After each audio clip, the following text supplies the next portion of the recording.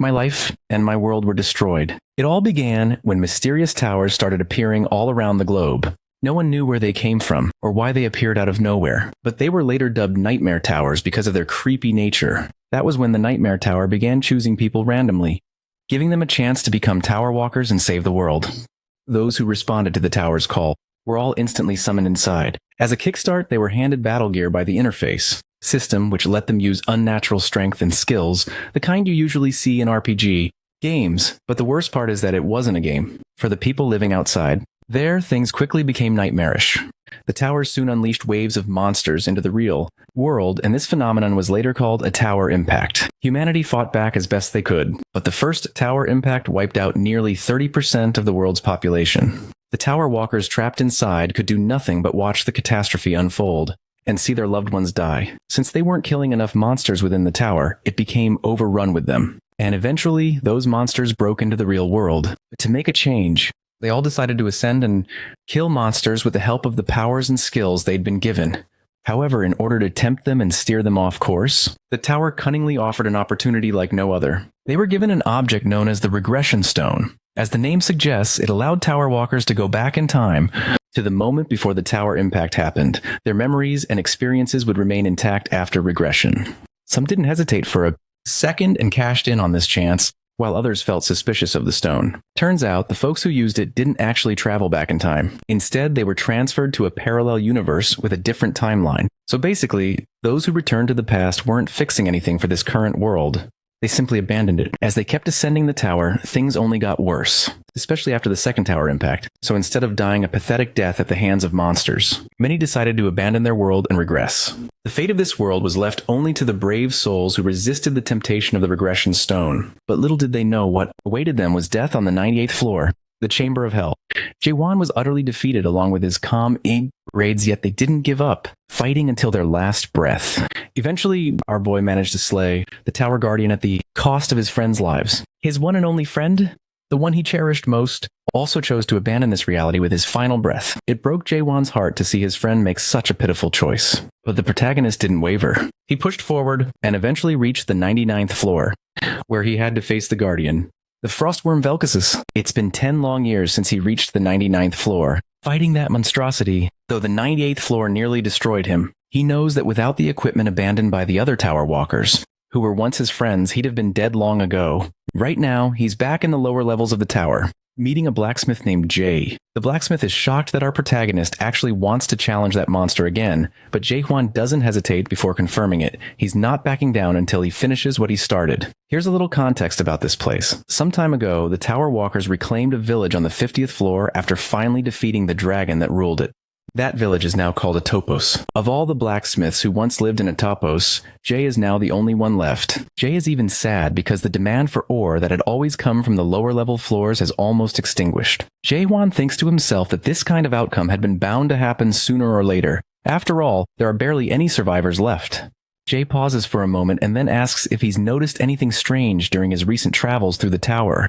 Jae-won recalls the plate where the stone of regression had been found. Strange markings carved into its surface in letters he couldn't read. Though when Jay asks, he only says he didn't see anything. His mind drifts briefly to Hyren, the old woman who disappeared only yesterday, leaving Jay and her as the last remaining supporters in Atopos until now. Jae-won then asks directly to be taught smithing. The sudden request causes the smith to freeze mid-swing. Once again, our boy is back on the 98th floor, taking another shot at defeating this arrogant dragon. The monster commends the brave tower walker, acknowledging him as the pioneer who managed to reach the 99th floor all on his own. The dragon may have a tough exterior, but our boy has already begun chipping away at its hardened scales. No matter how many times it takes, he's prepared to return endlessly until the monster finally falls. During one of his runs, an attempt ends with him being completely crushed, leaving him battered and bruised. At this point, even the mighty dragon can't help but acknowledge the resolve burning within this young man. Jae-won carries an unyielding desire, a singular obsession. An obsession to defeat this monster and make his friend's sacrifice truly meaningful. However, the dragon believes defeat is inevitable, and failure is the only fate awaiting Jae-won. But our boy lunges forth after breaking free from the ice, fully prepared to prove the monster wrong. He takes his stance once more, relying on the only technique he knows, which is piercing. The dragon even finds it funny that the kid keeps charging in with the same old trick. You see, Jae-won wasn't as fortunate as other tower walkers who started their careers much earlier, giving them opportunities to obtain unique skills and hidden classes. Jaehwan had nothing to his name, so he poured everything he had into one simple yet devastating technique. The art of piercing. He pierced his targets relentlessly, repeating the motion tens of millions of times.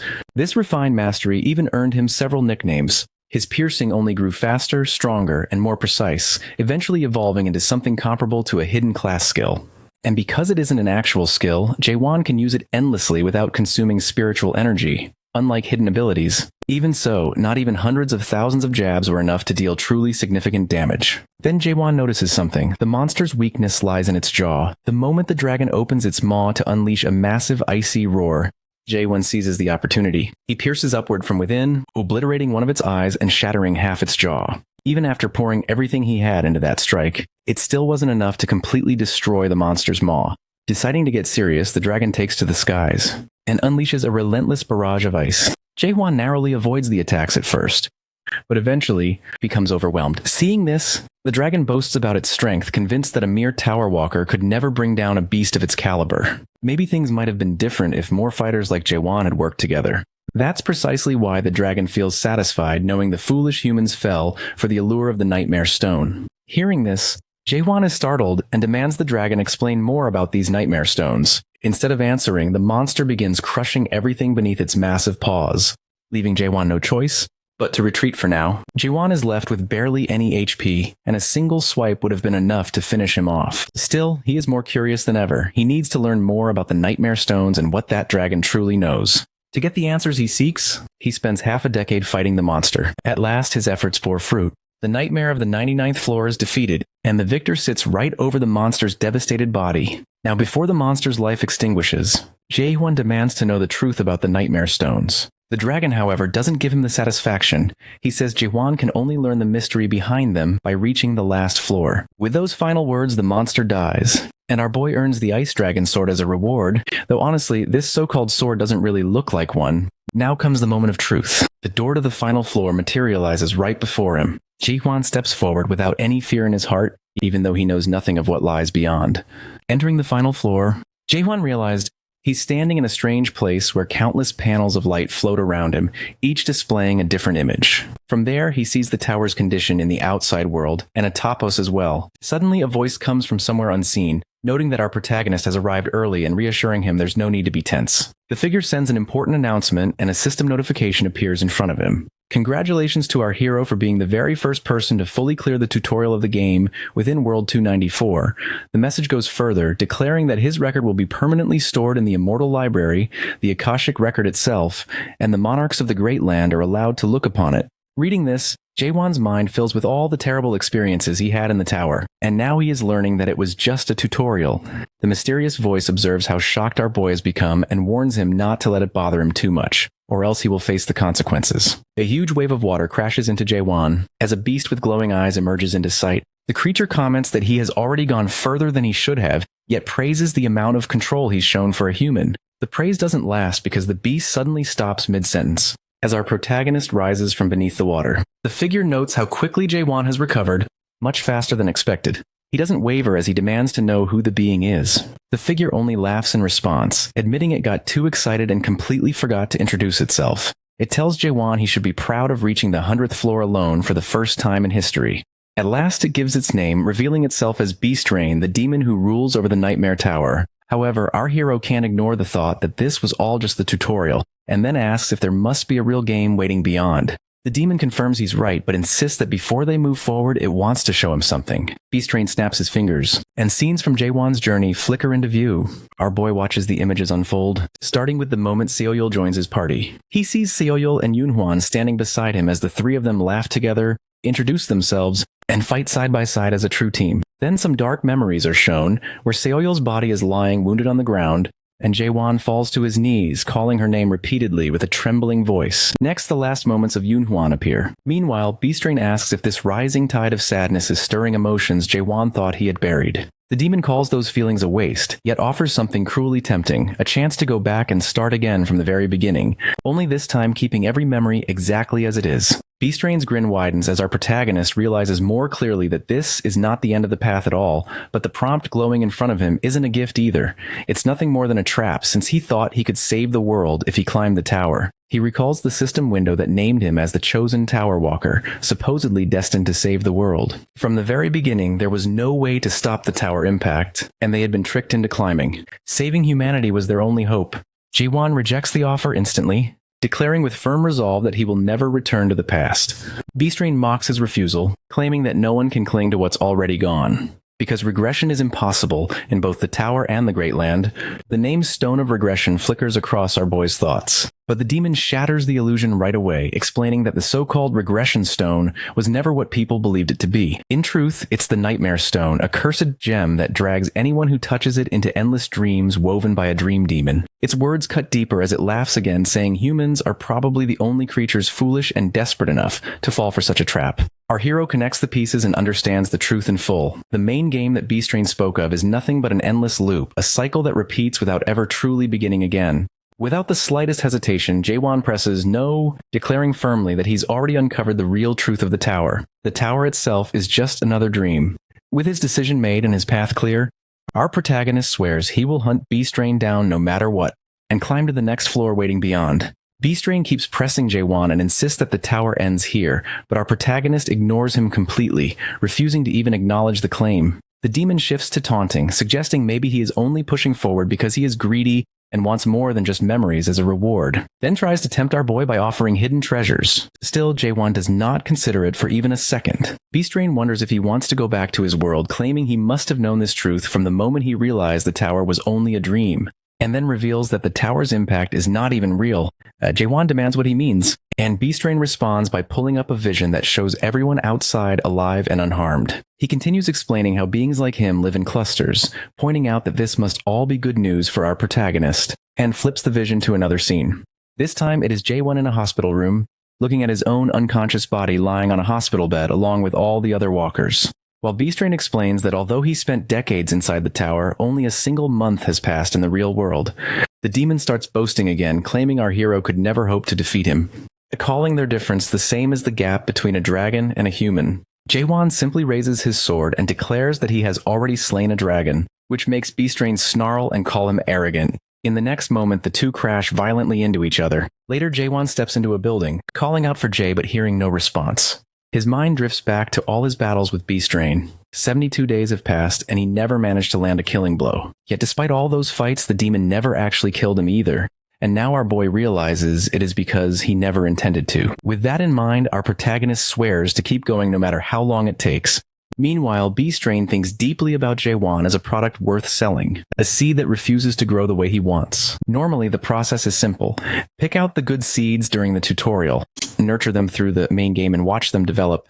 But this one is the exception. Resisting all progress no matter what is done, the demon considers killing him, but the thought of damaging the soul and drawing the attention of the harvesters holds him back. Instead, he decides to raise him carefully and make a fortune, imagining himself rising into the upper ranks and clearing all of his debts, especially since even gods who usually avoid demons have shown interest in Jaewon.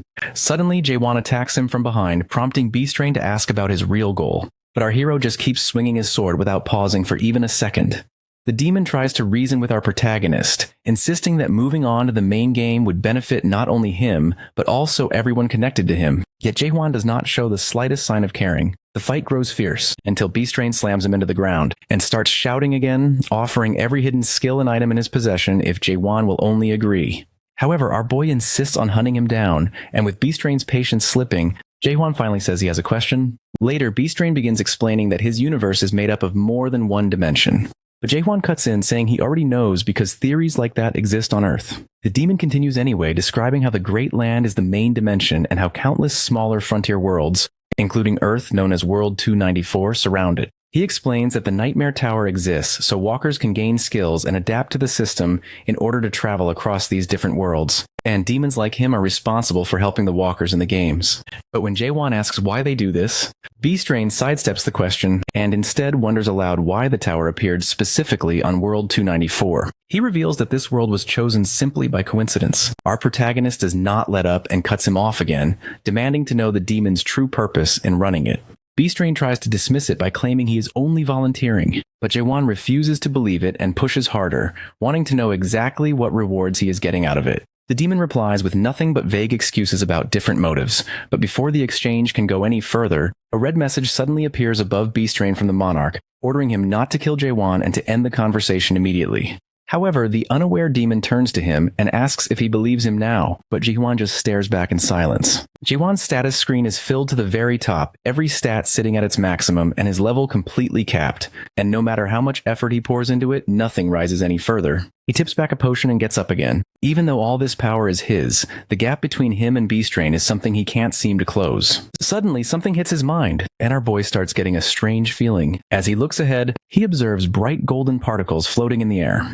He grabs one of the fragments and notes that sometimes they are smooth, fine particles, and sometimes they are rough, blocky pieces like sugar cubes. In that moment, our protagonist understands this is the truth, the raw particles that make up the very essence of this world. Now standing in front of B-Strain, Jaewon wonders out loud what exactly a monarch is, guessing it's nothing more than a title for a king. B-Strain notices his interest and explains that monarchs rule over the great land, and anyone who clears the main game earns a recommendation from one of them. Then our curious boy asks what the recommendation actually means, and B-Strain replies that his entire fate depends on whichever monarch he chooses. He adds that if Jaewon just trusts him, he'll make sure he ends up serving under the best monarch possible. B-Strain even stakes his own honor on it, promising to guide him into the main game if our hero agrees. The swordsman, after thinking a bit, remarks that B-Strain sounds more like some insurance salesman than anything else. Still, Jaewon agrees to go along with it, adding that in exactly 10 days, he'll leave this place. 9 days later, our protagonist is training with concentration, while B-Strain watches from his screen, remarking that he's been repeating the same thing all day and pointing out that the time is almost here. His thoughts drift bitterly toward the way the dream demons tricked him into buying this low-quality tower. He growls under his breath, cursing those swindlers, remembering how quickly he jumped on the deal just because he heard it was built by an expert-level demon. Later, the truth stung hard as it was nothing but a first-generation antique with no production year recorded. If it had been a third-generation tower, B-Strain could have ended the tutorial by force, without damaging the product. But this outdated relic demands the consent of its product in order to close the game. The demon believes that his only crime was being too broke to buy better. Still, it works, and with tomorrow coming fast, he hopes it will all finally end. The next day arrives as the system flashes tips about the main game, speaking of the Tree of Imagery and the Great Land. Before another message appears from the Game Master offering to return Jaewon to World 294 with every memory intact. B-Strain asks if he memorized the data and our boy confirms that he has. Then the demon urges him to hurry up and press accept. He sheds tears of joy as his long-awaited moment has arrived. But to his surprise, Jaewon suddenly swings his sword. B-Strain freezes in shock and demands to know what he thinks he's doing. Our protagonist's grip on his sword tightens, as he tells him he should already know the answer, that he'll be hunting him down. Ever since Jaewon observed those particles, his pierce technique has felt unstable, and he can sense something off. He feels like something has awakened inside him. Pressure builds as a massive claw comes crashing down towards our hero, and his strike slices forward in response. B-Strain admits he's never seen anyone like this before, and that things would have been much simpler for both of them if this had happened earlier. Tendrils lash out and coil tightly around Jaewon, locking him in place. However, our boy points out the game can't end without his approval. B-Strain calmly reveals he gave up on getting consent a long time ago, then wonders aloud why Jaewon thinks the tutorial will never end. He explains that the Tower of Nightmares is built to automatically end 100 days after the tutorial is cleared. Therefore, B-Strain decides to let our protagonist stay like that until it's time to play the main game.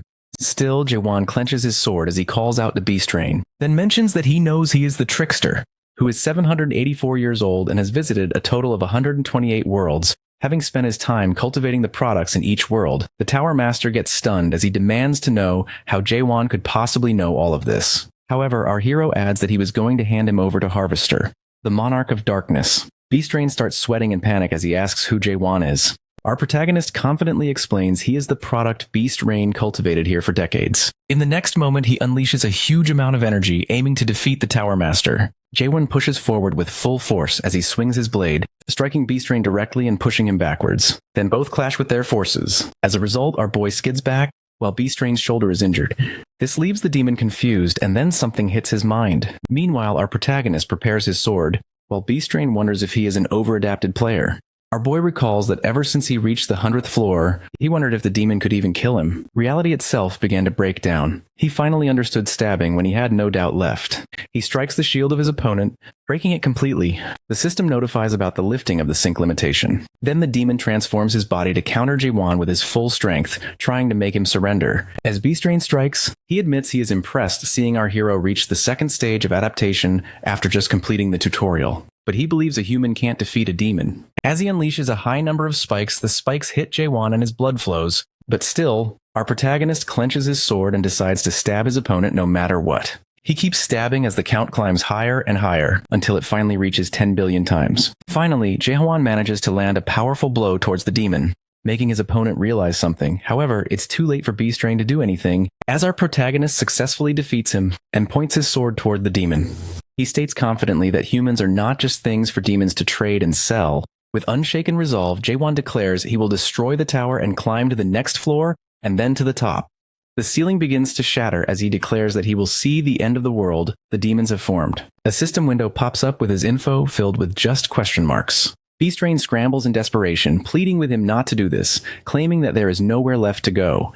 However, our hero refuses to listen. His mind flashes to the carvings he found in the lower floors, which revealed that the Nightmare Towers are just imitations of the first nightmare at the top of the Tree of Imagery. He realizes these messages were left by the creator of the Nightmare Tower, Mulak. Now our boy knows that this place is just a root, and because a root exists, so must a branch. Therefore, he unleashes his power to completely destroy the ceiling.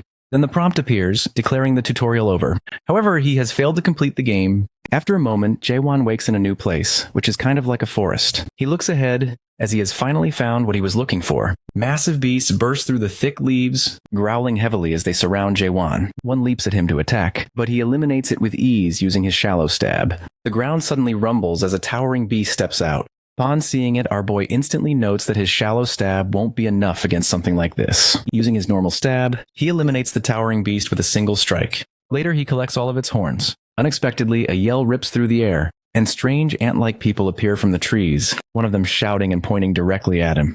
Jaewon figures they came here for horns, so he holds out the horn as if offering it for answers. But no one reacts. Instead, the one in front charges with a blade, and our protagonist quickly dodges while warning them to chill out or he'll eliminate them all. When they keep attacking, he decides to strike them down. After a short time, all of the ant-like people are lying unconscious on the ground, while our boy is sitting on one's body demanding it to talk. The creature bites down on its own tongue, leaving him staring silently. Later, Jaewon starts checking through their belongings, and finds a small dimensional backpack, which the system explains will give him 70 cubic feet of space to store his belongings.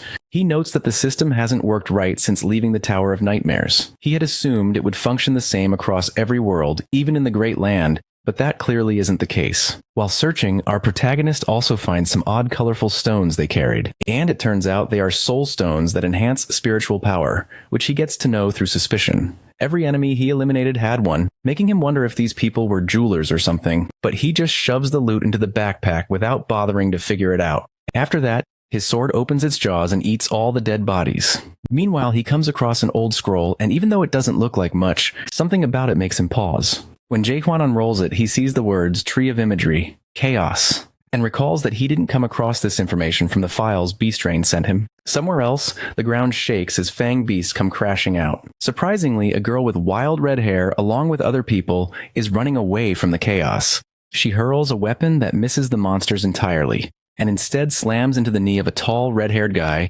making him stumble as he tries to laugh it off, and wonders how she even managed a shot like that. She gives a quick apology, but then shouts sorry again, this time not to him, but because there's a two-horned beast barreling up right behind her. She's sprinting toward two guys who yell for her to stop, but she just keeps running forward. Up above, Jaewon watches the scene unfold from a rocky ledge,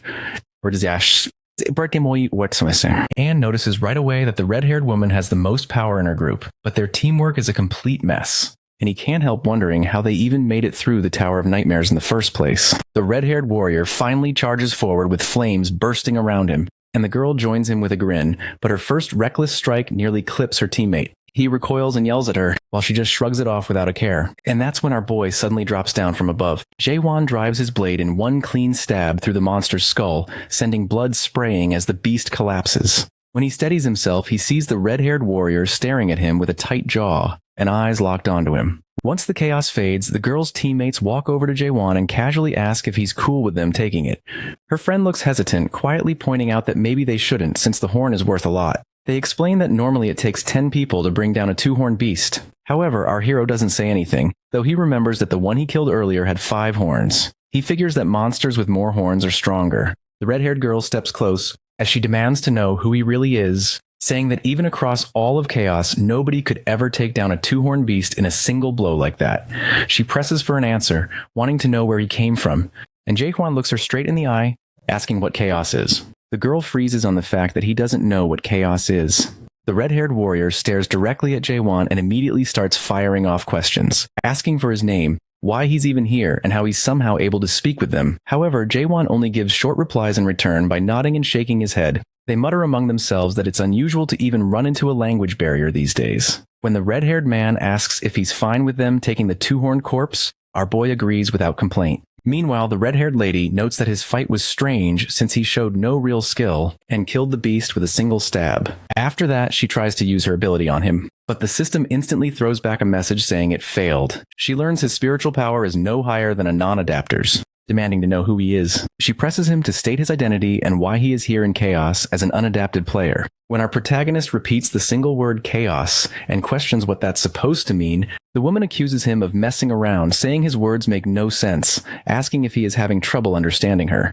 But Jaehwan calmly replies that he understands her completely. He falls into his thoughts then, remembering his old ties and affiliations back on Earth, but realizing that all of it lost meaning the moment he stepped into the tower. He made new friends inside, yet those memories were erased after the tutorial. Even though they're still alive somewhere on Earth, they most likely don't even remember him, or anything that happened in the tower. He replies to the red-haired girl that he doesn't remember anything. The woman scoffs, questioning him if he is thinking that she will believe he has amnesia. Our protagonist sharply replies that he never said he has amnesia. She argues it's the same and keeps pressing anyway. Suddenly his sword starts to buzz, and then it opens its jaws. The red-haired girl suddenly recognizes it as a spirit weapon. The sword starts to eat the weapons Jaehwan stored in his backpack. People around him mutter about him feeding equipment to his blade, while the girl gets stunned because he is showing off his spirit weapon to everyone, and he has no idea what he is doing. She is clearly frustrated that he ruined her mission for eliminating that red-haired man. Then an idea hits her mind, so she whispers to him, mentioning she has something to propose. After a short time, our boy comes to know her name, which is Mino. He also gets to know more about the people she is traveling with. Those people belong to the Red Fox clan. Jaehwan immediately realizes her so-called proposal is for him to wipe out that clan, as she has warned him that they'll come after him too. Later at night, the red-haired man suggests they should camp for the night to avoid attracting horned beasts. Later, our protagonist notes that the village isn't far, through his second stage of awakening, understanding. He has overheard the Red Fox clan's conversation, agreeing his 2-horn kill was just because of the spirit weapon. They claim such weapons can only be found in the Abyss, also called the branches of the Tree of Imagery. However, our hero knows they're mistaken since his weapon came from the roots. Although the demon told him that the gear in the tower isn't very good, he never thought anyone would want that thing. Anyway, he has realized that this place isn't a great land after all. After a short time, the enemy begins to move. Mino pops out to warn our protagonist, and tells him to use the sword that had eaten other weapons to eliminate the enemies. Unexpectedly, he replies that he doesn't have it anymore since he lent it out for inspection, and she gets pissed off, calling him careless. At that moment, members of the Red Fox clan appear. The red-haired man thanks Jaehwan for his weapon, while the other members are surprised to be called on just for eliminating 2 people. Mino spits back, cursing them, and as the enemies charge, she darts forward without hesitation. She slams one across the head and strikes another clean across the torso. She strikes down several opponents in rapid succession, then kicks one backward. After sending another dart, she lands back and apologizes for throwing her weapon so hard with a sly smile. Then she summons more daggers around her to eliminate the remaining enemies. The red-haired man says that from the moment Mino lured the monsters here, he had already suspected something was wrong. But now he is completely certain she is none other than the infamous Witch of Massacre. He demands to know who sent an assassin from the Dark Forest all the way to this place.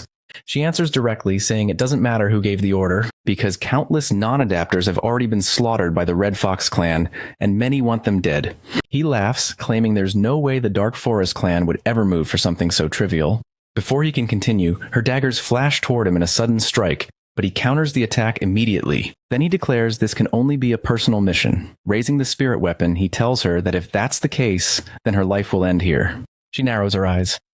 And he calmly explains that he hasn't come alone since he brought backup. Looking around, she sees what he means and quickly notices that every one of them is at least a first stage adapter. When she counts, there are 40 in total. The red-haired man adds that facing both the Witch of the Dark Forest and a man who once killed a two-horned beast by himself required these numbers. Then he remarks that if he had known the spirit weapon would fall into his hands this easily, he never would have called his master. As soon as he finishes, a large clawed figure steps forward and tells her to see this as an honor. This new arrival is Clant the Black Fox, master of the Red Fox clan and a third stage adapter, who declares that half the Red Fox clan has gathered here to hunt her down. She gives a mocking smile in response and turns toward Jaewon, telling him to give her a moment. Tossing something his way with a quick instruction to run, he catches it and finds a stone of nightmare in his palm. Confused, our boy asks what it is. She explains it's actually a stone of escape that will teleport him to the nearest fortress. But she only has one. He stays silent for a moment, then asks if she'd go back to the past if she had the chance.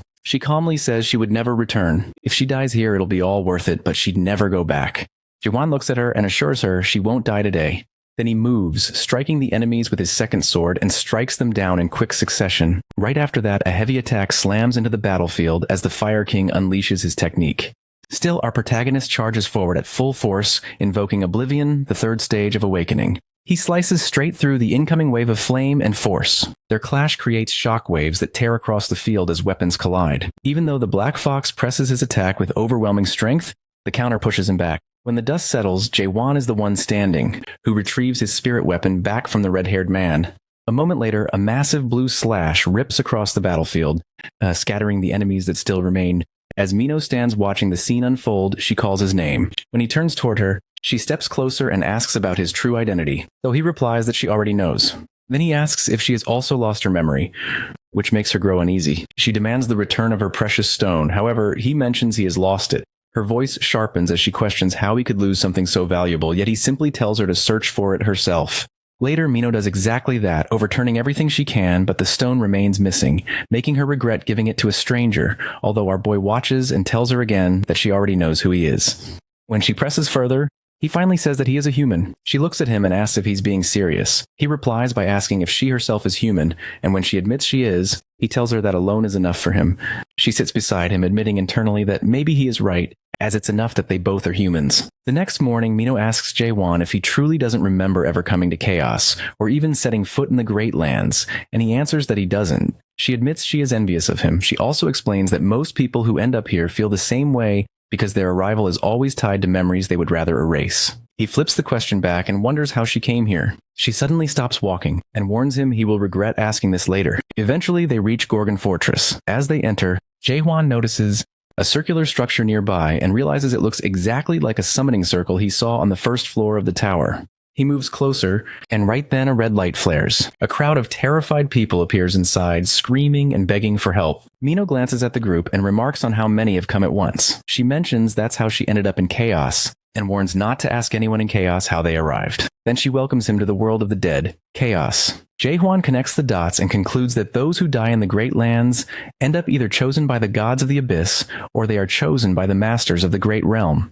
The chosen ones achieve glory in battle, but most fail and end up in Chaos, the trunk of the Tree of Illusions. Next, Mino explains that if someone dies again in Chaos, the death becomes permanent, and they get absorbed by the Tree of Illusions for nutrients. Those who die don't spill any blood as they are already dead. Our boy realizes he has ended up living with the dead. Mino explains further that Nightmare Towers are the roots, Chaos is the trunk, and the Abyss is the branches. These are all the parts of the Tree of Illusions. With this information, Jaewon recalls that this tree was mentioned by Mulak, who explained that the roots only exist to support the very top of the Tree of Illusions.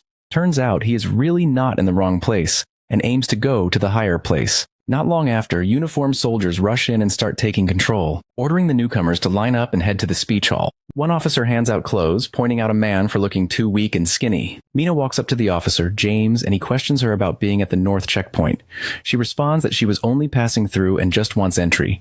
However, he tells her new rules now require a certificate. When she looks at Jaewon, she asks if he has his certificate. Surprisingly, he does not, which clicks something in her mind. Therefore, she claims to James that she has forgotten her certificate. To cover for herself, she shows James a two-horned beast horn and asks if that works. After a moment, he agrees. James then demands Jaewon's certificate, but he tells him straight up that he doesn't have one. Mino hints that she could help if he asked, but James cuts her off and insists no one gets in without papers. Jaewon acknowledges and starts searching for something in his backpack. This makes Mino think he must have decided to kill the guards to get inside. Therefore, she immediately comes between our hero and James, panic rising as she is about to explain something. However, a commanding voice cuts her off, asking what's happening. The soldiers all freeze, as a man in uniform appears. Chief Carlton, the one managing the checkpoint. He walks up to James and demands an explanation. James points at Jaewon and says he's trying to enter without a certificate. Carlton doesn't hesitate and says entry is impossible without proof of identity. He explains the inspector is allowed to refuse anyone who lacks it. He even starts reading fortress laws and uses his legal code skill to make everyone kneel down.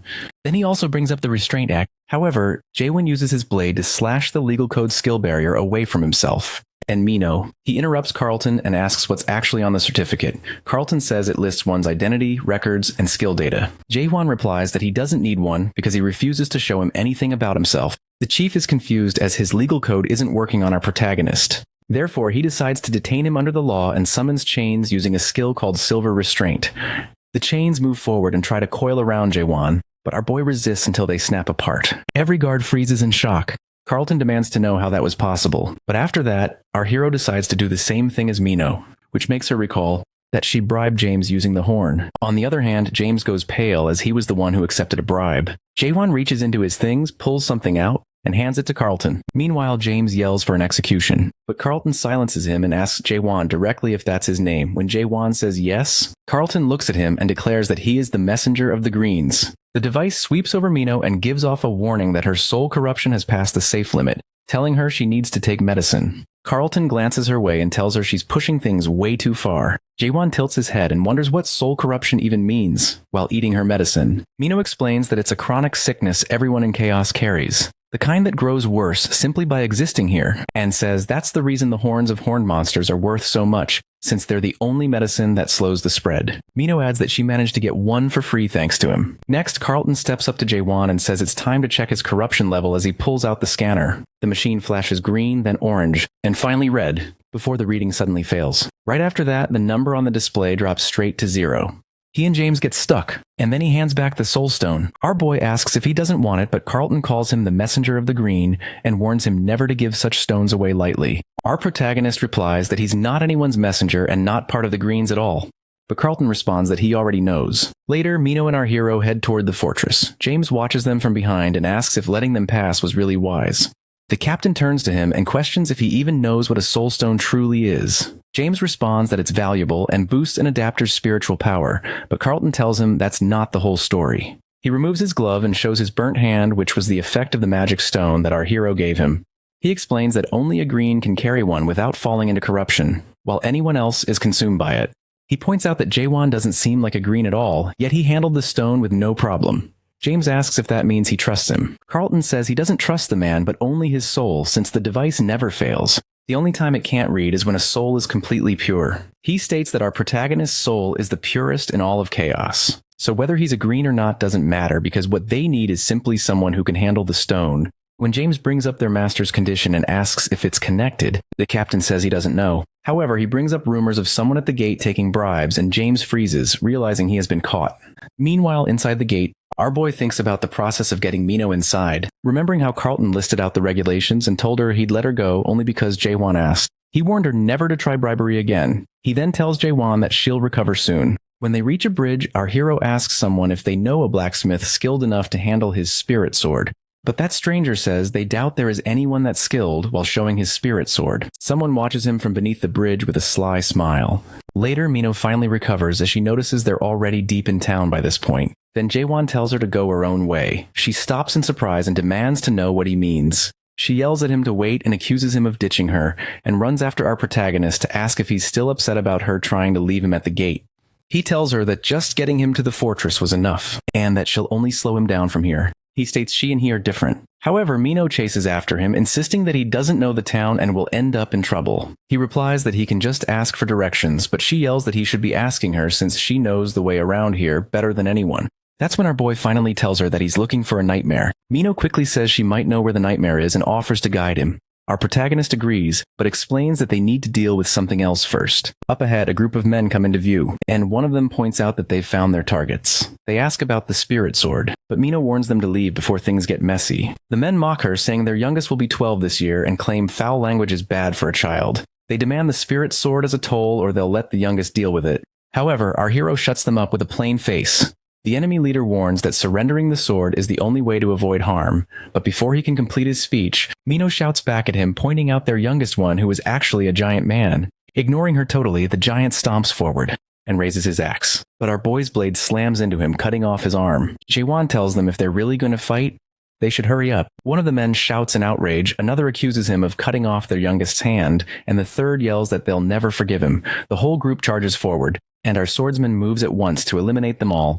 Jae-hwan wipes his sword, while Mino just stares at him, struggling to understand how he beat them all by just stabbing them. He simply answers that stabbing is the only skill he has, which leaves her more confused than before. She blinks and wonders if he's messing with her, but then he actually starts explaining his different kinds of stabs: slight stab, regular stab, and strong stab. That only makes things stranger. The whole thing reminds her of someone who also uses only one technique, although that person uses slashing instead of stabbing. Next, she asks why his strike had missed before and ended up blowing the roof apart. She figures maybe he just lost control for a second, but he tells her he sensed someone using hidden skills in that area and purposely blasted the roof to scare them off. She asks if wrecking rooftops is really how he intimidates people, and he just shrugs, wondering if everyone doesn't do that. Then Mino starts tossing out dramatic names for his stab skill, but he ignores all of them and keeps walking. She keeps trying with more names as they move, but our boy only tells her to keep walking and doesn't bother entertaining it. Eventually, they arrive at Twilight's smithy, and Mino explains that the place is actually owned by a nightmare. She leads him to a heavily reinforced door, and a worker comes out to tell them that if they're here to submit anything, it's going to take some time since the main workshop manager isn't around. All that's left is the vice manager, who's busy running a test for the other workers. Inside, a massive man stands by a table surrounded by apprentices, and sitting on it is a sword made from a quadhorn's horn. The man, Michael Garnard, is the vice manager of the shop, and explains the blade is complete, but they still need to drill a hole through the hilt to finish it properly. The apprentices all jump at the chance to prove themselves, but he warns them straight away that it's nearly impossible to even leave a mark. He promises that whoever manages to do it can act as vice manager for the day. They each step up one by one, but none succeed, and one even ends up breaking his tool. Michael mocks the group, calling them weak and tearing into them for being useless. The attempts keep going until a worker who was greeted outside steps up to try. But right as he does, Jae-won slips quietly inside. The worker immediately starts yelling that no one's allowed to just walk in like that. Michael looks over and sees Jae-won. Our protagonist steps forward, saying he wants to give it a try, and the worker starts whispering, wondering if maybe he's some wandering blacksmith. Michael doesn't care who he is and insists he's going to fail, assuming he only feels confident because the others did so badly. Jae-won simply asks if he should go ahead and make the hole or not, but the vice manager starts lecturing again about how incredibly tough quadhorn horns are and how it isn't that his workers are bad, it's just that he's on another level, before he even finishes. Ji-won taps the blade once with a finger, and it immediately cracks and falls apart. Everyone freezes in shock, and Michael starts shouting furiously that he's insane for destroying something so valuable, and demands what he's supposed to tell the client. Jae-won replies that he went easy, saying that breaking it fully would have been even easier, and then casually shrugs and apologizes. The vice manager doesn't calm down at all and yells that a sorry isn't going to fix anything, especially when the quadhorn's horn was irreplaceable. That's when Jae-won pulls another horn out from his backpack, and everyone recognizes it instantly as a pentahorn. Michael studies it more closely and realizes it's from a great orc. The room goes quiet, and when Jae-won asks if it's good enough, Michael just nods. With things flipped around, our boy asks if he can use his smithy for a bit, and Michael orders the workers to shut the doors. Meanwhile, Mino decides to leave him to it and dips out. While Michael begins giving a full tour of Twilight's smithy, he even grants Jae-won the title of vice manager for the day and tells him he's free to use whatever he needs. Our protagonist nods and raises the granite horn, and the man, still curious, asks where he got it. Jae-won answers plainly that he hunted the pentahorn alone and took it himself, which Michael doesn't buy for a second. Jae-won then asks for help since it's his first time making a sheath. The vice manager, confused, asks if he's really planning to use that material for a sheath. But Jae-won pulls out his weapon, and Michael's eyes widen. It looks like a Frost Dragon sword replica, but when he tries to grab the granite horn, the sword reacts violently, releasing a burst of energy and absorbing the horn entirely. Michael realizes on the spot that it's actually a spirit weapon, and the aura inside belongs to a high-tier race. The weapon begins changing shape right in front of everyone as it evolves, and once it finishes, all the material is gone. Our boy simply says he's got another and hands over a second horn. Michael sees clearly that this one is from a 5-horned beast. And Jae-won asks what he should do next as the temporary vice manager, saying he wants to watch Michael's smithing style. The man asks if he has a design in mind, but Jae-won tells him to decide. Michael finally introduces himself properly and promises to show him his best work. Jurgen Cheever, the Prime Minister of Gorgon, sits back with a drink in hand, his eyes fixed on the man kneeling before him. The man tries to explain himself, saying that after the massacre of the backstreet gangsters, he somehow lost the target. Jurgen squints, questioning how someone like that could simply vanish, and the man admits he has no idea. He describes how one moment everything was normal, then suddenly everything went black. When he regained consciousness, he found himself on a rooftop with no memory of what happened in between. Jurgen asks if the target saw him, and something clicks. Whoever this person is, they must have seen through a master-level stealth skill, which means they are not dealing with a weak opponent. Jurgen concludes that the target must be at least a 5th stage adapter. With this in mind, he orders a citywide search demanding more people, more vigilance, and no mistakes. The hooded man bows, murmurs his agreement, and quickly leaves while the Prime Minister remains seated for a moment longer. A low rumble shakes the ground as his grip tightens around the glass and he mutters for his lord to wait. Meanwhile, in a noisy tavern, a floating screen shows Siren hosting the top 10. She announces it's time for the final video. The footage rolls. It's that famous solo clear of the 99th floor, with a lone figure moving so fast he's just a blur. One patron wonders aloud whatever happened to that guy, while another jokes about the lords loving him. Someone else jumps in with the latest gossip. The entire cultivation system in the tower has been shut down because the demon running it was caught trying to rig the outcome. His friend laughs, saying the demon abandoned everything and ran, and now many believe the video is a fake. They start arguing over why anyone would trash a first-generation tower built with borrowed loans. One insists the demon must be spoiled, while the other jokes he would have just sold it at a discount. He calls out for more beer, and the bartender starts pouring, but the room falls silent when the door slams open. All eyes turn as Mino enters, tall and fiery. She strides straight to the counter. She takes a seat, and before anyone can speak, a man approaches, complimenting her looks. He tries to flirt, but she isn't interested. With a glare and a surge of dark energy, she tells him to leave. And he quickly backs off. Still seething, Mino mutters about feeling awful, and tosses a gold piece on the counter, demanding enough alcohol to knock her out. Later, she suddenly starts shouting about Jae-won, venting about how full of himself he is. Our boy's name keeps coming up as she rants, until the bartender sighs, mentioning that everyone's heard enough about him already.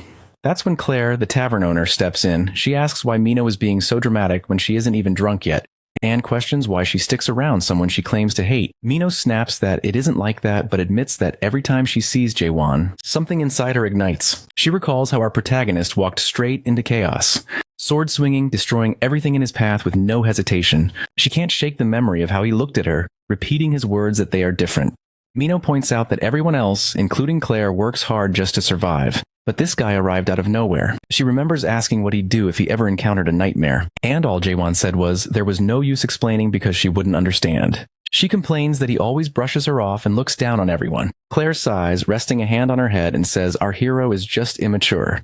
She warns Mino to keep her distance. Mino tries to argue, but Claire's expression hardens as she says staying around someone like that isn't brave, it's reckless. If Mino keeps playing with fire, she's bound to get burned, before Mino can respond. The doorway flares with light. A blazing streak slices through the air, heading for the counter. She spins just in time to catch a glowing golden bird, which drops a sealed letter into her hands. Mino glances at the wax seal and recognizes it as a letter from Carlton Javier, addressed to the Master of the Dark Forest. She wonders why he would contact her. But before she can open it, a massive figure steps out of the crowd. He locks eyes with her and asks if she's the Witch of Massacre. Her eyes widen as his sharp clawed hand shoots out, grabbing her wrist. Mino smirks, admitting that's her. But the man yanks her closer and tells her he has a job for her and she's gonna listen whether she wants to or not. Elsewhere at Twilight Smithy, the ground trembles as an explosion of energy blasts outward, sending dirt and rubble flying while Michael is hurled back. A booming voice roars through the chaos, warning that he isn't allowed to enter this place. Michael struggles to lift his head, dazed and shaken, just in time to see a monstrous figure rising before him, a terrifying beast radiating overwhelming presence. Frozen in place, he cannot move before he can gather his thoughts. Ji-hwan's voice cuts through the air. Our protagonist looks down at him, reminding Michael that he was supposed to be smelting the sword and that, if he truly wants to help, he had better follow through. Michael slams his tool against the horn again and again, but no matter how hard he strikes, it doesn't leave even the faintest mark. He finally admits the truth, that the item's level is far beyond what he can manage. Jaewon shakes his head and tells him it isn't about level at all. Before the craftsman can even react, our boy grabs hold of his head and forces the first stage of awakening to ignite, the one called doubt. Then without pause, he drives him into the second stage, understanding, which opens Michael's eyes to what really stands before him. The horn in front of them suddenly begins leaking an unnatural matter, and Michael stumbles back as black mist spills upward until it floods the air. Out of the darkness, a pentahorn slowly emerges. It suddenly crashes into the ground with a force so great the earth splits and bursts around both Michael and our protagonist. The fighter shouts at him, demanding he pull himself together and actually fight if he plans to do anything at all. He stares at the beast, realizing in shock that this is its true form, and starts questioning why he has wasted all his time using such small and meaningless skills against something like this. It feels too unreal, and he convinces himself it must all be a dream, so if he just wakes up, then everything will disappear. Muttering under his breath, he bolts for the door, but the massive shadow of the pentahorn combined with the sound of our boy's voice makes his legs lock and freezes him on the spot. Jaewon exhales, ready to move. And in a sudden blur, Michael bursts through the doorway instead, yelling for help, only to stop cold when he sees an endless flood of undead creatures calling him vice manager. Standing in the hall, a giant eye appears, fixing its gaze directly on him while telling him he's not even qualified to look at this place. Then the ground suddenly splits apart, throwing him backward and leaving him stunned and disoriented. Our protagonist doesn't let him recover, grabbing Michael's hammer. He charges forward and smashes down against the pentahorn's horn, using the opening to surge closer. He darts into striking range, slipping past the snapping jaws, and when the beast lunges again, he is already there, driving his fist forward with all his strength toward its face. The battle explodes in noise, and Michael's roar joins the chaos as the struggle rages on. Later outside, Michael asks if Jaewon is simply going to walk away, and the other responds that his role here is complete. Michael offers to name the sword, calling it Dokbul, and when our hero asks if that means the lone hero, Michael insists it is the perfect name before turning to leave. The others bid him farewell, but suddenly Michael calls out again, demanding to know what he looks like in Jaewon's world. Our boy turns back, and with a simple answer, he tells him that he looks human. As Jaewon walks ahead, he notices Mino following him. She wonders aloud if he's worried she might be plotting something. When he bluntly asks if she is, she replies directly that her plan is to kill him. He doesn't flinch and only questions what she expects to gain from it. As she steps closer, she hands him a small bundle, explaining that it's clothing, partly as an apology, and partly because she's tired of seeing him dressed like that.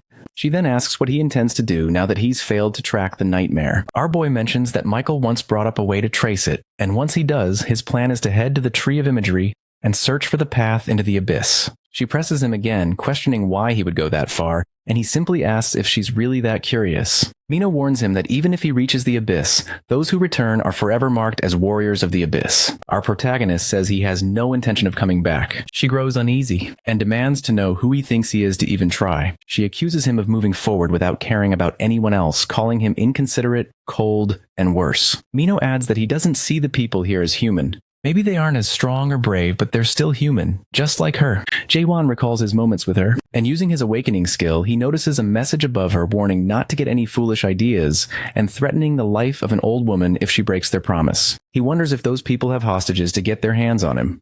Meanwhile, a hooded figure watches. Our hero considers whether saving the hostage is worth the risk, then decides it's meaningless since saving them would change nothing, because suspicion shows him the truth of this world, where numbers and data control everything and people sell their souls for higher numbers. Our boy decides to leave Mino and continue searching for the nightmare. Unexpectedly, she smashes the wall between them and reaches her hand out to him. Mino declares that they're finished working together, saying she won't follow someone with a purpose like his. Jaewon stares as she turns and walks away, admitting to himself that she seems human now. Afterward, through his awakening skill, our protagonist listens to the speech of the cloaked figure behind him, who mutters curses at Mino for betraying them, and admits they brought the nightmare for nothing. Our hero feels a surge of excitement as he realizes they have a nightmare with them. Later, Mino walks alone through the streets. After some time, she pushes open a door and steps inside the tavern, apologizing to someone for making them wait. A voice responds, and inside a man stands, while Claire is held by a strange individual. A man named Janya, eldest of the Janya trio brothers, asks why Mino came alone and why their deal fell apart. She tells him the person they're waiting for won't come since his goal is to destroy the world. Suddenly she launches forward. Spears of light shoot toward him, and Janya laughs, calling her insane. His shadows rise beside him. One lunges to attack, but she blocks with a spear and retaliates, forcing it to swing and knock her across the room. He orders his ally to seize someone, but she warns they'll be hunted by the dark forest if they do. Janya replies that there's no branch here to stop them, and says she and Claire will be dead before anyone even finds out. Blue energy bursts in her hand, forming 7 pink spears that spin together as the 7 daggers of Karam. She attacks, but unfortunately, Janya blocks and sneers that it's just another trick, promising to tear her apart. Then he pauses, and she remembers when Jaewon once asked if she would go back to the past. She knows she would if it meant ending up with him again. Janya raises his weapon high while she wonders if she would have lived long enough to see the world fall. Before his strike lands, it's blocked. Jaewon appears. Shocked, she asks why he came. He answers that the clothes she gave didn't fit.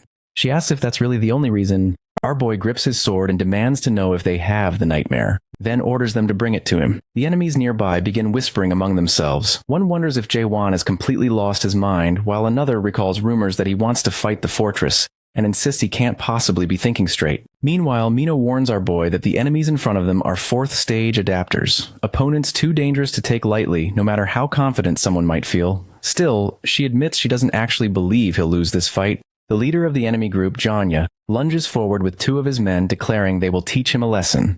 However, our protagonist instantly swings his blade forward to meet their attack, then sidesteps smoothly to avoid the next strike. The men hesitate in disbelief, muttering in shock about how he was supposed to be a non-adapter, and questioning whether he could really be the warrior of Abyss. Janya tries to reason that a 4th stage adapter should be about the same level of threat, though at least the beast had managed to withstand an attack like this before. Claire suddenly cries out in pain. One man urges his comrade not to hesitate and to finish it, striking the captive hard while ordering her to stay quiet. Mino turns to Claire, urging her to hold on just a little longer and promising they will save her. She then looks directly at Jaewon and asks if he can do it. Our boy wonders why she's even asking, since he came only for the nightmare and nothing else. So, but still shouts for them to attack quickly. Skeletal figures rush forward, while Claire roars for them to move faster. Jaewon raises his glowing sword, and as he does, a brilliant blue beam shoots into the sky. Far away, soldiers spot the pillar of light, and Carlton recognizes it immediately, ordering his men to move out. Back at the tavern, a man bursts in, shouting about the barrier breaking. Orders fly as Janya is told to surround the place. Soldiers scramble into position, an armored squad pushes inside, and Carlton steps forward, calling out to Jaewon, who replies that the timing is perfect. He points directly at the enemy group and accuses them of breaking Gorgon Article 276, paragraph 4, by using the tavern as a base to try to destroy the world. Janya quickly counters with an accusation of his own, but Carlton sides with the restrictor, citing Gorgon Articles 174 and 124, and declares that for the crimes of illegal property destruction and kidnapping of a citizen, the accused are placed under emergency restriction. Chains suddenly wrap around the enemy squad, and Carlton warns that resistance is pointless. Janya charges forward anyway, and weapons clash, until a sharp crack splits through Janya's weapon, as Carlton pushes him back. He leaps away, shouts to his ally, and swings his weapon down again. But more chains whip out, wrapping tightly around him and slamming him into the ground. Breathless, he admits he will surrender, and Carlton calls it a wise choice. Janya smirks and calls him naive, then tosses out a black sphere that explodes into a thick choking smoke. Outside, a purple-haired man watches silently. Another calls out to him, warning that the youngest has already breathed in some of the black clouds. A masked man holds an injured companion, scolding him for not wearing his mask properly and telling him to hold on, since maybe a small amount can still be survived. Another masked figure turns in anger, accusing him of releasing the black clouds without Ark's permission, and demanding to know if the Witch of Massacre was really worth such a dangerous risk. Black Serlang, the elder of Gumchin Bang, asks if she is truly so dangerous. But the man shakes his head and replies that it isn't her, but Carlton who is the real problem. Serlang responds with excitement that breathing in the black cloud serves him right. He then points toward our hero, asking who that might be as Jaewon emerges from the tavern supporting Mino. Meanwhile, Janya stares at him, baffled at how anyone could walk away unharmed from the black clouds. He admits he has never seen someone from the Greens without antennas. The group approaches our boy, making our protagonist uneasy as he draws his sword. Jaewon, holding his sheath, channels Garnak's power and sends a powerful energy aura toward his enemies. This forces some of them to stumble backward, while others are struck so hard they're thrown aside. With that surge, our hero unleashes his attacks, striking several opponents and knocking them to the ground, dead. Witnessing the situation, Serlang flees, shouting at Janya to deal with him. Janya curses at Serlang, then glares at his fallen comrades. Jaewon steps forward, closing the distance and giving only one choice, demanding that Janya reveal the nightmare's location. Hearing the name, Janya's eyes darken, and he gives a chilling warning, telling him that if it's discovered he leaked the information, he'll wish he had died. With no other option, Janya takes a stone of fallen souls. Our protagonist has seen stones like this before, clutched by townsfolk. The very stones Mino once explained weren't drugs, but a method to slow the creeping corruption that eats away at the soul. However, Janya's body convulses violently as the unleashed power rips through him, twisting his flesh and reshaping his bones until something monstrous stands in his place. What rises is an undead beast, charging through the streets with wild strength, and eliminating people in its path. Now Janya, transformed into that monster, can see the truth of the world he lives in. As he observes, he wonders what he was so afraid of.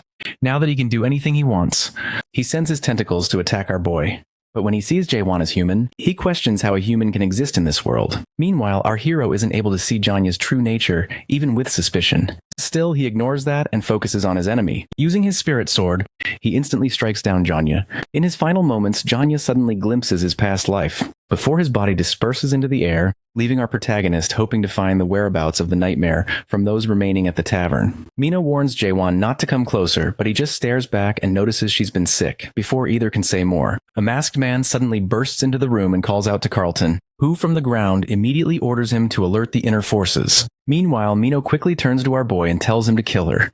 She repeats herself, insisting he kill her while she's still herself. Our protagonist looks at her, noting she is human, yet he can't understand why his oblivion doesn't work on her. Still, he reminds himself he doesn't need emotions on his path, so he won't hesitate. Just as he's about to act, someone shouts for him to wait. Claire rushes forward, grabs his wrist, and insists there might still be time. They need to bring Mino to the medical facilities right away. He asks if she can actually survive, but the answer is grim. If the corruption keeps spreading, her chances are almost non-existent. Before he can respond, an alert blares through the fortress from the Fortress of Gorgon, announcing that an undead man has been discovered inside and ordering an immediate evacuation. Fear instantly spreads as people panic and shout, and then a man wearing a hat appears with twisted, monstrous features that prove he is no longer human. The creature lunges and snatches up a citizen, and almost immediately another one charges into the area. A man in a red robe steps in to annihilate the undead. Inside the medical facility, Claire turns to Jaewon, wondering aloud if he is the man Mino mentioned, the one who ignores every rule, judges only by his own standards, and decides for himself what it means to be human. She says she knows people like him because she's seen them before. Then she explains that the people here have not adapted because they never had the choice. Our hero answers that it is because they lack courage. But when she presses and asks courage for what, he says nothing. Instead, she tells him there is one thing he has to do and warns that he should leave, because it will be dangerous for those around him, and she can't stand people like him. This causes our boy to recall past hardships. While this is happening, a guard asks how much medicine is left for Carlton, and another admits most of it has already been used just to calm him down, leaving almost nothing. James instantly demands that every last bit be brought to him, so the medics rush to prepare it.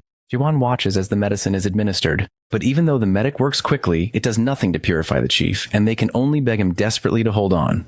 Our protagonist then demands to know if there is any way to bring someone back after turning into an undead man, but James snaps that if he had the answer, he wouldn't be wasting his time here doing this. Ignoring the anger, Jaewon grabs Carlton and tells him to wake up because there's something he needs to ask, not stopping even when James shouts at him. Surprisingly, Carlton stirs slightly, looks up, recognizes him, and then grips his hand tightly to ask for a favor, to be killed. He insists our boy is the only one who can do it. But Jaewon asks why he isn't asking to be saved instead. Carlton explains that it is the law for those losing their soul. The corruption meter suddenly spikes to 94%, and at that moment, Zahir, the chief exterminator of the Great Deadman Extinction Force and a 5th stage adapter, steps forward while drawing his blade. James immediately shouts for him to stop, but Zahir ignores him and declares that under Article 1, Paragraph 4 of the Gorgon Special Act, Carlton, chief of the North Checkpoint, will be executed immediately. Basically, chaos is a spiritual world. People here cannot usually endure the idea of endless time for too long, and eventually start losing their memories, becoming the monsters known as undead. It's essential that they consume pills regularly to maintain their sanity. If they don't, the risk becomes too great. Even the weakest undead is at least as strong as a 3-horned beast. Whenever something like this happens, all 4 fortresses of chaos have a single top priority: bring the undead down. Back to the story where Zahir announces a farewell to the Northern Checkpoint Inspector, Carlton Javier. However, as soon as he is about to swing his blade, Jaewon stops it with his bare hand, shocking everyone. Zahir stresses the urgency of the matter to our boy. explaining that Carlton Javier is already a 5th rank adapter, and if he turns into a monster, the consequences could be catastrophic. Hearing this, our protagonist offers the horn of a 5-horned beast. An officer is shocked, unable to believe he actually possesses such an item. Not missing the chance to be savage, our hero crushes the supposedly indestructible horn with his hand, and feeds it directly to Carlton and Mino. Everyone watches in disbelief. James is nearly brought to tears seeing the contamination being managed at last. However, Mino's body is too weak to stop the process, and she will become an undead despite the medicine. Her contamination rises to 95%. Because of this, Zahir decides to eliminate her at once. Claire protests, insisting they should wait for the doctor who can perform the undead slash. Jaehwan isn't sure what that is. A guard mentions the doctor is occupied with the fortress master and that they can't call the divine physician for a smaller matter like this. As Zahir moves in to eliminate Mino, our boy blocks his way, stating that he's the one who should kill her since he was the one she asked. After Zahir steps aside, Jaehwan uses his suspicion technique. Suddenly, he's enveloped by immense light and transported to another realm, an infinite white background. He sees Mino on the bed being observed by a little old man. The man wonders aloud who could have done this to good old Mino. The old man notices Jaehwan standing behind him, and is stunned that someone could access this realm. He senses the purity but pettiness in our hero's soul, yet Jaehwan is unable to use suspicion to see the man's true nature. He can't even rule out that this might be the source of Mino's contamination. Our protagonist attacks, and the little man retaliates with a slash of his own. Both are astonished when the other blocks the attack. In the next moment, Jaehwan's strike breaks the old man's blade.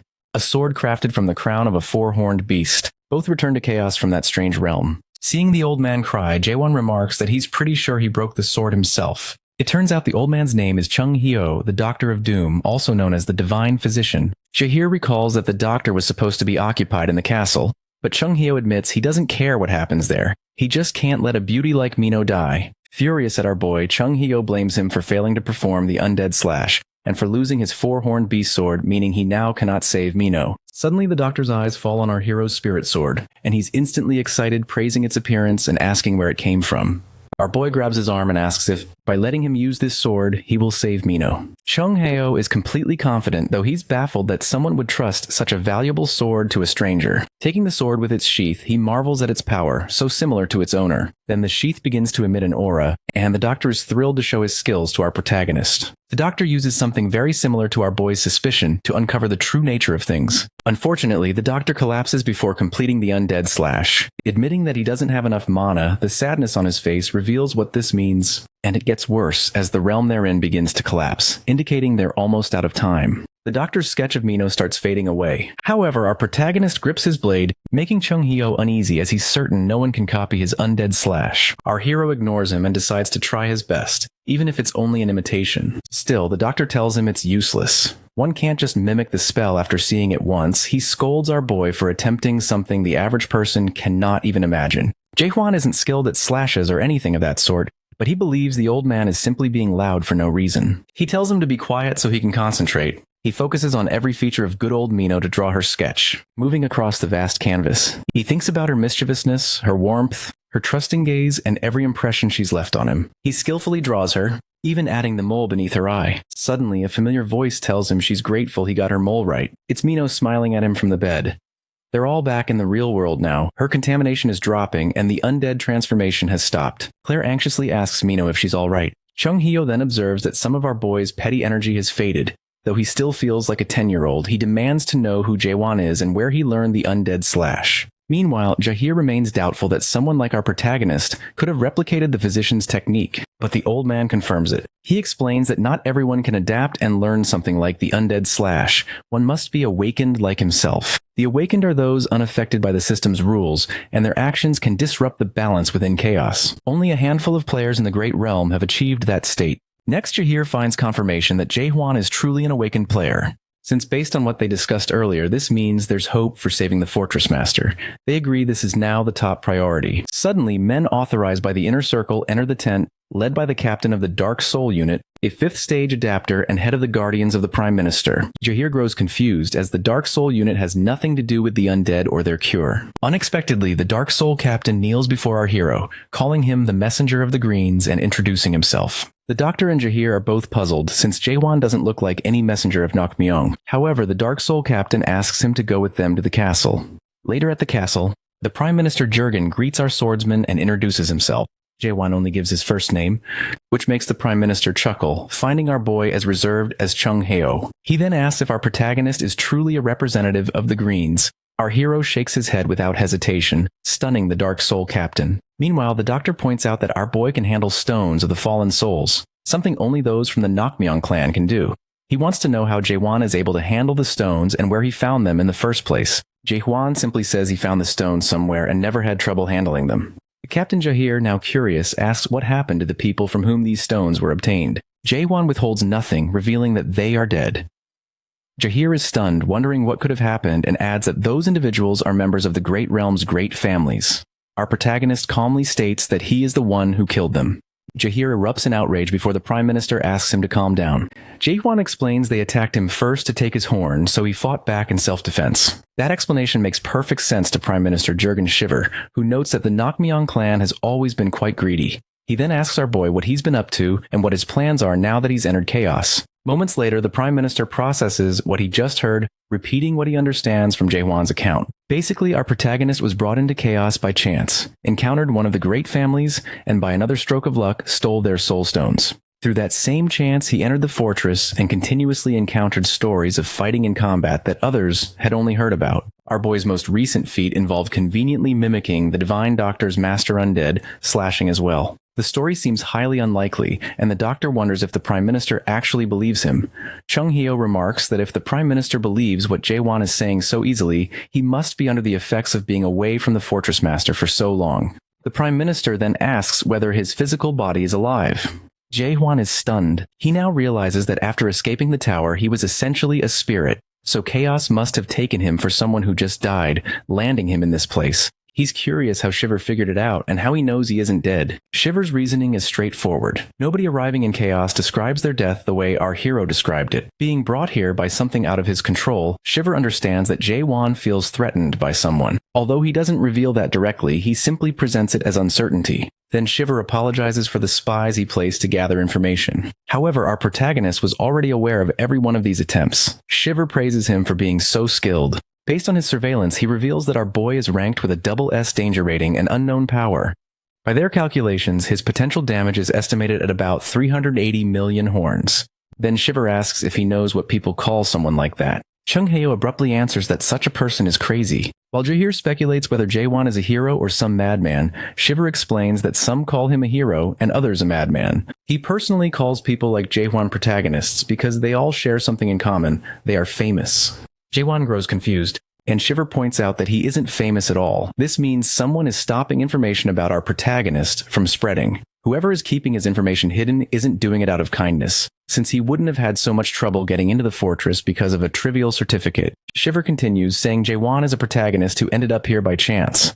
It's as if our hero is on the run from someone powerful, though he doesn't know who. He wonders if it could be the Master of Darkness, or one of the 12 Masters of the Great Realm. Next, Shiver proposes that Gorgon is willing to offer asylum and won't ask any questions. However, Jae-won suddenly asks if Gorgon Fortress is strong enough to withstand the wrath of the 12 Masters. Shiver senses an opportunity and asks if that's who he's running from. Our boy only replies that it might be one of them. This turns out to be good news for Shiver, as the Masters are not allowed to interfere directly in anything that happens in chaos. Then Jae-won wants to know what price he will have to pay. Shiver only wants him to save the Castle Lord. About 2 hours later, Chung Heo, our protagonist, and a Dark Shadow Guard are going downstairs. The Dark Shadow Guard mentions Kalfan, Javier, and Mino are recovering in the medical room, then turns to confirm if Jae-won really prefers to stay at the training grounds instead of a VIP suite. Chung Heo, however, wants to fight our hero to see which is better, his slash or Jae-won's stab. But our boy doesn't take him seriously. Seeing Jae-won's lack of interest, the old man changes tactics and mentions the expert tower he cleared.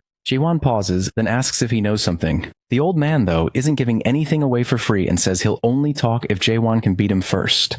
Chung Heo doesn't believe our protagonist has any chance of winning. Later, Jae-won secures a decisive win. The doctor, however, demands another round. Jae-won glances over at the damaged training hall, which is the direct result of their fight. He believes the fight is already over, but the old man tries to intrigue him by claiming he has a finishing move that could even kill Jae-won, a move he has been holding back. The doctor, speaking from within a hole, asks Jae-won how old he is. Our protagonist replies he is around 60, and the doctor yells, insisting he should pay some respect as Chung Heo is at least 1,000 years old. He says Jae-won should at least consider that he's been practicing his slash for nearly 1,000 years, compared to Jaehwan's 60 years of stabbing. Still, our boy says it doesn't even seem like the doctor has practiced for 10 years. This angers Chung Hyo, who then comes at him with another powerful slash, emerging from the hole and leaping up high. His attack barrels toward Jaehwan like a beast, but our hero braces himself to counter the attack. Jaehwan counters Chung Hyo's attack with his normal stab, and both of them skid back after the clash. The doctor praises the move, while our protagonist is stunned to see just how strong his opponent has become, considering he even survived the normal stab. Chung Hyo, filled with curiosity, asks the name of the technique Jaehwan just used. He calls it the normal stab, though Chung Hyo thinks the name sounds arrogant and suggests it implies Jaehwan has an even stronger technique. Our boy then reveals that he actually does possess a stronger move. Chung Hyo is momentarily stunned, since the technique Jaehwan is about to unveil reminds him of the lone king of chaos. He wonders if this attack could be anything like the real king's, and he isn't sure if he would be able to block it or not. As soon as Jaehwan prepares to unleash it and announce its name, Chung Hyo abruptly declares him the winner, a crazed look on his face. Meanwhile, in the fifth zone of the Great Realm, Unbendable Steel, Master of Steel, Hyo Yu demands to know what the Master of Darkness is doing.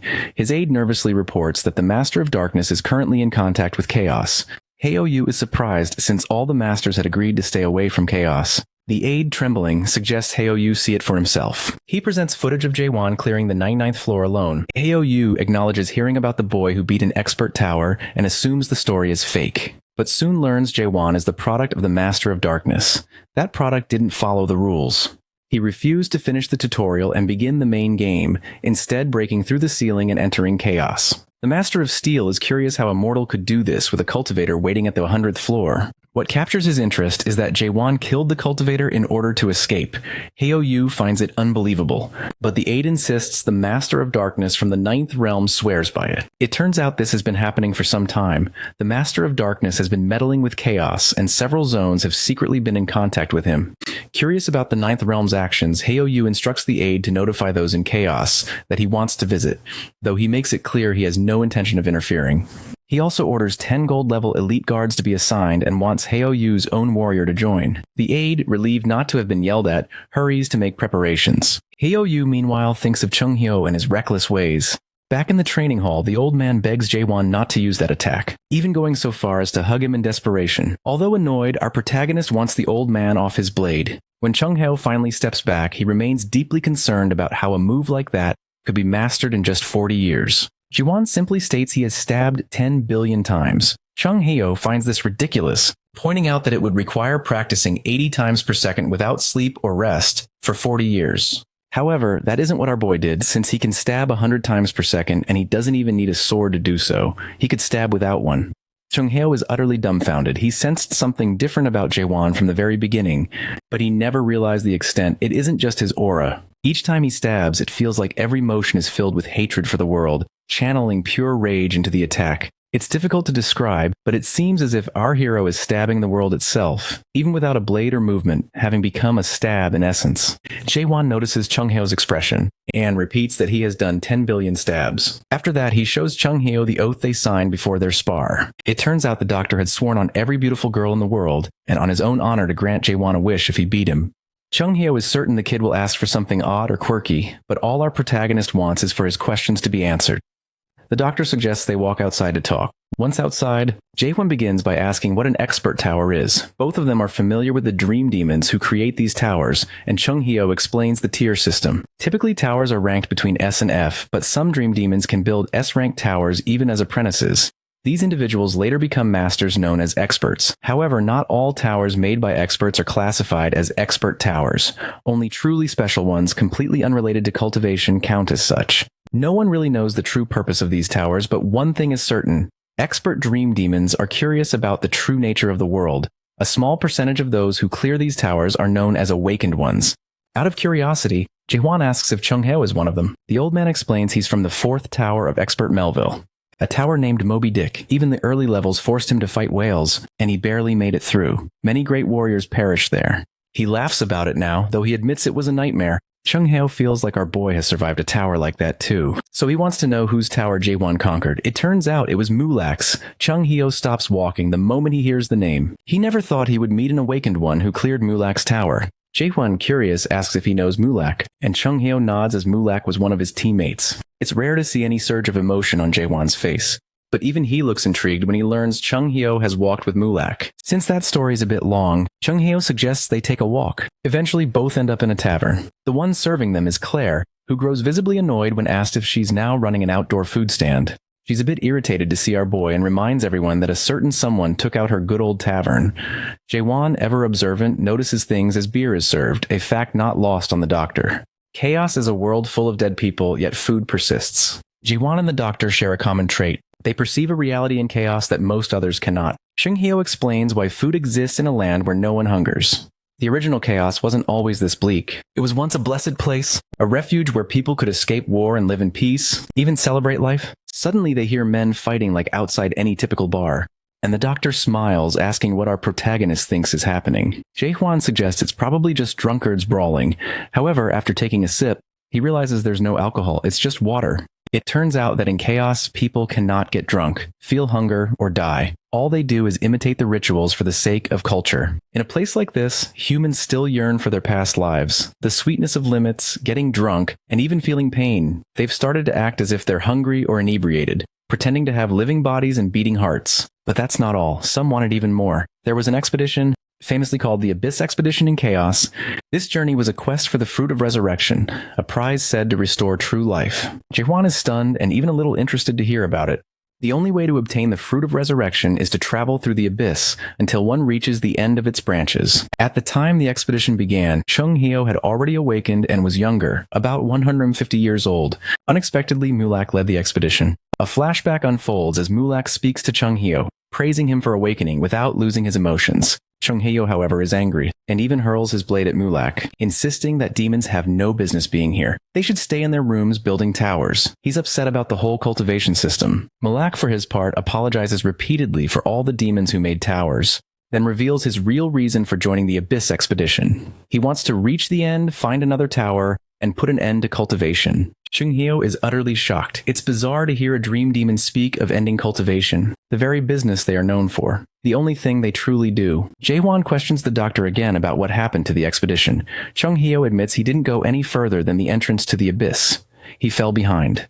Mulak, however, is rumored to have reached the top of the illusion tree, from where fruit began to fall, allowing others to return to chaos. Jaehwan wonders why the old man remains in chaos since he supposedly got the fruit. Claire returns to serve more food, and gives the doctor a pointed look as he twists the story. She explains the expedition was never actually successful, but the doctor disagrees, insisting Claire wasn't there and didn't witness its glory. He maintains they succeeded in collecting the fruit and that he is proud of it. However, when they were returning, the patriarchs, the lords of the almighty lands, lay in wait to take all the fruit. The fortress masters and leaders of the 10 factions stood no chance against the overwhelming force those entitled rulers brought. They weren't a match. The fruit was taken back, stolen from them. Yet the monarchs still use the fruit when they die and have continued to do so for over 9 centuries. Our protagonist figures this is probably why everyone looks so defeated all the time. No matter how much they pretend, they know they can't have real life for themselves because the lords have claimed the right for themselves. Thinking of Mulak sparks an idea in Jaehwan's mind. Before he can ask the old man, Chung Hyo is already passed out. How is that even possible?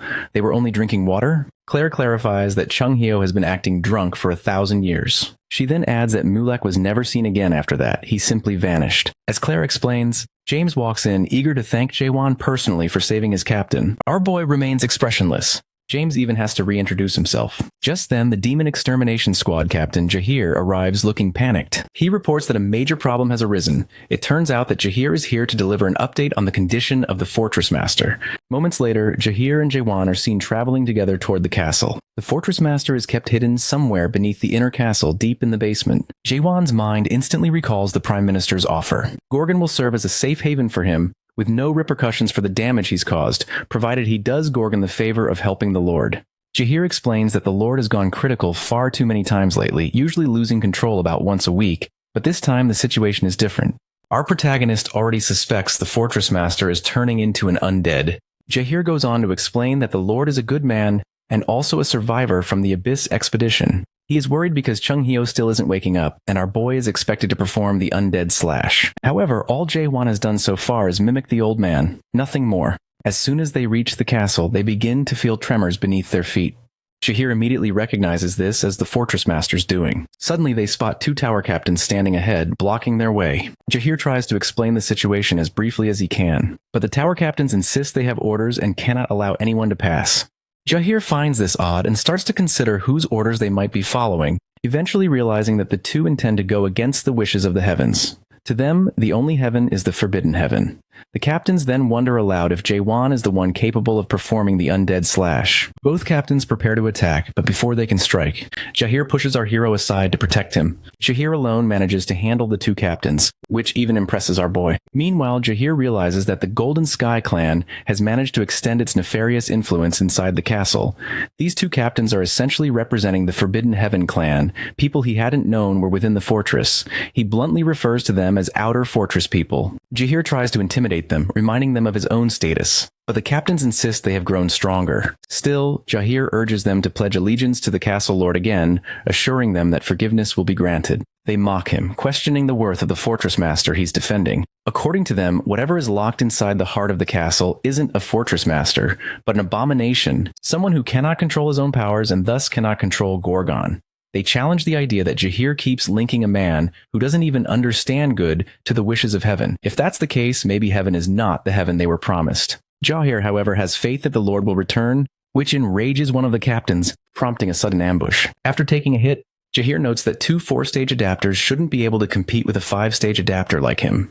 Somehow, though, they continue to put up a fight. They speak of their own growth, but Jahir knows it's not normal progress.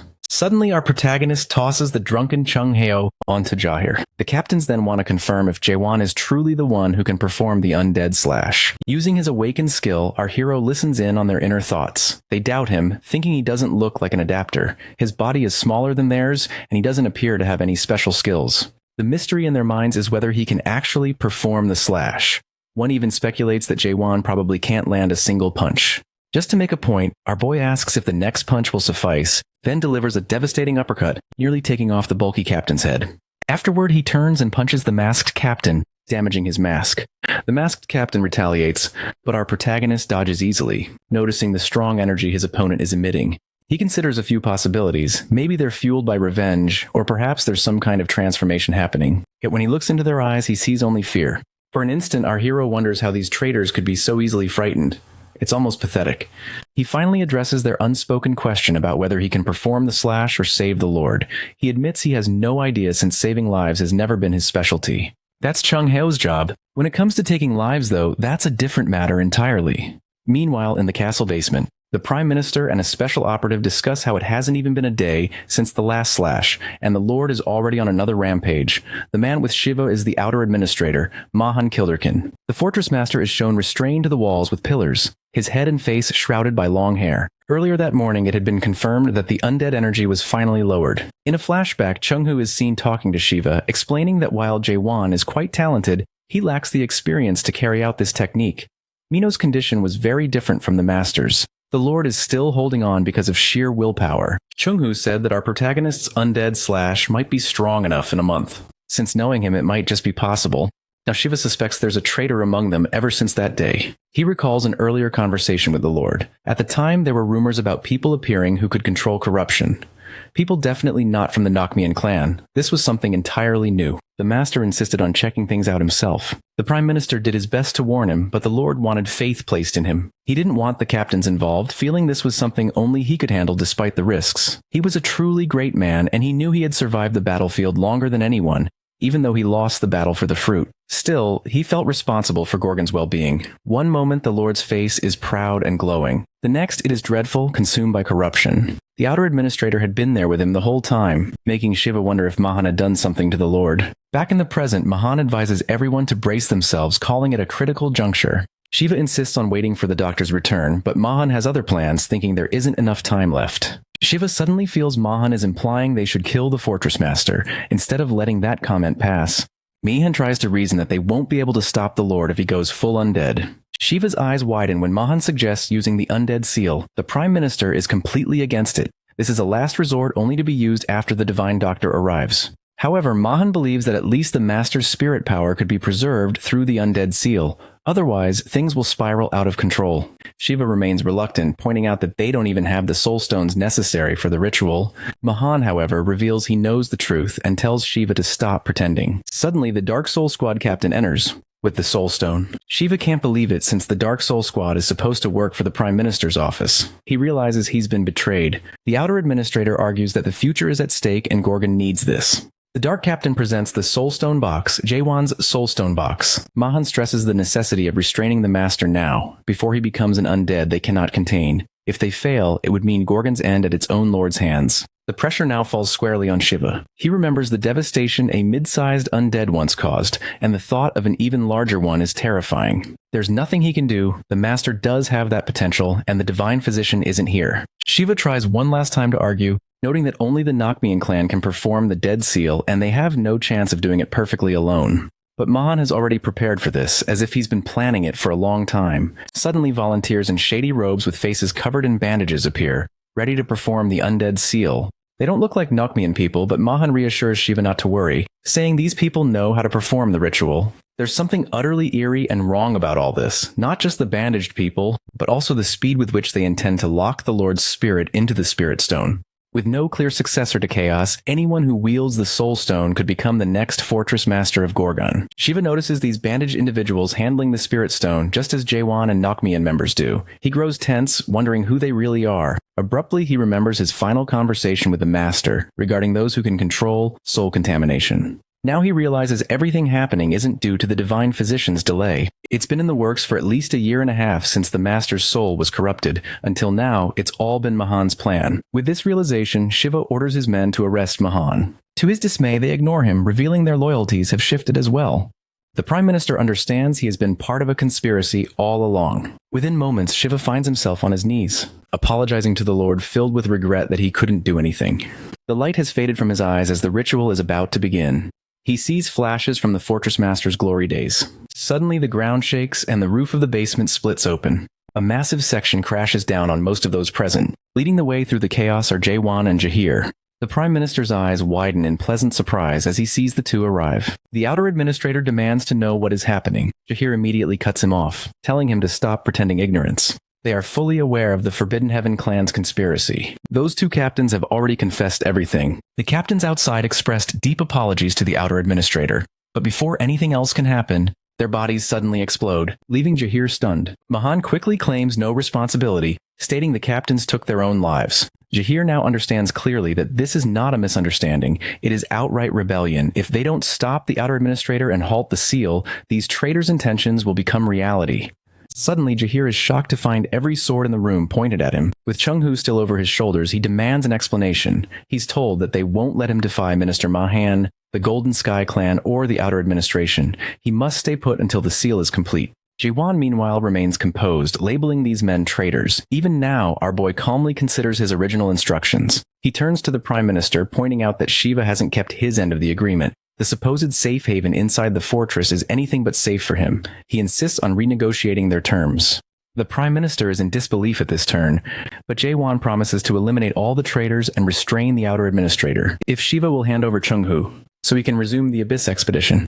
His words leave everyone stunned. Mahan Kilderkin recognizes that this must be the man who's become notorious around Gorgon lately, the one who killed an undead with a single strike. Mahan wants to witness Jaewon's strength firsthand, so he orders all the guards to restrain him. Our protagonist's eyes glint for a moment before he snaps into focus, stabbing rapidly, his blade finding targets in every direction. Even the Dark Shadow Captain struggles to keep up with the multitude of simultaneous thrusts Jaewon can manage. The numbers are overwhelming, but for now he holds them at bay.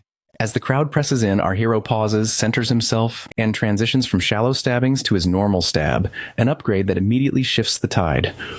For the first time, everyone witnesses the true force of his destructive stabs. He targets Mahan, who narrowly dodges the attack. Mahan realizes that if he hadn't moved, he would have been killed on the spot. Blocking might have saved him, but he was seconds away from death. Still, these people are nothing but scum in our boy's eyes. Listening in, our protagonist catches the whispered conversation of Mahan's men as they consider switching to Plan B, releasing the Black Cloud, even at the cost of killing everyone in Gorgon. Jaewon exhales heavily. He says to Mahan Kilderkin that he likes people like him because they make his goal of destroying this world much easier. Without warning, he raises his sword to the sky, and a beam of light shoots upward, illuminating the night. Everyone, even the Prime Minister, who has just gotten back on his feet, feels hope. Shiva recalls the Fortress Master's last words about the people of Gorgon needing a symbol of hope. Shiva realizes this must be the moment the Lord meant, and even he feels that hope. Though the irony isn't lost on him since it comes from someone determined to destroy the world. Moments later, Mahan Kilderkin's face is shown, then the view zooms out to reveal his limbs and body severed. With his final breath, Mahan insists there's no point in trying anymore, as the Fortress Master is beyond saving. Jaewon checks with Jahir on Chung-hoo's status and what's happened so far. No matter what they try, Chung-hoo won't wake up. With no patience left, our hero grabs Chung-hoo by the white hair and slams him into a wall, waking him instantly. Everyone is shocked by this method. As he's coming around, it becomes clear the Fortress Master is no longer restrained and is now at 99.9% contamination. Before Chung-hoo can make sense of the situation, the system starts processing updates on the Fortress Master. After the contamination reaches 99.9%, it becomes unable to make any further estimations. As everyone watches in horror, the system announces its verdict: a super huge undead is emerging, and Gorgon's automatic alerts are triggered. Warning sirens blare and the evacuation protocol begins, with professionals rushing to get people to safety. However, this time things won't be so straightforward. Jaewon witnesses the horrible aura radiating from the castle. Darkness and tremors spread outwards, sending chills through the air. The Demon Extermination Squad Captain Jahir is assigned to escort the Prime Minister to safety. While Chung-hoo turns to our boy Jaewon for help creating a path, he draws his brand new sword, remarking that Jaewon's thrust is too sharp to save anyone, and reminds him that he had to get a new blade because our protagonist broke the old one. Moments later, Jaewon and the old man step into the drawing world, where the doctor attempts to sketch their lord by recalling time spent together. Memories like these prove crucial in performing the slash to reduce contamination. Once enough memories are gathered, Chung-hoo can attempt to halt the undead transformation's progress. Suddenly, the doctor spots a figure he believes to be the Fortress Master, only to realize that this is not his lord, but something infinitely more terrifying and deranged. He freezes, sweat beading on his face. Jaewon, usually unfazed, is also a bit shaken by the old man's reaction. Chung-hoo is seized with panic. The being before him is not the Fortress Master. Even our protagonist's ever-calm face shows some confusion. Soon, the Fortress Master's body morphs into a truly monstrous form, and Chung-hoo finally comprehends the horror standing before him. A chilling voice echoes. The creature growls about how unexpected it is to possess this body since entering chaos. This being is unmistakably a master from the Great Lands. He even recognizes Chung-hoo as the man who went to the Abyss 900 years ago. Chung-hoo's body trembles. He knows exactly who stands before him, the Lord of the Dead Man's Palace, the only being capable of opening the gateway to the Abyss, Catastrophe, the lone king of chaos. Our protagonist, on the other hand, is completely in the dark about the entity's true identity. His suspicion only grows. This is definitely an undead, yet not an undead. While Jaewon is left pondering, the supernatural being asks Chung-hoo what business he has in chaos. The lone king bursts out laughing at the thought of anyone still remaining here to protect the world. Chung-hoo is nearly paralyzed by fear, knowing this being could destroy everything with a mere snap of his fingers. With just a wave of his hand, the lone king erases the entire world Chung-hoo created. Suddenly, the king points at Jaewon, noting he still has a human heart even after awakening. Chung-hoo realizes the lone king has used his undead incarnation, taking over the body of their lord, meaning this is only a clone, while the real catastrophe is even more dreadful. Our boy wants to know if Chung-hoo succeeded with the undead slash, because he's determined to take out the lone king himself. Jaewon's murmured intent is audible to the king, who is visibly amused that someone is considering trying to kill him. Chung-hoo urgently warns him to reconsider, insisting he should not entertain such a thought. After all, not even Mulak could match Catastrophe. Even as a clone, the Soul King is an entity no one there can handle. Nevertheless, Jaewon remains confident that he can eliminate the creature. The king responds with a mocking, thunderous laugh. Then he draws his sword from his mouth, inviting our protagonist to attack, calling him an awoken with the mind of a human.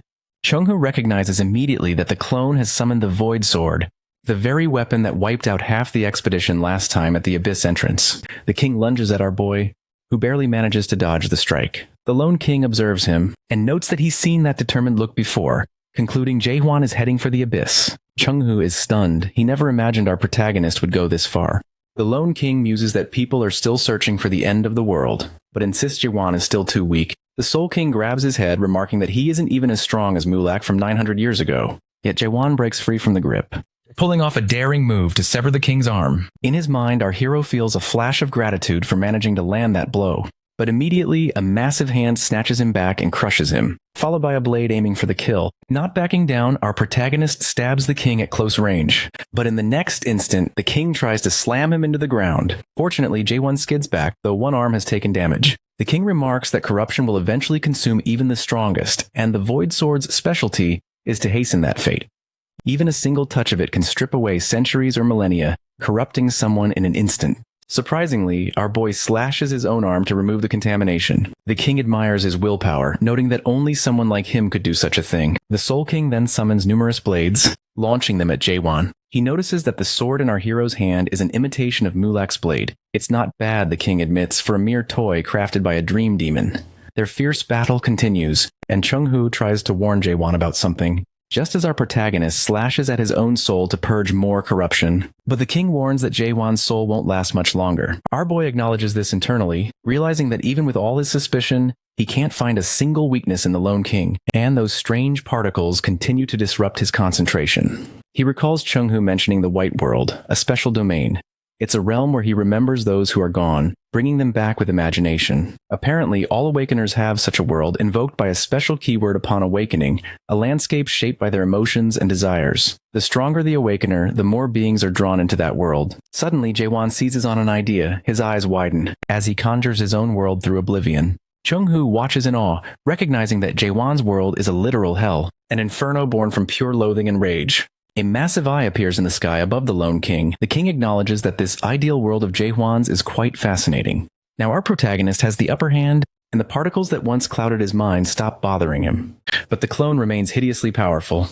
It seizes Jae-won with its tentacles and pins him to the ground. The king remarks that our boy has been lashing out with random attacks, fighting without calculation. He gets right in Jae-won's face to taunt, before slamming him again. The ground cracks and shatters from the force. After a while, the Lone King stands over our hero, pinning him with his foot. He notes that Jae-won still clings to his hatred and admits that he hasn't met anyone like this in ages. Unfortunately, he decides it's time to end things. The Void Sword rises, poised to strike Jae-won's face, when suddenly our boy's eyes snap open. In a sudden twist, Jae-won manages to deliver one of his most effective attacks yet, swinging his sword and nearly cleaving the king in half. Rising to his feet, our protagonist announces that he's not ready for things to end just yet. This declaration only enrages the king further. No matter how decisive a blow Jae-won lands, the king always manages to metamorphose into something even more terrifying. After being split in two, the monstrous figure mutates further, growing even larger. For a time, our boy is dominated, barely surviving as he wields his sword and fights back, clinging to the edge of destruction.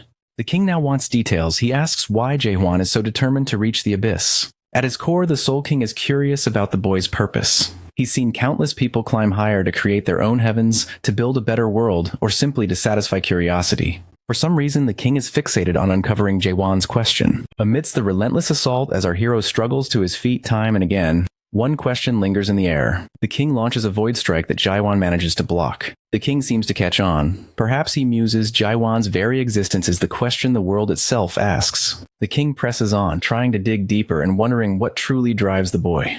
Is it destruction, annihilation, or extermination?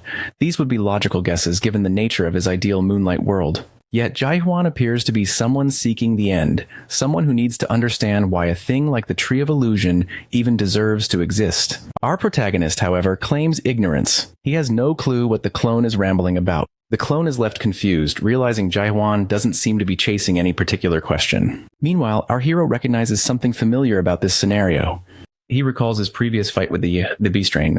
Suddenly, everything clicks. The king is merely a clone occupying the Fortress Master's body. Acting on this realization, Jae-won drives the king back and slams him violently into the ground. The clone emerges again, never showing fatigue despite the Lone King's madness. Soon, Jae-won focuses on the strange particles, and with the help of his suspicion technique, he figures out his next move. As he leaps upward, he notices a thread connecting to the king's main body. Seizing the moment, he lands a powerful strike. The king recognizes the move, the Fisher technique. Finally, our hero targets the monster's weak point and lands a decisive blow into the main body. Eliminating his opponent, the Soul King promises in his final moments to meet Jae-won at the entrance to the abyss. After the battle, our protagonist finds himself leaning against a broken wall while the former Fortress Master's body rests quietly in the water. Jaihuan is left incapacitated, thinking to himself that he must become much stronger. His thrusts and stabs have proven successful against weaker opponents. But when facing a single powerful being, he is unable to gain the upper hand with just a thrust. The damage radius is simply too limited. His signature move, the thrust, was only useful to distract the king's clone. Realizing he can no longer depend on this technique, Jaihuan knows he needs something far more powerful to face true villains. In the aftermath, Chung Hyo is pulled from the rubble. While our protagonist continues his self-analysis, replaying the fight in his mind, he eventually pushes himself to his feet, looking over at the Fortress Master in his final moments. The dying master gestures for him to come closer. Despite being undead, the elder witnessed the remarkable courage Jaihuan displayed and wishes to reward him. With a frail grip, he clasps the arm wounded by the Void Blade, telling him that Gorgon is about to undergo a great change. Our hero is puzzled until the master transfers something into him, light streaming from the elder's hand, enveloping Jaihuan's arm and healing it completely. With his last words, the Fortress Master acknowledges a familiar power in the boy, the warmth of cherished memories. He urges him never to forget what it means to be human, then passes away peacefully. Soon after, the Prime Minister and James notice Jaihuan approaching them, looking fundamentally different. They see the spiky dragon pattern now etched on his arm as our protagonist returns, blade in hand. Those waiting for him instinctively kneel in respect. Jürgen Schever, accepting this as the old master's will, is the last to kneel. All acknowledge Jaihuan as the new Gorgon Fortress Master. 2 days later, the castle's battered sections are being rebuilt. In his new office, Jaihuan sits at the main desk, speaking with the Prime Minister, who now addresses him as Fortress Master, though it's clear he wants nothing to do with the role. But Jürgen Schever has a workaround. He presents the terms of the promise they signed, showing that our hero is bound by contract. Jaihuan can scarcely believe it, wondering if he must really take responsibility for the former master's death. Although the elder is gone, that should have closed the chapter. Yet our hero must now abide by the contract, protecting himself as the Fortress Master. He asks Jürgen whether he can delegate responsibilities or hand the title to someone else, since he's determined to climb the abyss and reach the top of the Tree of Illusion. Schever explains it's not possible, as Gorgon wouldn't accept such a move. Jaihuan realizes he's referring to the tattoo on his arm. The only way a new Fortress Master is chosen is when the old one dies. Annoyed, our protagonist watches as a thick stack of papers, his first duties, lands on his desk, courtesy of the Prime Minister. Jürgen adds even more, expecting him to memorize the Constitution on the go. Among the documents, Jaihuan finds laws forbidding any negative talk or propaganda about the Fortress Master, which explains the silence since his arrival. Before leaving, Jürgen suggests our hero check the desk drawer. He opens it to find a curled-up piece of paper, a letter left specifically for the 17th Fortress Master. Before he can even unroll it, the paper transforms into a talking figure, origami brought to life. The message begins with congratulations and addresses him as the new Fortress Master. The Origami King delivers unexpected advice. Don't stress about being a ruler. Delegate whenever possible. Let the Prime Minister or administrators handle matters. Let the councils decide. Just enjoy yourself if you can. All Jaihuan can think is that Fortress Masters sound like spoiled lords, but there's more to it. The message is from not just his predecessor, but all 16 previous masters. Flashes of overstressed, partially corrupted former masters appear, writing for whoever would come next, not out of laziness, but for survival. The core message, don't get greedy and don't make unnecessary changes. People just need stability, a way to keep moving and survive a little longer. Jaihuan hears repeated advice. Don't get too passionate, don't make drastic changes, and don't lose yourself to stress. The job of the Fortress Master isn't to create a world for the few, but to let the majority keep living. Suddenly our hero stomps on the paper infused with the spirits of past masters. He realizes their collective purpose was only to maintain life as it is, never to hope for more, just supervisors keeping things stagnant. But that's not his plan. He calls for Jürgen. The minister, curious, asks what he's thinking. The answer stuns him. Jaihuan wants to eliminate the Fortress Master position altogether. Jürgen is baffled, so our protagonist asks what the fortress means to him. Jürgen answers honestly, it's a military fort that protects its people. Exactly, says Jaihuan. But what if there were no more enemies? The idea makes no sense to Jürgen. There are always enemies of Gorgon. Yet our hero proposes a world where the fortress no longer needs to exist. Jürgen can't grasp it. The thought seems impossible.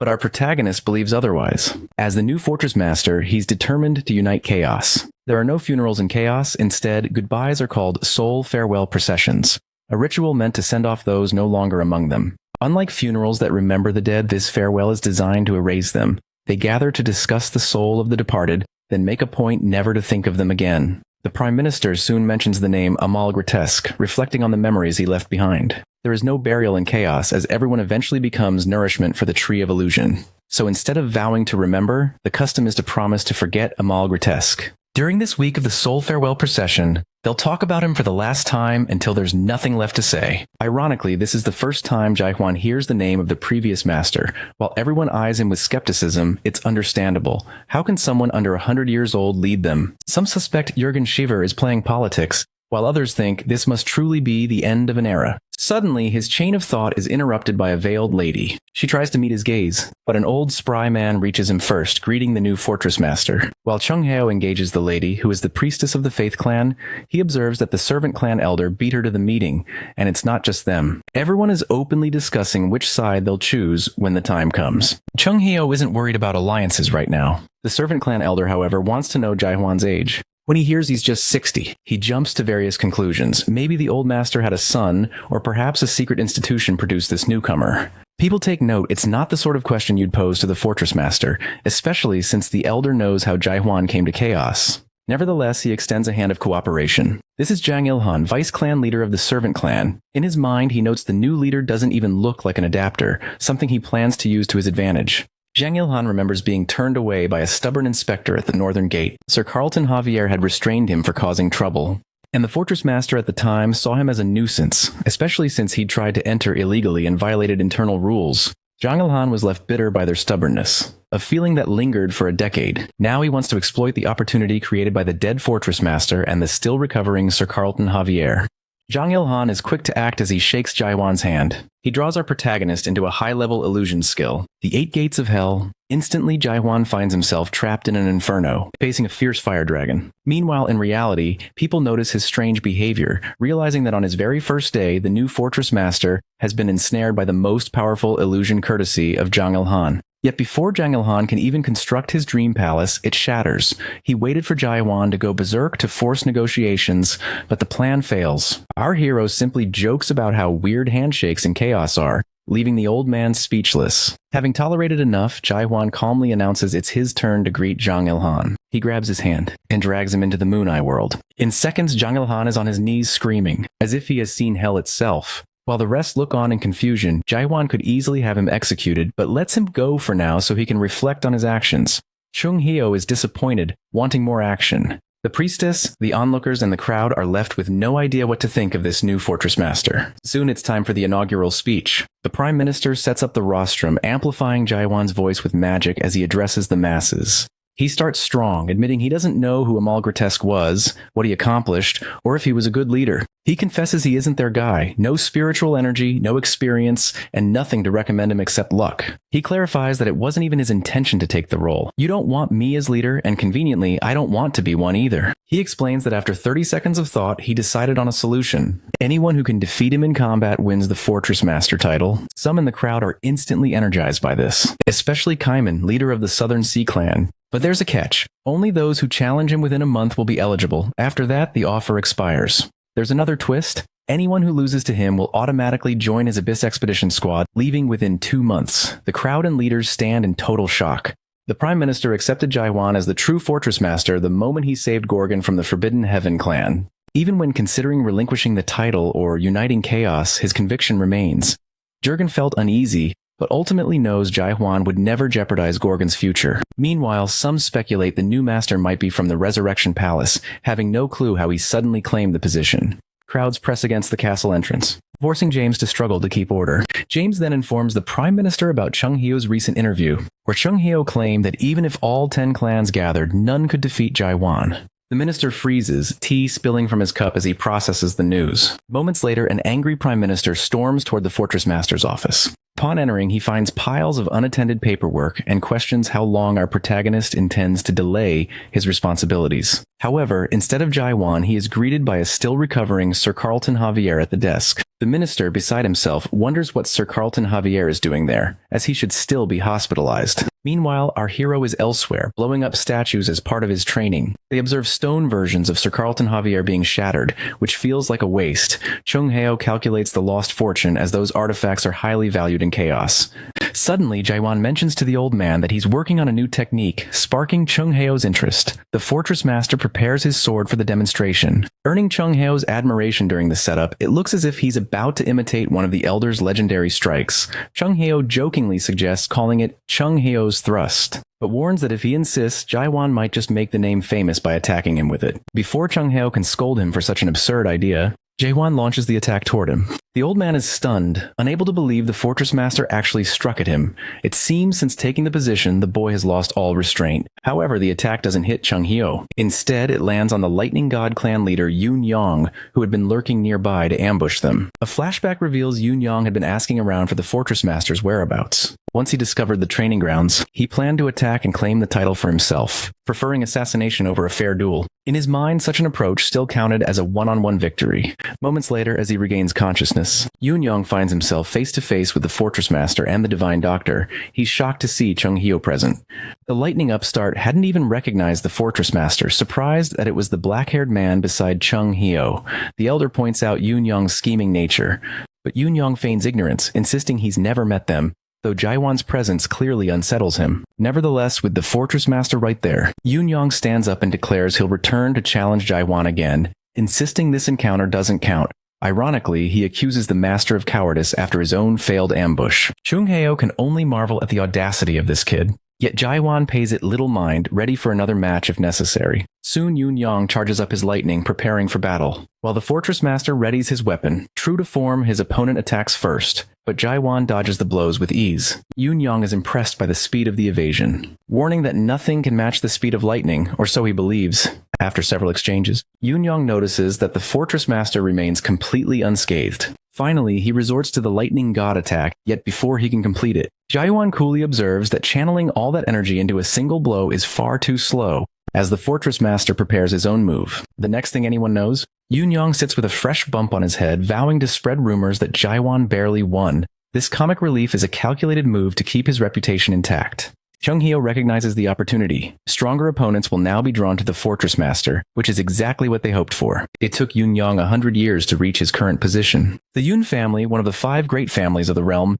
counted him among its members, but only as a slave. Yoon Yong was an unfortunate soul who cleared a tower only to remain a slave. Many of his friends were sold, died on the battlefield, or perished in bondage. Yet somehow he survived for a century. Eventually he was promoted to servant. But that wasn't enough for the life he envisioned. After demonstrating loyalty for 100 years, Yoon Yong chose betrayal. He sold his trust, raiding the Yoon family's tome library. That was where he acquired the Lightning God's art. Later, the price for using the Lightning God's secret knowledge became clear.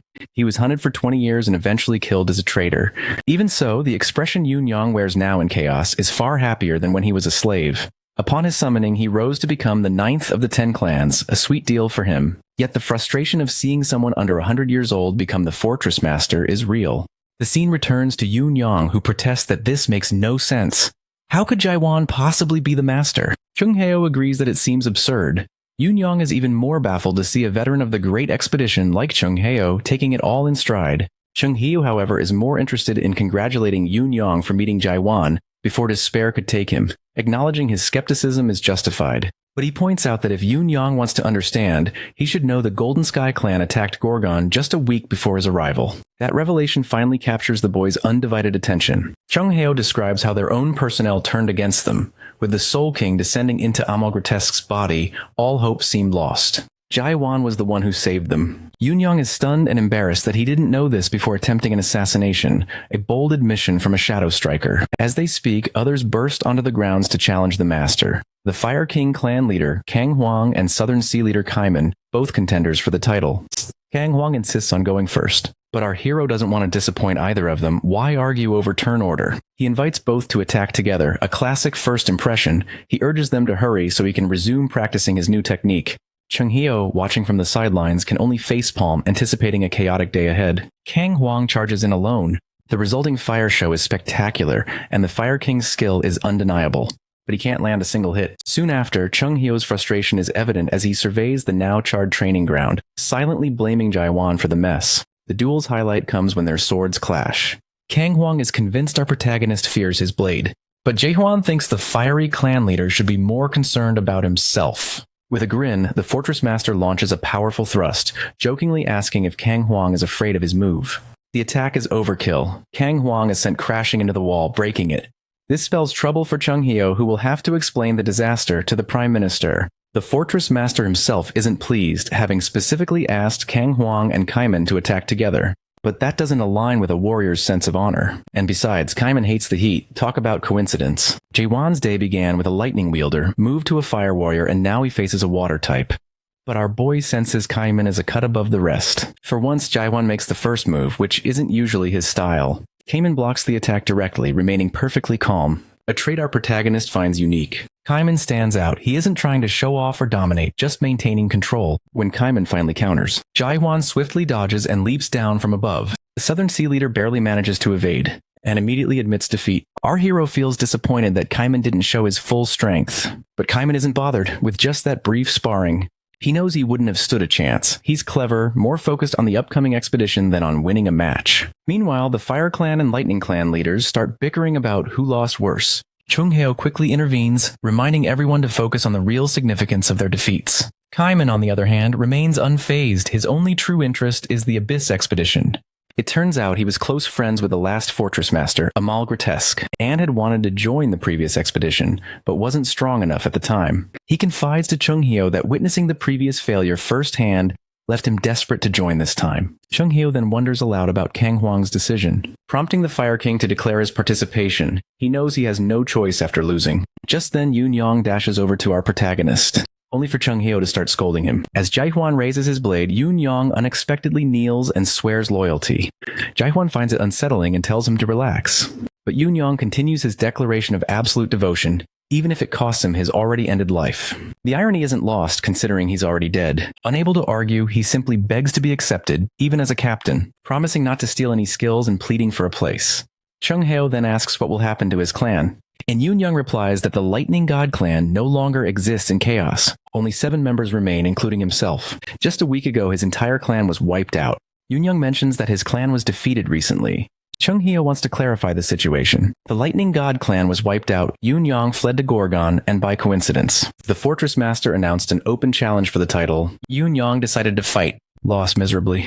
And now that he's powerless, he wants acceptance. Jae-won nods brightly in response. Chung-hyo is puzzled. He wonders how such news arrived so late, since Manticore and Gorgon are not far apart. Word should have traveled within a week. Yoon-young realizes the others have no clue about the reality, asking Chung-hyo to repeat how Jae-won saved them. Chung-hyo reiterates that the Golden Sky clan tried to bring down Gorgon. Saying those words makes him pause as a new realization dawns.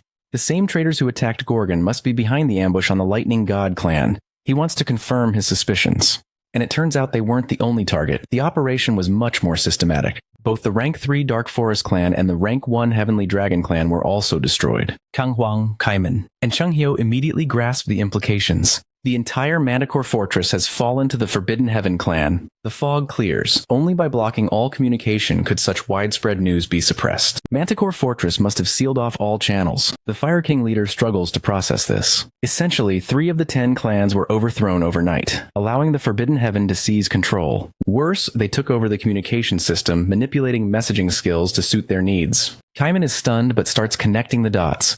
Rumors said the Forbidden Heaven clan was amassing power, and taking over Manticore in just years is shocking. Meanwhile, Jae-won is quietly working through details, particularly the connection between clan rank and strength. The lower the rank number, the stronger they are. Yoon-young, unimpressed, comments that it took the master this long to figure it out. Realizing his mistake, he quickly bows an apology, hoping not to offend Jae-won. Chung-hyo can only marvel at how any of them have survived so long. The workings of the fortresses are clearer now. Gorgon, Manticore, Dryad, and Garuda, each ruled by the 10 clans. Jae-won knows this much, but Yoon-young explains the clans aren't equal. They are ranked 1 to 10, with rank 1 being the strongest. It's shocking that rank 9, rank 3, and especially rank 1 were all toppled by Forbidden Heaven, the supposed weakest at rank 10. The unnaturalness makes Yoon-young suspect there's powerful support behind this sudden invasion. As talk turns to Forbidden Heaven's plans, Jae-won goes deep into thought. They've gone far beyond kidnapping the Dream Demon, pursuing goals eerily similar to his, the destruction of this world. He wonders if they've hidden the mayor in Manticore, remembering the refusal to disclose the mayor's location even after being decisively defeated. It's clear they fear someone, preferring silence or even death over revealing the truth. The scene shifts abruptly. A figure lounges on a throne, surrounded by severed heads at his feet. This is the brutal first appearance of Lim Jin-hong, leader of the Forbidden Heaven clan. Lim Jin-hong is told the Heavenly Dragon leader has been apprehended and imprisoned. He also receives an update on the Dark Forest leader, who is still resisting. Lim Jin-hong throws his knife at a corpse for amusement, Laughing at the pointless effort, it won't be long before they dominate that faction too. He is slightly more interested in what happened to the lightning god leader. One man replies they haven't caught him yet, and suddenly a knife is thrown into the man's shoulder for that news. Trying to control the pain, the man apologizes to the clan leader. The clan leader acts as if he's shrugged it off, asking for the lightning leader's whereabouts after they annihilated his clan. Another man reports on the Gorgon situation. Lim Jin-hong ponders this. He has heard of the new fortress master, who decided to hold a contest for his title, even piquing interest in the expedition to the Abyss. He remarks how crazy it is that someone still talks about the expedition even now in Chaos. He notes the clan leaders might have joined forces after Manicor's fall, though this doesn't scare him as they were few in number. The big loss is Kildergran, who had put in a lot of effort to gather the foundation stones, and now he's gone. Even Lim Jin-hong knows that meeting the Master of Darkness, the Pitch Darkness Monarch, is no joke. It's hard to believe a newcomer took down Kildergran. Lim Jin-hong activates his screen to look up Gorgon's new master. Upon closer look, the face is familiar as he learns the master's name is Jai Huan. All of a sudden, the screen displays a giant message. He almost goes into a frenzy when he receives a message from the Master of Darkness. Look for the runaway product. Lim Jin-hong thinks it's stupid. If the master couldn't handle this product, how can those in Chaos do so? Still, he orders his men to relay the message that they will keep looking for it. After thinking, he comments how weird it is that a product could run away from a tutorial, something unheard of. Not to mention the product actually killed a cultivator while still inside the tutorial. Then he throws another dagger at the injured man's face, killing him. Lim Jin-hong asks his other informer if this makes sense to him. The informer shakes his head, then asks what to do about the lightning god leader. Lim Jin-hong couldn't care less. In his mind, everything has happened for the best. All the clan leaders have stupidly gathered under Gorgon's roof, hearing the master's title is up for grabs. It's quite simple. They now have just one bullseye to focus on in their pursuit of unifying Chaos. He suddenly focuses on Amal Grotesque's demise, when there was an extreme evil surge from the castle grounds. He has no doubt that this was none other than the Soul King catastrophe. It's common knowledge that a catastrophe's energy soon fades, but now they have new information. They know the undead can summon other undead. Lim Jin-hong declares those in Gorgon have no idea of a catastrophe's power and laughs crazily. Back to Gorgon, the heroes discuss the Forbidden Heaven clan and who could be backing it. Likely one of the 12 masters of the Almighty Land. Even though Yun-yang points out the masters aren't supposed to interfere in Chaos, he knows only the 12 masters could rival the 10 clans. Kang Huang has heard the Almighty Land is a battlefield right now, and someone could easily take matters into their own hands while attention is elsewhere. Kang Huang thinks they should first contact the Resurrection Palace, where all Chaos fruits go and the monarchs reside. Obviously what's happening means that the treaty has been broken. Even Chung Hyo agrees on that point. Kang Huang pushes the idea that they should point this out at the Resurrection Palace. Kaiman doesn't like the idea of asking for help from the bastards at the Resurrection Palace. He notes they wouldn't stand a chance if the entire palace is plotting together. It's up to Jaiwan and Chung Hyo to decide. Manticore is already down. If they take action, it means an all-out war. Chung Hyo thinks it's simple.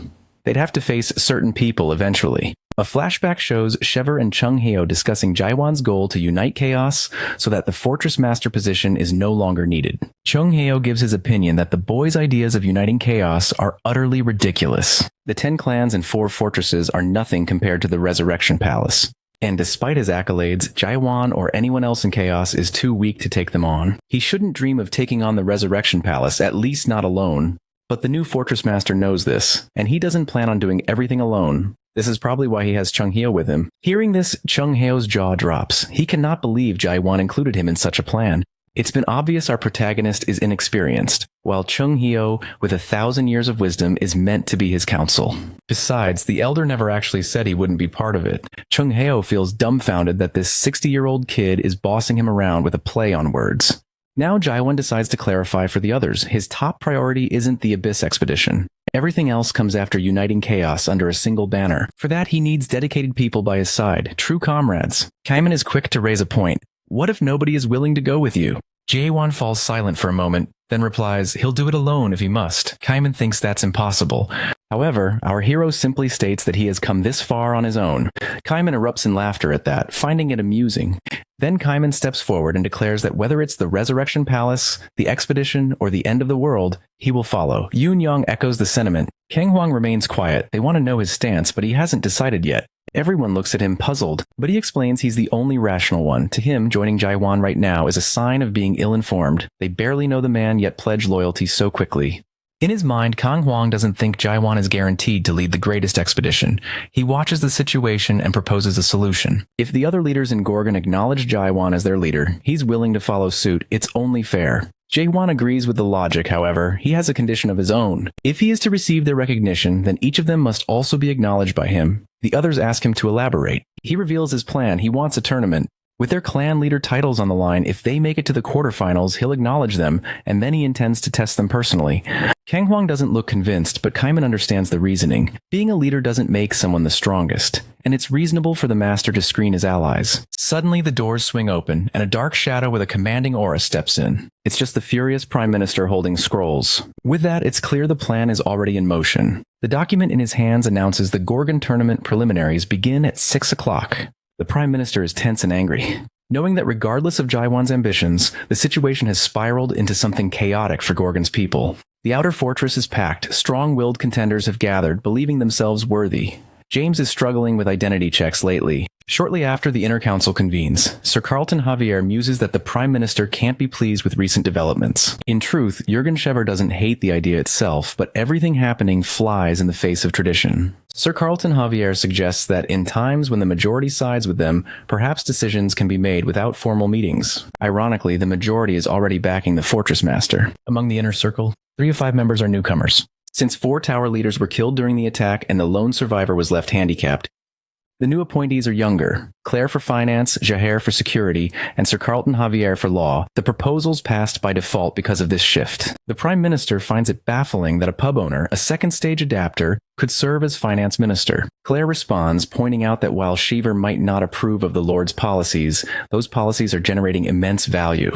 Shiver seems confused, prompting Claire to ask if he looks down on her for running a pub. He quickly denies it. She explains her reasoning. The more people enter Gorgon, the more cash flows in. The tournament will be held at the northern outer fortress, previously devastated by the attack. Yet the damage has been mitigated through Jaiwan's foresight. He hired the local residents to rebuild while preparing for the event. Her final point, the financial loss caused by Forbidden Heaven, was 1,287 billion horns. However, Claire informs the Prime Minister that projected revenue is 13.28 billion horns, and she has set this lower bound to ensure they break even. Seeing Jürgen Schever's shock, Claire understands his thoughts. How does she know all this? She reveals she handled money in both her former life and the afterlife, so her credentials are sound. Claire admits she has no idea what Jaiwan will do about the expedition or uniting chaos. What she does know is simple. The steps Jaiwan is taking are about to change chaos forever. At the southern chaos near the Great Sea lies Dryad, the southern fortress. Dryad, a plant-type guardian horn beast, forms a natural fortress from its branches and secretions, drawing water from the sea to sustain itself. Issa Landcroft idly playing with one of the vines senses something is wrong. This is the Dryad Fortress Master herself, Issa Landcroft. Using her advanced scouting skills, she learns that the undead are moving toward Gorgon. She detects one of the 3 great undead, the backward-walking Magritte, a colossal creature making its way toward the fortress. The monster's massive red eyes make even Issa Landcroft flinch, breaking her concentration. She knows she must alert the Gorgon Fortress Master immediately. Within seconds, an owl messenger is dispatched to Gorgon. Meanwhile, back in Gorgon, the tournament is officially underway in a Colosseum arena. In just 3 days, the competition has reached the quarterfinals. Among the particularly intrigued spectators is Shin Muguk, the limitless clan leader. The tournament has proven fast-paced and entertaining. Chung Hyo, appearing in the background, remarks the speed is due to the participants' competence. These two clearly have history. Suddenly, Chung Hao's eyes widen. As he looks at Shin Muguk, the clan leader seems much stronger than during their last encounter. Shin Muguk notices the same about him. What Chung Hyo can't understand is why Shin Muguk didn't participate. Shin Muguk explains he sees these as mere dogfights and prefers proper matches. Chung Hyo scoffs, pointing out that a leader like Kang Huang is already competing. The scene shifts to Kang Huang, who is performing impressively, with flames nearly engulfing his opponent. Suddenly, his robed armored adversary pounces from above, defeating him. The onlookers are stunned, unable to believe Kang Huang has been eliminated so abruptly. Shin Muguk and Chung Hyo find this odd until Chung Hyo recognizes the technique. The Steel Monarch's Azure Cloud Mystic footwork. This fighter is one of Haelyu's warriors. The implication is clear. The Monarchs are interested in this tournament and have become involved. With this decisive match, the pre-quarterfinals conclude and the quarterfinals begin. Shin Muguk wonders why it's so rushed, but the answer is simple. Jaiwan is just impatient by nature. Soon, the crowd erupts in cheers for the Savant clan, and a man in a distinctive white uniform with a feathered gown appears. The chants reveal this is Zhuge Mayun, the savant leader and top military advisor in Chaos. Like everyone else, he knows Chung Hyo, and he winks as a greeting to the elder. Chung Hyo doesn't appreciate the gesture. Shin Muguk suggests letting it go, noting Zhuge Mayun is just a 400-year-old kid, and the elder should act his age. However, Chung Hyo won't have to wait long. It turns out Zhuge Mayun's next opponent is Master Jaiwan. The identity is clear when Gorgon's seal, the elegant tattoo, appears on his arm. Chung Hyo will see his grievances settled soon. On the field, the two engage in an exchange about geopolitics. The advisor states Jaiwan's ideals are clear, but impractical. In the front row, Shin Muguk doubts Jaiwan can defeat someone as decorated as Zhuge Mayun. Still, he senses something different, though it's his first time seeing the boy. Shin Muguk remarks Jaiwan's energy is reminiscent of Chung Hyo's, guessing he might be his student. The old man laughs. How could a monster like Jaiwan be one of his pupils? The difference is obvious when, with a single move, Jaiwan sends Zhuge Mayun crashing into the wall without effort. Zhuge Mayun remembers he had no opponent, so Jaiwan allowed him to face the fortress master directly. The reason he entered was to offer the Lord some advice. Many before him came as masters, offering hope that never ended well. He thinks especially of the expedition, where unfulfilled hope turned to despair. His purpose is simple. He wants to crush that hope before it takes root. For 400 years he has never conceded, and he won't start now. Rising, Zhuge Mayun asks Jaiwan if he really believes he's been beaten. He reminds him that he mentioned a one-on-one battle but never specified the type. So he proposes a battle of wits instead. The crowd grows restless, wanting Zhuge Mayun to concede. Chung Hyo saw this coming. It's just a way to avoid admitting defeat. Shin Muguk points out a problem. In a contest of wits, it's hard to determine a winner. Meanwhile, Jaiwan wonders aloud what the game is, signaling his willingness to participate. Instantly, the environment shifts around them, bit by bit, until suddenly they are in a military strategy formation world.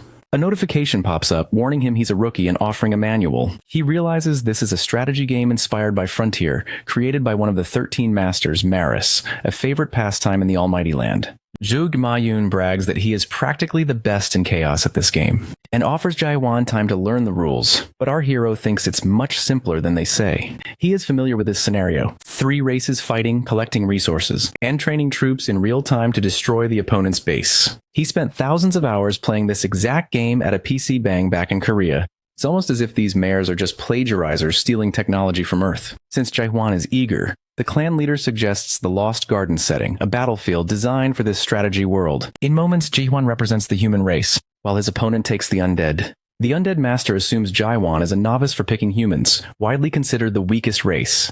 The undead grows stronger with time, so the advantage should be his in the early game. His plan is simple: rapidly construct buildings, lay foundations, and train workers for an all-out assault. But almost immediately he is blindsided. Human troops are already inside his base hacking undead heads, and his artillery is being cut down. He can't figure out why Jaiwan attacked so early, or how watchtowers popped up right inside his own camp. Moments later, the reason becomes clear. The hidden watchtowers are attacking his troops from within. If he tries to destroy them, he'll have to send his soldiers out, where Jaiwan's farmers will eliminate them. But if he doesn't, he can't gather resources. Regardless, he decides to push forward with his original plan. Unlike his opponent, our hero comes from modern-day Korea, where this nuisance technique is well known. Even if it's considered cheese by many, the audience realizes Jaiwan has completely taken over the game. It was arrogant of the savant leader to assume the master was a rookie. He tries to protest, saying it's an unspoken rule not to attack for 10 minutes. But Jaiwan points out there's no actual rule. Zhuge Mayun insists it is tradition, but our protagonist doesn't care. No rule means no restriction. Soon the clan leader is on the ground, teeth clenched, wondering who Jaiwan even is. There is no reasoning with him. He is demolishing his opponent using tactics the strategist never imagined.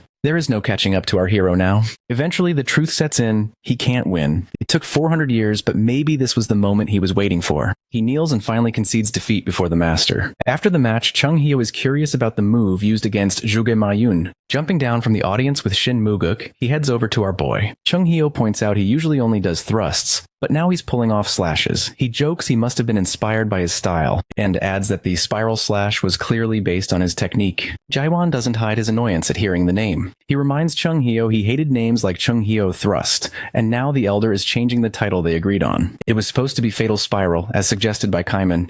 Chung Hyo is shocked, thinking Jaiwan didn't care about names. Turns out he prefers that one. But enough about that. He's curious about the skinny guy with Chung Hyo. This man looks strong, and Jaiwan wants a spar. Shin Muguk finally believes Chung Hyo. He realizes the boy isn't the polite type who sticks to protocol during introductions. But Jaiwan just makes a face, saying that around here the older folks are strongest, so there's no point in going easy. Shin Muguk notes how animated Chung Hyo is, tossing out comebacks. He hasn't seen the elder this excited since the expedition 900 years ago. What's more, Jaiwan reminds them of Mulak, the one who once gave hope to the people of Chaos. Yet that name carries the shadow of despair, the despair of the Abyss expedition. Mulak was the captain all those centuries ago. The question on Shin Muguk's mind is whether Jaiwan can truly fill Mulak's shoes, given he is just 60.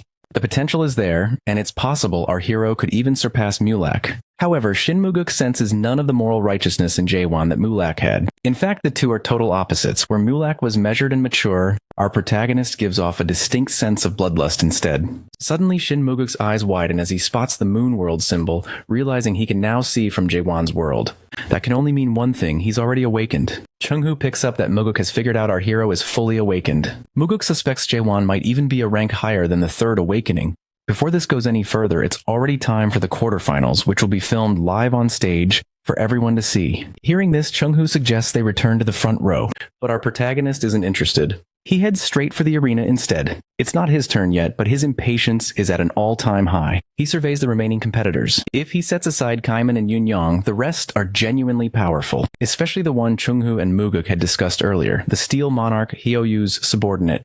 The woman with the chain sickle catches his eye as well, before he can think more on this. Jahir steps onto the stage, reminding the Fortress Master that it's not his turn. Jaiwan's sudden appearance makes the crowd buzz with excitement. Grabbing the two-horned mic, he starts to announce his intentions. He's too bored and things are moving too slowly for his taste, so he declares a change of plans, even throwing out the one-on-one rule. One of the opponents is in disbelief at what the new Fortress Master is proposing. We learn this is Jagok Ryong, the priestess clan leader. She immediately criticizes his move, questioning what right he thinks he has at this stage. To her, it sounds crazy. How would a group fight even work? How would they determine a winner? But our boy corrects her. She's assuming he wants teams, but what he's actually proposing is that all 6 of them team up against him instead. The contestants are stunned before they can think too much about it. He offers that whoever brings him down first can claim the Fortress Master position. After a brief silence, the Colosseum erupts in cheers. This is about to get real. The girl with the chain sickle finally speaks up, saying she'd been waiting to hear what Jaiwan would suggest,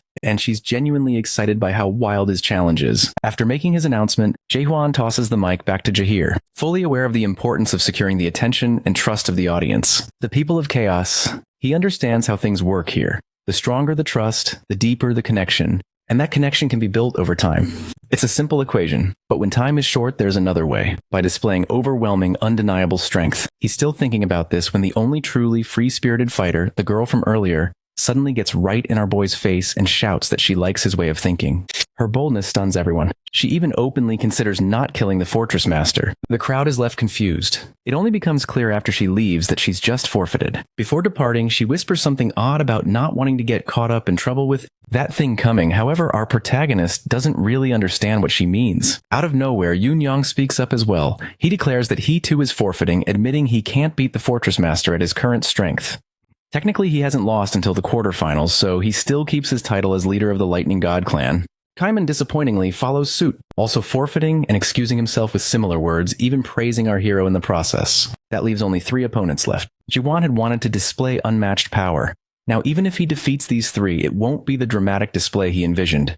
Still, if all 3 attack at once, maybe he can show something phenomenal enough to cement himself as irresistible. Jagok Ryong points out that things aren't exactly going according to plan. Jae-hwan decides to fight the remaining 3. After that, the Priestess clan's vice-clan leader, seeing how confident he is, suggests the clan leader should teach him a lesson. However, the clan leader politely shuts her down, reminding her they didn't come here to fight some overambitious, hot-headed Fortress Master.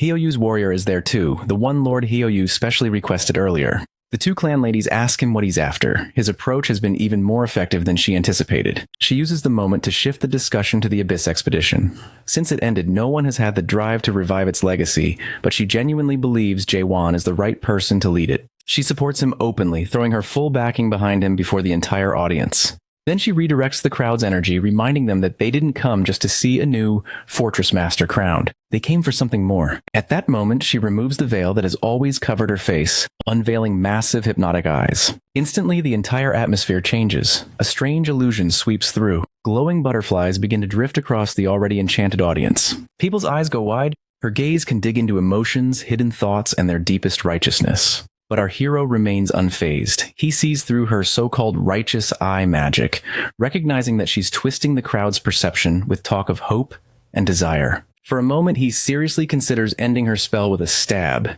but looking around, it's already too late. The crowd is fully under her control, chanting along with her. Just then, an unexpected voice cuts through the noise. It's the gentleman's sword. He has no sides, no bias, and he's just arrived all the way from the south, not for a fight, but just to observe. He makes it clear he's not interested in watching people bicker over a title. Apparently, Myungguan, as he's called, is considered on par with one of the 10 clan leaders. Sir Carlton Javier strolls through the hallway, swinging open the door to one of the offices, only to find a messenger bird waiting inside.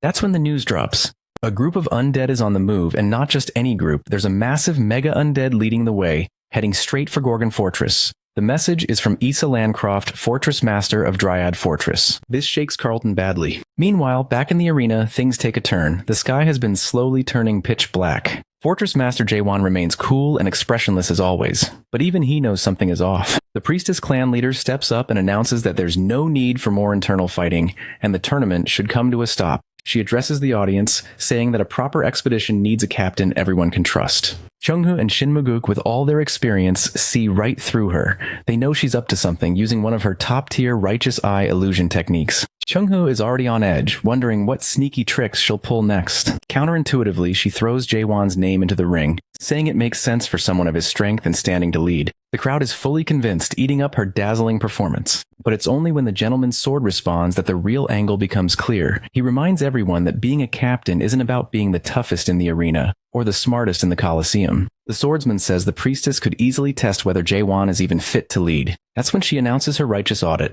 To everyone else, this sounds like a perfectly fair idea. Even Jahir, who's usually level-headed, is swept up in her spell, clearing the stage and announcing that the priestess will test the morality of their fortress master. Up in the sky, she conjures huge magical arrows, aiming them right at our protagonist. She turns to Jaewon and directly asks if he's ready to be audited. That's when it clicks for Chungho, who facepalms, knowing exactly how the clan master operates. Many people take this test to see if they're ready for the next step. But he's stressed, gritting his teeth, aware she's setting a trap. She's about to gaslight our boy, trying to shake his confidence and make him seem unfit. After all, who wants to follow a captain into the abyss if he might just turn on his own squad for the greater good? One bad answer and Jaewon could lose everything. Chungha knows him well. He's never been the graceful noble type, but before the elder can figure out how to stop this, the fortress master has already taken the bait. She even double-checks with him for a verbal yes, making sure no one can claim it was a setup later. For a moment, everything goes dead silent. The pause lasts long enough that someone in the crowd finally snaps, complaining about all the buildup. Suddenly, the scene flips. Now our protagonist is in the middle of a storm, stuck on a ship in an ocean simulation. According to the clan leader, storms like this are normal in the ocean region. She points at a floating rescue board gliding towards some people. Someone is drowning out in the waves. It's a classic moral choice dilemma. Play it safe or take a risk. Our boy reaches down and grabs one of the drowning people, pulling him toward the board. But here's the twist. The rescue boat has a limit of 10 people. If he brings one more aboard, the whole boat will sink. Then comes the notification, like a prompt straight out of a game. Does Jaewon play by the rules and save the majority by letting the one go? Or does he risk everyone for the chance to save this last person too? There's no middle ground. He's got to decide, and quickly. The priestess turns to him and asks what he wants, what he would choose. It's clear what will happen if he lets the drowning man go. People will throw a tantrum at our boy. If he pulls the man aboard, everyone will criticize his poor judgment. But what the priestess doesn't realize is that Jaewon doesn't play by the rules. He refuses to choose option 1 or 2, despite all her attempts to prove he isn't fit to be expedition captain. He picks a third path. She is utterly stunned, not expecting him to find the hidden choice, the one that only appears if someone truly thinks outside the box. Unfortunately for the clan leader, the notification board suddenly reveals that same hidden option. It reads, they'll rotate, each taking turns on the support board, with only 10 people at a time and one person in the water for a brief period. It's a price everyone is willing to pay so no one becomes fish food. This is probably the best judgment anyone could hope for, and it doesn't strip away the humanity from our protagonist. She realizes he's come up with this solution and it's genius. All signs point to a win for our hero, at least that's how it appears. She notes, however, that he still hasn't spoken up. The priestess clings to a last hope, wishing he'll try some other clever trick instead. But the fortress master surprises her by focusing on the real problem. It's the sea itself. So what does Jaewon do? He declares he'll split the sea since that's what's swallowing his people. It works out for the clan leader, except, of course, it really doesn't. Chungho is the first to catch on to what he's about to do, realizing our boy is about to go way off script. And then Jaewon literally splits the sea with his world stab. The clan leader's entire setup crashes down. Jaewon's solution is so far outside the box that he straight up solves the dilemma. Not long after, the people in the simulation are clapping for the Fortress Master, cheering him for the slick move he's just pulled. Meanwhile, the notification panel glitches like a cheap knockoff game, then crashes entirely, announcing the audit is over. That's when the Clan Master breaks character. For a moment, it looks like she's about to curse out loud, unable to believe she's been beaten at her own illusion-ridden game. Before things can escalate, a sharp alert slices through the moment. This isn't a drill. Gorgon has made the call. Everything is shutting down. No more fights, games, or dramatic speeches. The fortress is locking down, and everyone, especially the crowd, needs to evacuate immediately. At first, people file out in a civilized way, confused by the sudden order. But once word spreads that there's an incoming undead attack, not just any, but a massive, terrifying one, true panic erupts. The reality sets in. The sky is darkening not for drama, but because an undead army is coming. Yoon-young can only whine about his fate. How he was the Lightning Clan leader and sole survivor, yet will now die in the Gorgon undead attack. As usual, Kang Hwang and Yoon-young start bickering, tossing insults as nerves get the better of them. In truth, Kang Hwang's legs are shaking just as much as Yoon-young's. In the midst of the emergency, Chung-hoo and Shin Muguk focus on bigger issues. Shin is amazed that this kid, Jaewon, not even a couple of centuries old, is leading as if he's some kind of caped crusader. It's enough to put some of the old-timers to shame. Chung-hoo wants to focus on the present. He admits he never thought he'd see a situation like this again, not even after 900 years. Muguk completely understands the deja vu. 6 of the 10 clan leaders are already here, and the situation mirrors that old death wish from their visit to the undead palace. Whatever they saw there, something they still don't talk about, might just be about to repeat itself. There's an old rule the veterans have spotted. When there's a medium threat, smaller undead follow. When a giant one appears, so do the medium ones. But this time, King Catastrophe, the ultimate boss, has shown up in Gorgon. The Soul King was one of the main reasons they built the fortresses to begin with. As the story unfolds, the true horror of the Soul King and the monstrous abomination he is comes into view. Following him is an undead beast, a mega-dead level threat. The situation is beyond dire. Among the chaos, they see the creature with huge red eyes. The terrifying, backwards-walking Magret, poised to unleash havoc upon Gorgon. The scene twists into a waking nightmare. Death spreads everywhere, devouring the place alive.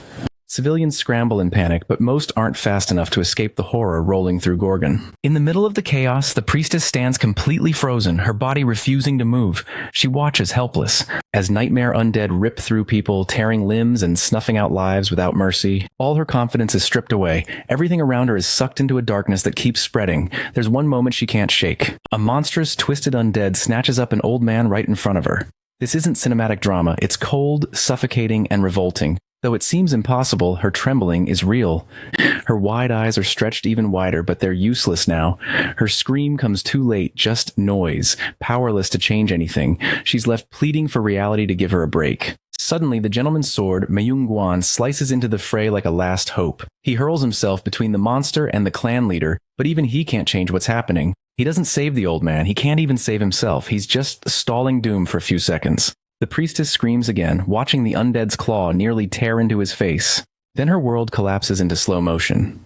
She's caught on the fact that nothing matters anymore. Every action feels meaningless. Every what-if is a joke, and she knows it. That realization breaks her worse than the monsters do. Watching Myung-gwan's fate, she understands something bitter. Free will means nothing if the universe is just mocking you. Hope is a scam drowned by the same outcome: death. Just as she's surrendering to being swallowed by the nightmare, giving up because even fighting back feels like lying to herself, an explosion of blinding light rips through the massive monster, slicing it clean in two. The shock is sudden and sharp. There's the Lightning Clan leader, Yoon-young. But clearly fed up with the chaos, he's trying to snap the priestess out of her trance. But it's not working. The girl's still locked in her own shock, frozen and unhelpful. His tone is anything but gentle. The nightmare situation keeps spiraling, and her wide-eyed existential paralysis is just making it worse. Yoon-young turns his attention to the rhythm of the battle. Kang Hwang, Kaiman, and Yoon-young himself are working like clockwork, fighting for their lives. The priestess, rigid as a statue, watches them with confusion. She can't understand why they're pushing so hard. She thinks hope is long gone, buried under death and ruin. Watching them fight through the madness only baffles her more. We get flashes of Yoon-young pounding the ground, forcing monsters away from her. while Kaiman's blade cuts down anything that gets too close. Kang Huang is in the mix too, patching up gaps in their defense. To the traumatized priestess, it looks like raw courage or maybe recklessness, but for them, it's just survival and sheer willpower. Yoon Young, alert even in the chaos, knows the truth. They're barely holding on. There are too many monsters and they're only getting nastier. Just when it feels like they'll be overwhelmed, a new focus emerges. The Gorgon tattoo on our protagonist flares up. A warning, a signal. He's cutting a path straight for the Magret undead. No distractions, no side fights, just him versus the biggest nightmare in the room. The thing isn't just a monster, it's a death sentence. 3 cold eyes, jagged teeth, wicked spikes and claws that promise instant agony. But Jaewon doesn't flinch. He dispatches lesser monsters like they're nothing. His moves are clean, fast, and ruthless. One moment he's thrusting, the next he's slicing, but he keeps his composure, never going full berserk. He knows this enemy is different. The monster bites at anything nearby, turning anyone not quick enough into instant carnage, so our hero keeps his distance, watching, measuring, waiting for the perfect opening. This isn't just a fight anymore, it's a test of survival and strategy. Jaewon, ever the one to bend the rules, knows his best bet is to back up and go long range. That's the plan. Create space, strike from afar, stay alive. But the Magret isn't brainless. It has its own long-range attack and it doesn't hesitate. Whatever it's about to unleash is anything but pretty. Our boy barely dodges, scraping by as destruction explodes behind him. The monster readies itself for another round, charging up again. That's when he makes the bold move. Instead of dodging, he braces himself, ready to block the attack, almost as if he's daring to test the very depth of hell. The battlefield goes quiet as the Magret loads its main mouth for a devastating strike. Cut to Chung-Hoo, fighting his own monsters on a different part of the battlefield. He's far from panicked like the priestess, but his hands tremble not from exhaustion but from memory. The last time something like this happened, the aftermath was a graveyard, and he remembers every loss in excruciating detail. Even with all his experience, he senses the unwinnable nature of this fight. The word hope echoes in his mind, bringing back a memory of Mulak, the old fortress master. He remembers Mulak saying hope isn't some flowery ideal, it's a necessity. Sometimes people need hope that's so bright it drowns out even the deepest darkness. With all this talk of hope, we're shown Jaewon in action. Our protagonist is already deep in the fray, charging straight at the beast as it charges up. No hesitation. He knows exactly where the blast is forming, and he plunges his blade right into its core. He's done testing. He's aiming to end the nightmare before it can even finish its attack. Moments later, a blinding flash slices through the battlefield, forcing everyone nearby to shield their eyes. It's coming from the exact spot where Jaewon has been locked in combat with Magret. Chung-Hoo's gaze tracks the light, and what he sees next nearly freezes him in place. Our boy is standing there grinning like a madman, fresh off landing a heavy blow on the creature. The monster looks even more grotesque now, somehow more revolting than before, as if the hit peeled back a layer too far. Chung-Ho watches, already past the point of trying to make sense of whatever Jaewon is. The guy just doesn't fit any logic. But the Magret isn't done yet. It lunges, its nasty tongue whipping out, rib-like spikes wrapping around him, trying to end things on the spot. The jaws clamp down like a bear trap. Even so, our protagonist doesn't panic. He blasts his way out of the creature's grip, not giving it a moment to savor its catch. Then it starts, the glow in his eyes, his blade poised to give the monster a taste of real pain. Chung-Ho recognizes what's coming, and gets deja vu from Jaewon splitting the sea earlier. It's the same move, the signature strike. He's charging it up, ready to cleave the... Meanwhile, Shin Muguk, watching all of it unfold, finally gets it. He turns to Chung-Ho and says what everyone's thinking: Jaewon is the most reckless person he's ever seen. Chung-Ho just grins. Reckless? Sure. But that's exactly what makes him who he is. He'd protect that madness with everything he's got if it came to it. Jaewon is the most reckless person he's ever seen. Suddenly, everyone else is fired up too. Shin Muguk's ready to leap into action. Even the traumatized priestess clan leader who'd been frozen like a statue starts to come around.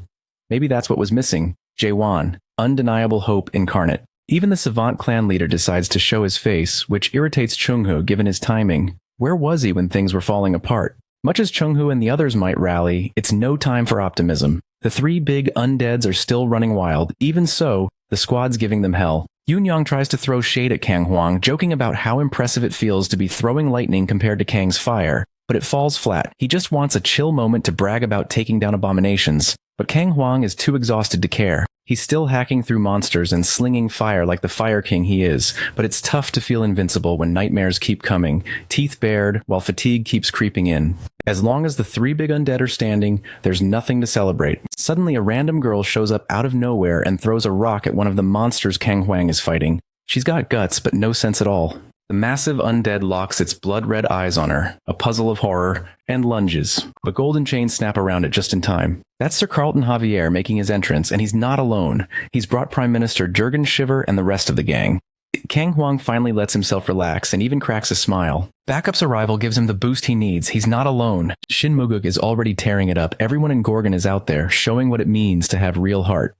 We swing back to our hero. He's not just fighting, he's rewriting the rulebook. He carves a hole straight into the Magritte, then finishes it off with a gravity-assisted strike. His blade glows, lighting up the whole Gorgon fortress as if announcing exactly who just dropped the hammer. Fast forward 10 days. The smoke is cleared, damage is being tallied, and there's a wild buzz on the streets. Chaos is alive with the news. 3 of the great undeads, including the dreaded backward Magritte, were taken down by the heroes of Gorgon.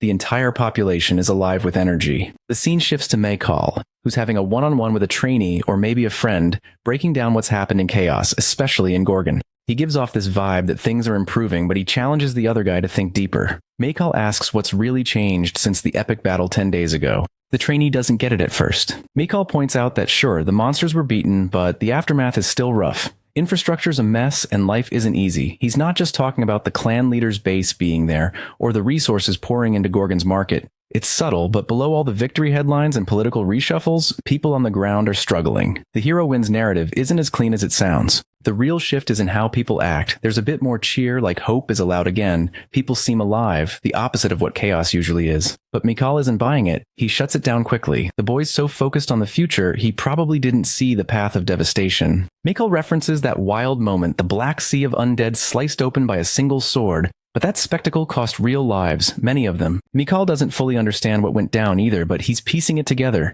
Everyone was there. People's eyes were full of hope that night for real. They're clinging to the half-truth that Gorgon's doing better now, which, in his opinion, is kind of foolish.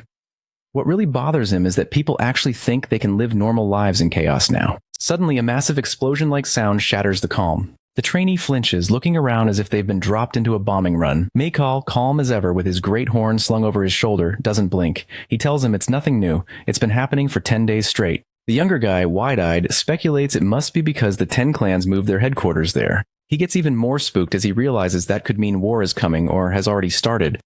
Mikal doesn't confirm or deny it. Whatever's going on, it feels like war. Meanwhile, up at the training grounds, we see what Jaewon's been up to. He's not relaxing. The blade wielder has been grinding the clan leaders, training them hard, making sure when the expedition comes, they'll all be ready. A sudden glass shattering sound hits the scene like a bomb, and Lim Jin Hong's face freezes in sheer disbelief. The man looks like someone just told him the sky's purple. He literally has to ask his subordinates to repeat themselves word for word, because he cannot accept what he just heard. Apparently, some guys just took out a mega undead. There are only 3 of those monsters in all of Chaos. Slaying one isn't something you do casually. It's only supposed to be possible for someone ranked above a lieutenant general, so no, he's not buying it. He immediately orders his men to dig deeper and figure out what's really happening. Still stuck on it, he's convinced this is one big mistake or some kind of misinformation. What he doesn't know yet is that in 4 days' time, he'll be staring at the complete wipeout of the North Branch of the Forbidden Heaven clan, not just defeated, but decimated. Meanwhile, over in Gorgon, it's a different kind of chaos. All the clan leaders are gathered, looking like they just walked out of a bar fight, bumps, bruises, and the whole mess. And there's Jaewon absolutely unloading on them. Yoon-young, who usually jokes his way through trouble, is on the verge of tears. He mutters something, and our protagonist snaps, calling him out. The fortress master wants to go around the room and give every one of them a reality check. Yoon-young, fast, but that's all. Kang Hwang, strong, but moves like a rock. Jigelmun overthinks everything and reacts too late. Jagok Ryong is agile and sharp, but her stamina is trash. Kaiman, though, stands out as the best among them. Solid fundamentals and no glaring weakness. But that's where it ends. He's just the king of average with no killer edge. To our boy, it's obvious. These folks have been cruising on easy mode for way too long, living off what's been handed to them instead of truly earning it. Chung-hoo, who usually laughs things off, actually loves that take. He sticks close to Shin Muguk, agreeing wholeheartedly. But Jaewon doesn't spare him either, calling Chung-hoo out for being too weak. Considering these people have lived for 1,000 years or more, it stings. Chung-hoo is pissed, but he knows Jaewon isn't wrong. His memories stretch back 900 years when the 10 clan leaders were monsters. Minimum 7th stage adapters, no joke. Leading the Heavenly Dragon clan, top dog even then, was a 9th stage powerhouse. But even with all those heavy hitters, the one who made them look like amateurs was Mulak, the mayor. That guy was on a different level. Yet even with all that power, the Abyss still chewed through them because the Abyss doesn't care who you are. It's built to break the best. Our hero isn't impressed with what just went down. He straight up shames the current group for getting this banged up just by wiping out a single branch of the Forbidden Heaven clan. If this is their state now, how are they supposed to face the real HQ in Manticore? Forget the Abyss. They'd get destroyed just knocking on the front door. The Fortress Master's patience runs out. He decides right there and then, it's Hell Week. Hardcore special training, no breaks, no excuses. That's when Jigelmun jumps in, trying to inject some reason into the room. He gets the sense that maybe the Fortress Master is out of the loop about how adaptation works, so he dumbs it down for everyone. Everyone here is an adapter, but the real grind starts after that. Going from non-adapter to first stage takes about 10 years. First to second, try 20. Third stage, 40. It just keeps scaling up like some never-ending staircase. Living humans can't even begin to dream of reaching the fourth stage. Most would be dead before ever getting there. Meanwhile, Jaewon has that mischievous glow in his eye, like he's plotting something wild, and the strategist is starting to sense what's up. He suspects our boy is trying to push them all toward awakening. If that's the case, he's got bad news for him. That's not how awakening works. You can't just train for it like earning a gym badge. It hits you out of nowhere, sudden and brutal. Our protagonist is actually stunned for a moment, like he hadn't expected that. But there's still one thread he can hang on to. There's a consistent pattern for those who awaken, and he knows it firsthand. You have to give up your world, not metaphorically, literally. That's when Chunghu steps in, laying it all out like a prophet. There are 3 stages to becoming awakened, but for now, only the first matters. You destroy the world you came from, the world of adaptation. The life you've lived so far, that home's got to collapse. Not everyone gets it right away. It's too abstract. So Jagok Ryong spells it out. Let go of your status, your systems, all the nonsense you've been conditioned to believe. Forget everything you thought was true about power and progress. Yoon Young for once finds her words surprisingly insightful. He wonders how a guy like him ever became a clan leader. He doesn't get offended. He's already back to chilling. The man's an overcharged adapter. His potential nearly unlimited. He's got natural ability with everything. When Yoon Young puts it that way, he sounds like some next-level prodigy, especially since he can grow 100 times faster than your average adapter. So that's no small feat. Overcharged adapters are rare. Even the 12 Lords are part of that group. So Kang Hwang rolls his eyes at this. Half of it, he claims, is just good marketing. He points out that everyone here is an overcharged adapter too. Except, here comes the shocker. Kaiman isn't. Out of everyone, he's the odd one out. No special engine under the hood. That's wild considering how skilled he is compared to the rest of the clan leaders. The thing is, Kaiman doesn't care about any of that. He's ready to toss away all his talent, his world, even his sense of self, just for power. The only thing he's determined to hold on to is his burning hatred for those 12 lords. That obsession fuels him. Jagok Ryong steps in and tries to talk some sense into him, reminding the Southern Sea Clan leader that he's talking about wiping out everything. Gone, vanished, erased. She brings up the Great Disappearance, which is yet another can of worms our boy hasn't even heard of yet. By now, Jaewon's used to this kind of lore surprise. He raises an eyebrow, curious about what's coming next. She explains that around 700 years ago, cracks began appearing all over the Almighty Land. Back when everyone was locked in battle with cultivators, the cracks weren't just phenomena. They were more like a rogue terrorist group with a clear message. Reject the current world, awaken yourselves, and head for the Forgotten Land. The monarchs responded by agreeing to wipe them out. The philosophy those rogue adapters preached, it matches up a little too well with what the Fortress Master is now suggesting. Jaehwan wants the crew to let go and aim for true awakening, that same message. Back then, the cracks managed to rally thousands of adapters to their cause. The wildest part is that no one knows where those people ended up. It's like they disappeared from reality, poof, gone, as if they never existed. Jagok Ryong isn't just sharing this on a whim, she's narrating because some of the returners were her friends. A handful made it back, claiming to be awakened, at least first stage, but they were never the same. Whatever they saw, wherever they went, it changed them fundamentally. And that mystery is still unsolved. They came back deeply damaged. Our protagonist isn't in this for drama. He genuinely wants to know what happened to those who called themselves awakened, because from his perspective, there haven't been many around lately. That's when Jagok Ryong drops the real bomb. Every single one of those who returned eventually killed themselves. Straight up, they couldn't handle it. Some suffered complete mental breakdowns, others faded into madness, and a few lost their memories entirely. No matter what form it took, amnesia, insanity, unbearable knowledge, it all ended in the same place. Identity collapse, existential nightmare territory. They all ended up claiming in some way that they no longer knew who they were. Our boy gets it now. He draws a clear line. He's not part of the Cracks movement or any cult, but he won't pretend this new road is safe or easy. It's as dangerous as it gets, and Jagak Ryong is right to be wary. That's why he won't force anyone. He only wants volunteers, not blind loyalists, but people willing to face whatever this is head on. So there's just one more question to answer. What's he going to do with the ones who don't volunteer? Jaewon's never been the type to leave anyone behind. He's not going to toss them aside. He'll help them grow in their own way too. Even if Jagak Ryong still thinks this is another setup for disaster, he sincerely wants everyone to grow stronger, to adapt and evolve beyond anything they've known. She facepalms at hearing his evolving spiel again. The Fortress Master still acts like he couldn't care less about the full context. He basically ignored Jigelmun's explanation that constant training isn't going to magically leap them up the adaptation ranks in a week, but it seems our protagonist has a workaround. Next, everyone follows him to a strange building none of them have seen before. Makel is already there, standing like a proud mechanic, letting Jaewon know everything's ready to go. Yoon-young's the first to notice it. The entire building is built from the horns of horned beasts, elite-level craftsmanship. The Fortress Master makes sure no one is left in the dark. He wants every single one of them to understand exactly what kind of hell they're signing up for. Suddenly, their notification panels light up. A prompt flashes. Do you wish to become Tower Walkers in the Tower of Nightmares? Chung-hoo stares at the screen, his eyes wide, jaw dropped. He knows exactly what that means. So yeah, it's only a matter of time before the tower properly welcomes our squad. They're already picking up on the vibe, a genius move in the making. Chung-hoo is especially impressed, quietly wondering how a human managed to pull off something only mares are known for. It doesn't take long before the group starts pointing out just what kind of place this is. Kaiman notices right away. There's nothing above the second floor. That's exactly why our boy brought them here in the first place.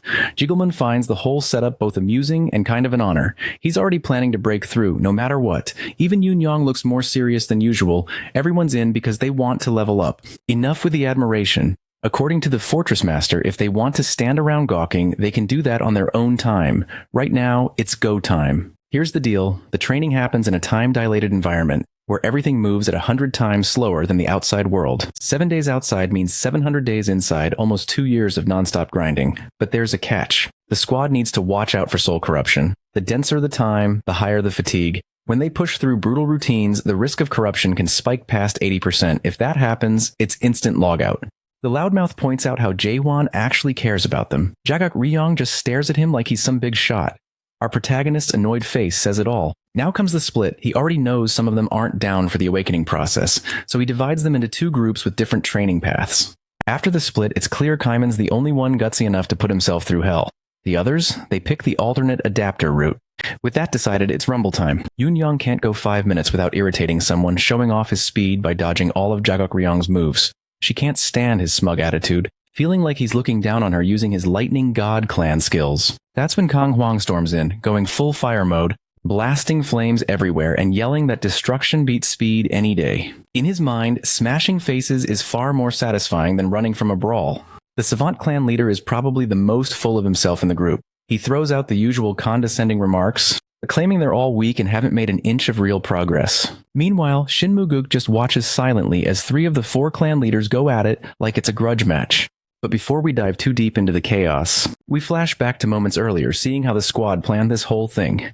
Kaiman was always going to choose the awakening process. But Jagak Ryong doesn't get how the rest are going to use this tower to level up when everyone else is already maxed out as adapters. The clan leaders are way ahead of non-adapters, and climbing higher isn't exactly easy. According to her, they'd need a god-tier skill book or some divine revelation to make even the tiniest bit of progress. Naturally, Yoon-young chimes in with his usual shady idea, just steal the skill books. It's hard to tell if he's joking, given his sketchy past, but no one is shocked.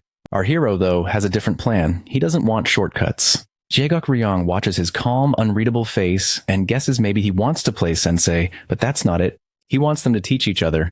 Sounds cheesy, but Shin Moo-guk of all people actually thinks it's genius. Not just clever, but the kind of thing that makes you wonder why no one thought of it before. The thing is, these clan leaders are all proud pricks. Never would have come up with something so cooperative on their own. Even now, learning each other's skills is a long shot because they just can't stop arguing about who's the strongest. But even with all that dysfunction, Shin Moo-guk's got a gut feeling these idiots will level up, somehow miraculously. At least, he hopes. Meanwhile, his thoughts drift upstairs to Kaiman. If anyone's really suffering right now, it's him. Cut to the swordsman, drenched in sweat, swinging his blade. He's lost all sense of count. Could be 10,000 swings, 100,000, maybe 1,000,000 by now. His arms are running on pure muscle memory. waging war against himself. Even now, the Fortress Master treats him like a rookie, reminding him to breathe between slashes, calling him out for skipping beats, saying he'll never hit real strength unless he fixes it. Kaiman keeps questioning the process. Is this really how you awaken? Is this what it takes? But Jae-hwan shuts down that kind of thinking quick. No room for doubt. They talk about why Kaiman's frustrated. It's just being stuck. The only sound beyond the coaching is the swish of his blade. He's not missing the other adapters. He's not even comparing himself to them. He just thinks he's not that talented, not built for this kind of change. But our hero doesn't buy any of that. He draws a line between Kaiman and the overpowered adapter brats with egos the size of continents. The swordsman's not some cocky clan leader. He's got heart, grit. That matters more. Consistency, purpose, and willpower beat raw talent every time. Awakening isn't for the gifted, it's for those who bleed for it. Just when Kaiman's about to doubt himself, the Fortress Master gives him a vote of confidence. Makes it clear he trusts him and asks for trust in return. That spark is all it takes. Kaiman doesn't just swing, he shifts, now hitting with real power. If she didn't know before, she would now. Chung-hoo made up his mind ages ago. He's done with the cracks and human psychopaths. That doesn't stop Seola from trying. She's determined to convince him he's got it all backwards, that the cracks are actually fighting for humanity. They're the only ones left who still care.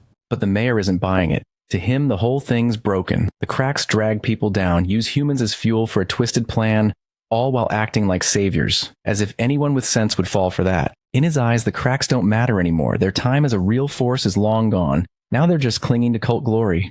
Even the lords once marked them as a threat, but after the Great Disappearance, that faded. Seola laughs at that, soft but sharp, hypocrite much. She hasn't forgotten, Chung-hoo didn't just support the movement leading to the Great Disappearance. He helped lead it, 700 years later, and now he wants everyone to forget? Not likely. That one lands harder than the old-timer lets on. Chung-hoo tries to keep his composure, but she's clearly twisting the story to suit herself. He remembers things differently and points out the intentional gaps and misrepresentations, yet he still can't bring himself to meet her gaze. Staring at the floor hardly exudes confidence. There's at least a kernel of truth in what she's saying. Seola, too, doesn't hold back. He saw everything unfold. The Great Disappearance happened right before his eyes, and he didn't intervene. Whatever transpired back then, Seola wouldn't be who she is now if he hadn't played his part. The most disturbing part is that there are still real people in the crack, clinging to his grotesque techniques as if they were gospel. Out there, they're trying to awaken by tearing each other apart, swinging swords, stabbing, dying, and repeating it all in a deranged ritual. Round after round, the violence continues. His past isn't just a lingering shadow, it's still bleeding into the present. Survivors keep swinging their swords, lost in madness. As she pours a glass of wine, harsh flashes of these scenes surface. People killing cultmates in a blood-soaked well. The worst part is that this brutality is the goal. Only a handful survive after slaughtering their comrades to deaden their emotions. They continue, numb, swinging a billion more times without feeling. That numbness, that hollow inside, is built into the process. Awakening requires tearing away what makes you human, just to see what remains. The old man knows this better than anyone. He hasn't met her eyes in ages, dodging a truth he buried deep in avoidance. Suddenly, Seola brings up how all of that leads only to the first stage of awakening, dismantle. But the moment she says it, something in him snaps. He's furious. That's not the right way, nor the right word. His sword is drawn before he realizes it, reflex taking over. It's ironic, coming from someone not even fully awakened. He pulls her into his white world, the same space glimpsed when he treated Mino, a blank canvas still untouched. That's the irony. The man who chased awakening like a religion is too afraid to create his own world, scared he'll lose whatever soul he has left. She, on the other hand, isn't afraid. Whatever chaos she's conjured on her canvas is deeply disturbing. That's when he realizes times have changed. Seola is now the second co-captain of Crack. She's not here to show off, though. She attacks, flinging blood-stained sickle chains, each drop telling a story. This is about more than rank. The way she moves, the raw force behind her strikes. She might have reached the third stage of awakening. Then she unleashes her power. The blood on her chains pulls him directly into her unique world, a nightmare landscape. He's frozen, wide-eyed, as if his soul stopped cold. The ground is littered with corpses from cult violence, bodies hacked apart in slaughterhouse fashion. And then it clicks. This is the aftermath of the Great Disappearance. This sea of blood, the stench of massacre, this is her unique world. She gives everything. The dead don't pretend to live, and chaos never changes. Even if neither can say it aloud, the truth remains. Chaos has no hope. Seola still makes her offer, wanting him back in the crack. But the old master isn't turning back. He senses the shift she just triggered, faint but undeniable. Change is coming, and he believes it. His expression betrays him. This new fortress master, this unexpected hope, is dragging even the most stubborn veteran into belief. It's remarkable that neither the disaster 900 years ago nor the massacre 700 years back knocked sense into him. Ciola's anger boils over. Her voice turns bitter. She wants him to fail again, hopes that blood-soaked defeat clings to him like a curse, praying he'll abandon his new allies just as he once left the Crack. Regardless, Crack is watching. They're not finished with him yet. Meanwhile, back at the Nightmare Tower, Kaiman is deep into his awakening arc. Stage 1, the question, he confronts a doppelganger made of his own doubt. Stage 2, understanding the world he just questioned. Stage 3, erasing it all, leaving it blank. He's meditating when Jaewon bursts in, sword drawn, shouting at him for sitting idle. Our boy demands he stop pretending and fight as if his life is on the line. Kaiman feels weak. He knows he can't win. Our protagonist, though, is already on another level. He's not here to coddle anyone. He's tired of excuses. The clash comes fast and hard, existential, as if Jaewon isn't merely attacking Kaiman's body, but ripping through his very core. Judging by the aftermath, he nearly did. Kaiman spirals, wondering if any of it meant real growth, ready to give up. But our protagonist isn't finished. He tells Kaiman to stop letting the world's chains hold him back. Something inside Kaiman snaps. He releases the weight of the world, breaking his shackles. His awakening reaches stage 3. This time he's ready, eyes glowing. Kaiman raises his sword, surrounded by razors of water and berserk waves. Without hesitation, the two collide. Jaewon's Moon Eye world spills into reality, colliding with Kaiman's water waves in a display that borders on mythic. After their brutal clash, rain falls as if the sky itself is exhausted. Kaiman drops to one knee, only his grip on the sword keeping him upright. Jaehwan calmly walks over, offering congratulations for reaching the 3rd stage. Kaiman, still dazed, wonders if he's truly grown stronger. Our hero smiles knowingly and nods. The scene pulls back, revealing the devastation left in their wake. Kaiman's realization lands hard. He's nowhere near Jaewon's level, not yet, not like this. Our boy's 3rd stage awakening stands leagues above the rest. Cut to the inner fortress. The expedition is back on, but this time it's everyone except just Jaewon. Someone finally calls out the system for what it is. Unstable, broken, riddled with nepotism. The so-called 4-fortress treaty to avoid the abyss, ready to be buried. The catch, it's a 3-fortress meeting thanks to Lim Jin-hong's takeover of Manticore. For now, Gal Huidong represents Garuda. Dryad brings Issa Landcroft. Shiver is stuck managing Gorgon. The adaptation team of clan leaders is present. The Prime Minister likely regrets letting our protagonist step away to train, because right after that, the emergency meeting was called, and Garuda's fortress master wasted no time making demands. Typical. Kang Huang and Yoon Yang are already fed up with the delegates. After ignoring everything, these people now want to lead the Abyss expedition? Not a chance. Meanwhile, Shiver tries to steer the discussion back to the original issue, the hidden clans. But the real problem is the missing awakened heroes. Technically, the Prime Minister can fill in, but in matters like this, the Fortress Masters make the decisions. Jaehwan in Gal Huidong's eyes is still just a 60-year-old kid. The 8th stage adapter says so openly. Putting our boy in charge of the Abyss expedition to him is like tossing car keys to a toddler. Yoon Yang isn't standing for it. The instant Gal Huidong throws shade, Yoon Yang snaps, lightning crackling, fists clenched, ramping up the tension in the room. He warns the Golden Monarch to choose his words carefully. Honestly, his origins leveled up from sheer audacity. But in true form, Yoon Yang didn't think it through. Did he expect the delegates to stay calm while Garuda's fortress master is threatened? No way. At this point, it's beyond politics, it's personal pride. The adapter team has had enough. And with Kang Huang stepping in, it's clear they won't sit this out. Everyone in the room feels it. They won't let Gal Huidong or the so-called Almighty dictate leadership of the expedition. The decision is made. Our protagonist will captain the expedition. End of story. No votes, no debate.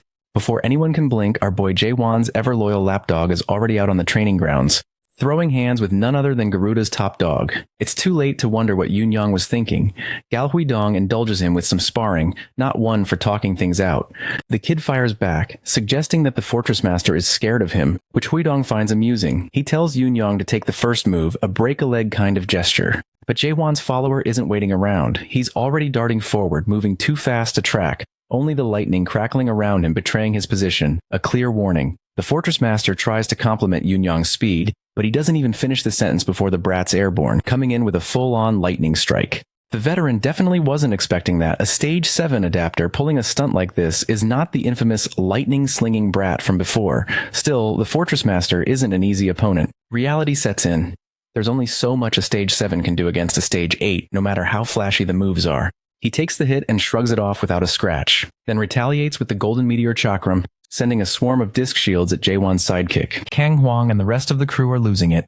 watching their guy get hammered. Meanwhile, the Fortress Master is already celebrating, picturing himself in the expedition captain's chair. But the joke's on him. Yun-Yang isn't down, not even close. He's back up, lightning still arcing around him, warning everyone that round 2 is about to get wild. The Lightning Kid points and tells his opponent he's about to see something unforgettable as the meteor discs power up. He surprises everyone by unleashing a fire technique, one that's way too close to Kang Huang's to be a coincidence. The Fortress Master isn't giving out gold stars, especially not after Yun-Yang follows it up with Jiggle Mun's notorious 8 invisible traps move. He freezes, catching the implications. Some of these so-called clan leaders must have swallowed their pride. Who trades away a legacy just to get their hands on someone else's technique? It's pathetic, but even the Fortress Master has to admit that pride doesn't pay the bills. Suddenly, Yun-Yang, knives in hand, closes the distance and lands a brutal hit. The Fortress Master's chest shows the dagger wound. That's enough to make him angry. Maybe the lightning brat pushed it too far, because now his opponent isn't holding back, with the meteor chakram accumulating and his aura swelling. Jae Hwan's follower realizes he's kicked a hornet's nest. Mayhem erupts. Delegates, security, and even the Fortress Master's own men scramble for the exits, trying to escape before the spinning discs tear up the training ground and turn it into a rocky sandstorm. The destruction is immediate, but Issa Landcroft and Shin Muguk remain watching. The Garuda Master calls out the lightning brat, taunting him to survive this storm. Catching a bolt of lightning, he suddenly realizes he might have spoken too soon. At the height of the sandstorm, Yun-Yang cuts through the rocky tornado, closing the gap with ease. He even gestures mockingly at his opponent, a sarcastic pat you on the head move. The Storm Slasher counters the Meteor Chakram with the Savant Clan Leader's Cloud Dragon series Heavenly Sword attack. In a flash, he's got his knife pointed at the Fortress Master's forehead. Shin Muguk steps in immediately, signaling that things are going too far. The Mediator tries to calm the situation, reminding the Fortress Master that this is over. There's no need to summon the Guardian Horn Beast Garuda, an anti-dead god weapon.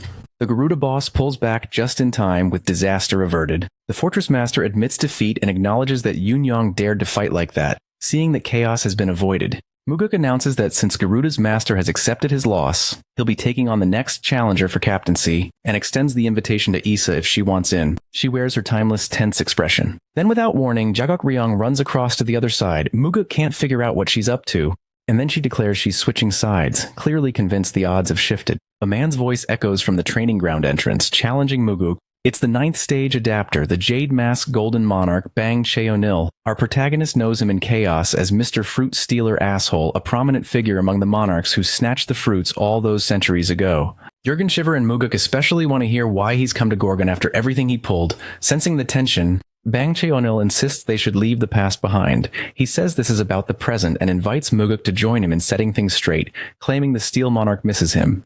Shin Muguk can't decide which is more pitiful, Heoyu accepting Bang Cheonil, or Cheonil choosing to serve under the Steel Monarch. The man points out that Lord Heoyu is so forgiving, while Shin is stuck in the past. In the Jade Monarch's view, at least martial artists should stick together.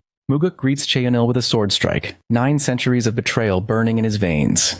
The Jade Monarch blocks the blow with a bare-handed jab, forcing him back. What Shin can't comprehend is how these guys managed to win over the Priestess clan leader, the Fortress of Garuda and Dryad. Cheonil just shrugs, calling it mere homage in exchange for advice. More of a display of cooperation, he blocks another swing with just his hand, making it clear that the Gorgon Fortress Master and his loyal followers are the ones causing trouble by chasing a diluted dream.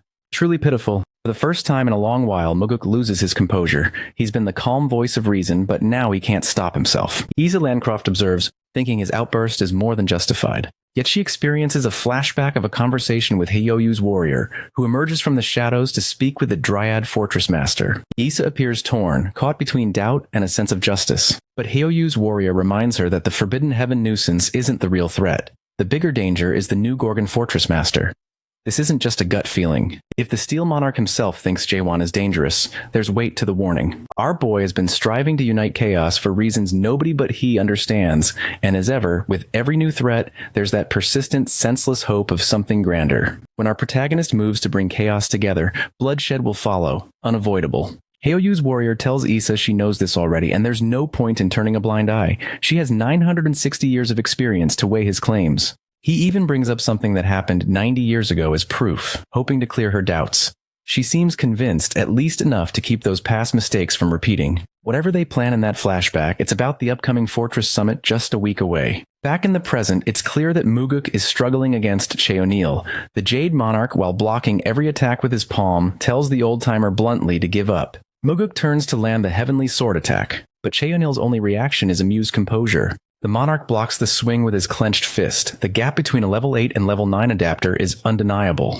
Cheonil leans in, whispering that Shin should pick up some adapter skills and stage upgrades before trying again. In a flash, Cheonil thrusts his palm into Muguk's chest, knocking the veteran back several feet. Even though the strike is uneventful, it's lights out for Shin. Jagak Ryong can only watch, stunned by how overpowered these monarchs are. What's even more alarming is that this jade-masked golden monarch, ruler of the 12th region, isn't even the Grand Monarch. Above him still sits the Grand Monarch, followed by the Lieutenant General, then the Major General.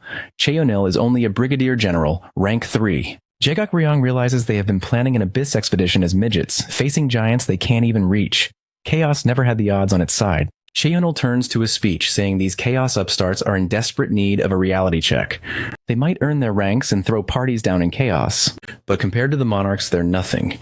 As he's talking, an attack nearly grazes him. Muguk, battered but far from finished, is back on his feet, surprising even Cheonil. All he manages is to stab the monarch's hair, though. The Jade Monarch warns him not to press his luck. Staying in the fight will only get him killed. Shin refuses to back down, spitting that the monarchs only won last time by stealing the resurrection fruits. Chaos lost comrade after comrade, and no one from that day has ever truly moved on. Cheonil watches his old friend's persistence and considers that perhaps Shin has finally chosen death. Muguk charges, fury blazing, aiming to cut him down with a sword strike that's noticeably different.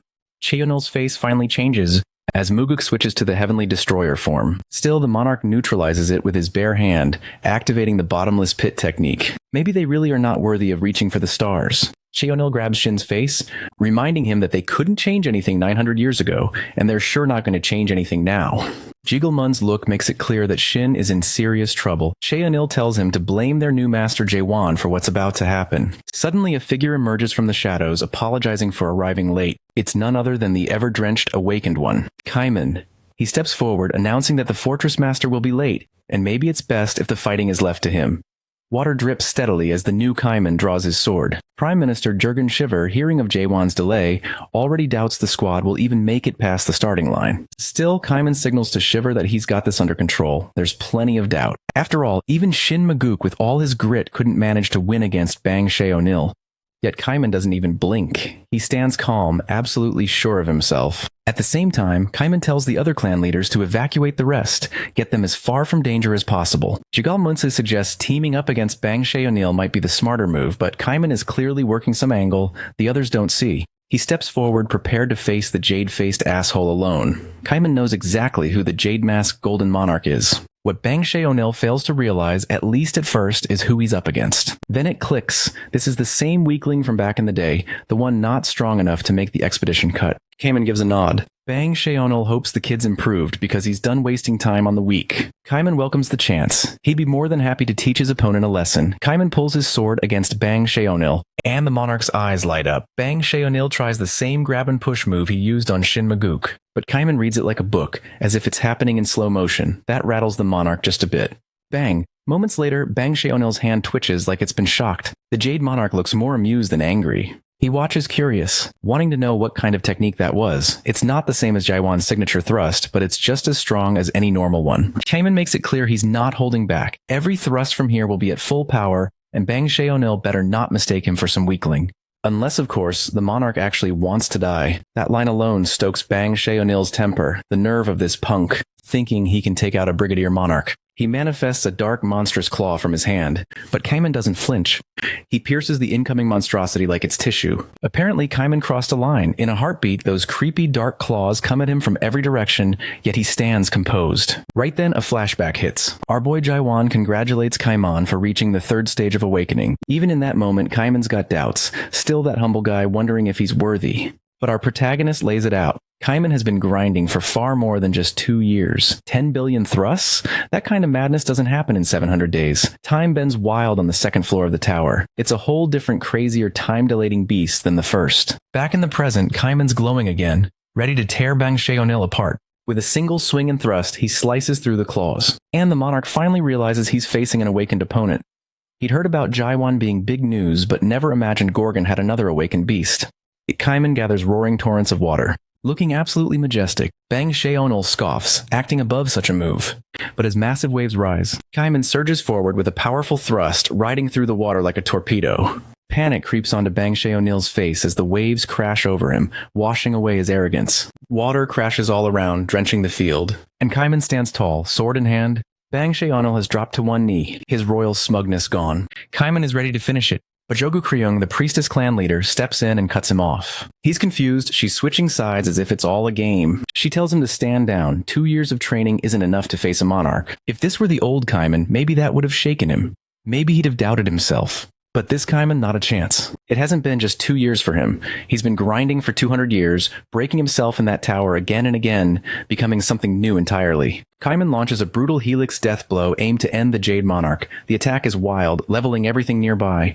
Jurgen shiver, and the others stand there, stunned, realizing the monsters they've nurtured. Shin Muguk understands now Kaiman actually did it. He killed the bastard. It all makes sense to the others. Our hero didn't just send Kaiman because of a scheduled delay. Jaiwan knew they were growing too dependent on him, and that it was time for them to stand on their own feet. Kaiman proved just how capable they've become. That showdown was absolute slay. The news is exploding everywhere. Kaiman, the Southern Sea Clan leader, didn't just go up against the Jade Monarch, he finished him for good. It's the sort of headline that sends shockwaves across the entire continent. Iceland Croft is reading about it when Kaiman shows up, and she still has that lingering conflict in her gaze. She doesn't hold back her real concerns, though. She's genuinely worried that he might actually be considering teaming up with Jaiwan against those at the Resurrection Palace.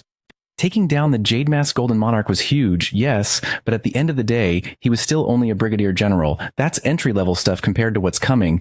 The Supreme Monarchs are in an entirely different league. From here on, every step means facing monsters who make the last guy look like a warm-up boss. Our boy isn't wavering. He's tired of being held back by the past, trapped in self-doubt and regret. Last time, 9 centuries ago in the Abyss, he froze, but this time there's no turning back. Iso watches him, genuinely impressed. He's not the same person who used to choke on his own insecurities. The Kaiman standing before her now has flipped the script. That endless hesitation he used to carry is gone. Now he's the one leading, clear-eyed and determined, pulling others along with absolute conviction. She stands by the window, taking in the city around the Tower of Nightmares, alive with ambition. They call it the Artisan's Tower these days, but for her, it's still the same old story. Cultivation through towers is nothing new, but Kaiman is different. This place isn't like those typical cultivation towers. No products, no cultivators, nothing of the sort. That's when it dawns on her. The reason he changed is probably the Artisan Tower. He must have climbed it, pushing himself beyond his limits. And now he's intent on proving to the Dryad Fortress leader that it's no illusion, no trick. No one here is pretending anymore. These people are done running. Everyone in Chaos wants to earn their lives, not beg for them. She can't look away from the scene. It's not just power-hungry maniacs like Yoon Young and Kang Huang filling the streets. Now it's the regular people, ordinary citizens, and in a strange way, it's beautiful. After 9 centuries living a lie, they're determined to build something real, not taken, not granted, but truly theirs. Meanwhile, Jaiwan and Chung Hyo are having a quiet conversation beside a peaceful lake. The 3-Fortress Summit is probably finished by now, Jaiwan notes. Chung Hyo agrees. And the topic shifts to Kaiman. Jaiwan teases that maybe Kaiman's even stronger than his old friend now, which gets under Chung Hyo's skin. He might be annoyed, but the truth is this kid is centuries younger and could probably best him in a fair fight. Then Jaiwan gets serious. Why start over from scratch? Chung Hyo's awakening was brutal, violent, and traumatic. He never made it to the 3rd stage, bailing before he could. Now he wants a new path, a clean awakening, not one bathed in regret. Chung Hyo slips into memories of his time in the crack, of nights spent crawling out of the mud with nothing but that same cursed word, dismantle. No variation, no freedom, just grotesque survival in a world of blood. First came dismantle, then assemble, and finally self-surrender, a cycle so rigid and cruel it might as well have been carved in bone. We see flashes of him soaked in blood, repeating the same ritual again and again. He knows it wasn't a profound awakening, it was just a meat grinder with a fancy name. Back then, muttering dismantle every time. There were no questions, just instinct. The assemble stage never brought him pain. There was no space for feeling. But Jaiwan, that guy's existence is built on questions. Everything in our protagonist's journey is a why. Life, world, purpose. Why? That constant questioning tears him apart. There's even a glimpse of the eerie Moon Eye, our hero walking through a world wrapped in barbed wire, filled with unanswered pain and unresolved questions. Even his so-called unique world is no escape. It's as real as it gets. Then, out of the blue, Chung Hyo asks how old Jaiwan is. It seems random, but he actually heard from Mayad about the 3rd floor being completed. Mayad mentioned that the time density on that 3rd floor is insane, much wilder than the 2nd. Yet Jaiwan was only in there for 2 days, so what's the real number? Turns out it's 1,000 years. He probably made more swings in there than breaths outside. Chung-hyo is floored by the answer, but he's not about to shower Jaewon with praise. To him, our boy is still just that same punk kid with a fancy title. Yet deep down it throws him off. This guy lived through a millennium of hell and doesn't even look satisfied. Who is he really? Then Jaewon suddenly stands up, announcing that it's time to head for the Resurrection Palace, the one place that might finally offer a real challenge. Chung-hyo suggests waiting until Gorgon has more awakened barracks like Kaiman. But our protagonist has already run the scenarios in his head. He knows the monarchs aren't just waiting for new awakeners. Sit around and they'll strike first. The plan is simple. Make a move before the enemy expects it. He doesn't want to raise the place, just grab the key pieces in the Resurrection Palace. Chung-hyo gets it. The real target is the mayor's treasure, an artifact that blurs the line between the living and the dead. And then there's the Narrow Gate, a passage into chaos while alive. If they destroy it, the monarchs lose their monopoly. Without hesitation, Jaewon and Chung-hyo make for Manticore, where the path to the Resurrection Palace begins. Chung-hyo knows this won't be easy. They're walking straight into a trap set up for Jaewon, but that's just how it is. And our boy, he walks right up to the gate, throws it open without blinking, and says what he always does. If it comes to that, if chaos comes crashing down, he'll do what he's always done, burn through it. Jaewon charges into Manticore Fortress with zero plans, no sneaking, just full send. Chung-hyo suggests they could have slipped in quietly through the alley, but our boys set on doing this loud. They'll need all their strength for what's coming, and Manticore isn't even the final boss. He unleashes his aura, draws Dokbul, and goes feral, thrusting, swinging, and slashing like a storm. Meanwhile, Lim Jin-hong watches the chaos unfold on his holographic screen. Every rumor about Jaewon, all true. With reports of the Northern Forbidden Heaven base and the Path of Waves, everything finally clicks for him. If only he'd gotten that highlight reel a bit earlier.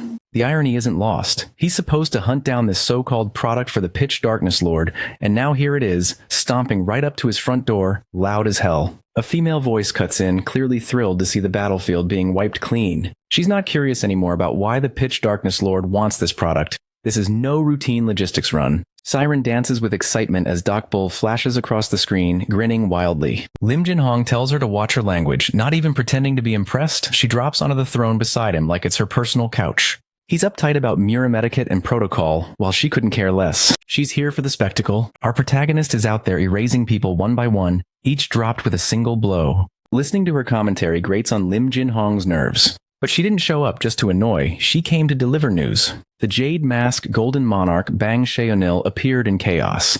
He already knew Bang had been stirring up Garuda and Dryad fortresses, trying to sway the fortress masters, and helped wipe out the undead they'd sent there. Brief flashes show the carnage left in his wake, twisted remains of those abominations. What gets under Lim Jin-hong's skin most is how these monarchs treat the treaty to stay out of chaos like a joke. First, the Pitch Darkness Monarch, now the Steel Monarch, just another proxy war. A game, it's true, but Siren isn't here for gossip. She brings the real bombshell. Bang Sheonil got himself killed. Lim Jin-hong is stunned.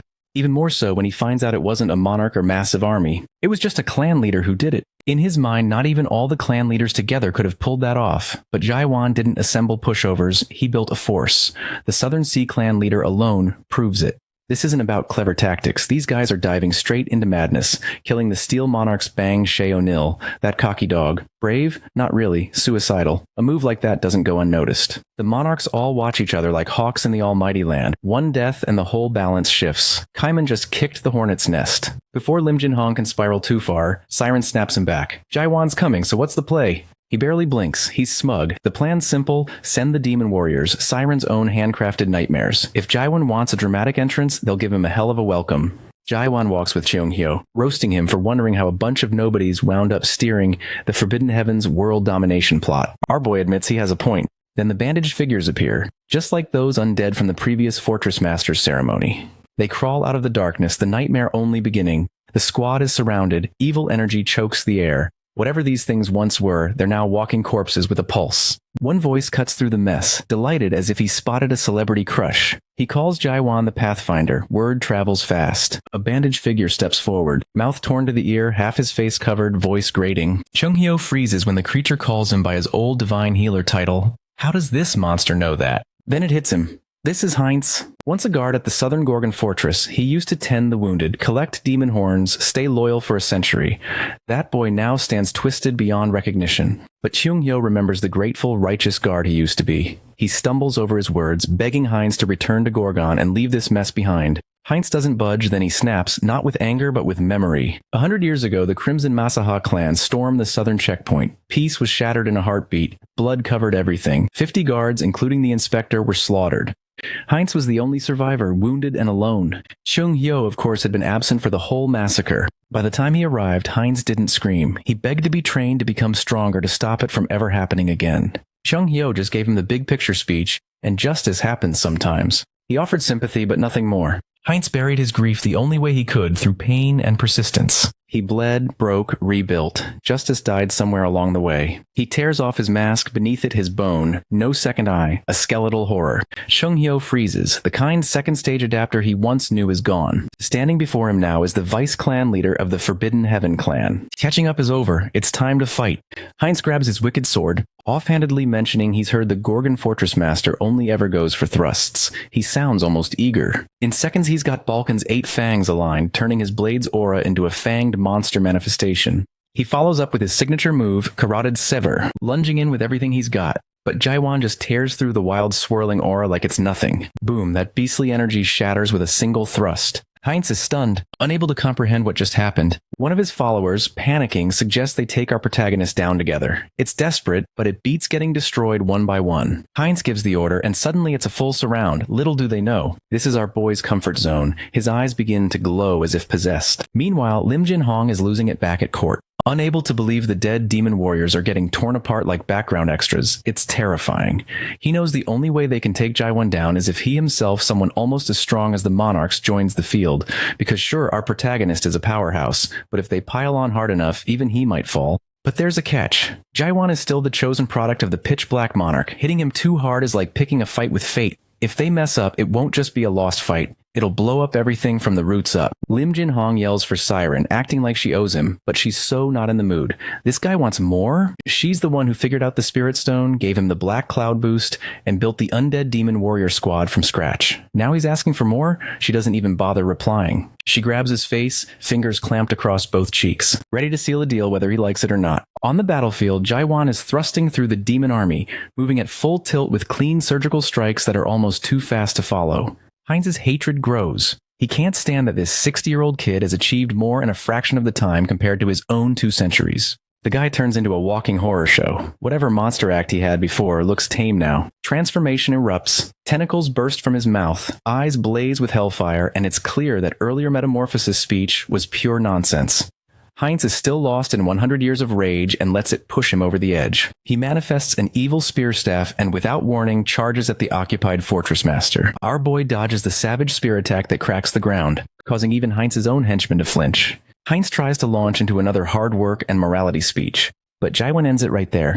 No nonsense, thrust time. His subordinates can only watch as their vice clan leader's body is ruined, half gone in a single strike. And in Jaiwan's mind, he's just wondering why the enemies of chaos are always the same kind of meathead. The others are stunned.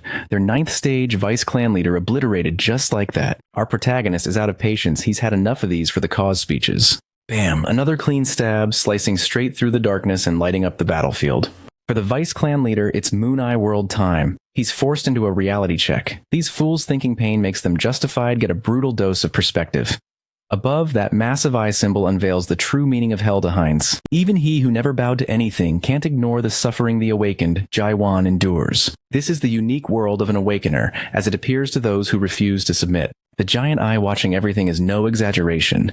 Is this what our boy faces every day? Heinz wonders if staying righteous would have meant treading this same path. His final recognition is different. He sees Jaiwan as a monster, the toughest breed around as the rest of Heinz's body collapses. Reality snaps back. All the demon army goons look on in terror. With that last single thrust, he cut the history of Manticore in 2. Chung Hyo thinks this move shouldn't be called a strong thrust anymore. It deserves to be called the World Thrust. Regardless, our hero's got no interest in killing these guys. He's got his eyes set on the Resurrection Palace now. Chung Hyo, always the wise man, observes that everything Jaiwan touched was split cleanly in half, each piece stained by a hint of his unique world. How did he do it? Our boy just brushes it off, calls it another thrust.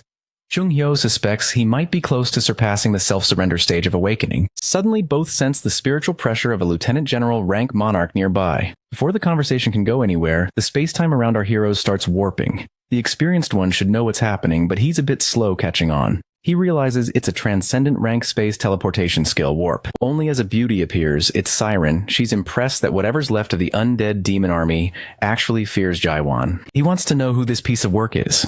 Siren, half offended and half amused, wonders if he lives under a rock. Doesn't he even watch this week's Top 10 or Tower of Towers specials? How can he not know Siren? Turns out she's a mare. Chung Hyo, red-faced, mutters that every man in Chaos knows this woman even though she looks young. She calls him an old child with good eyes.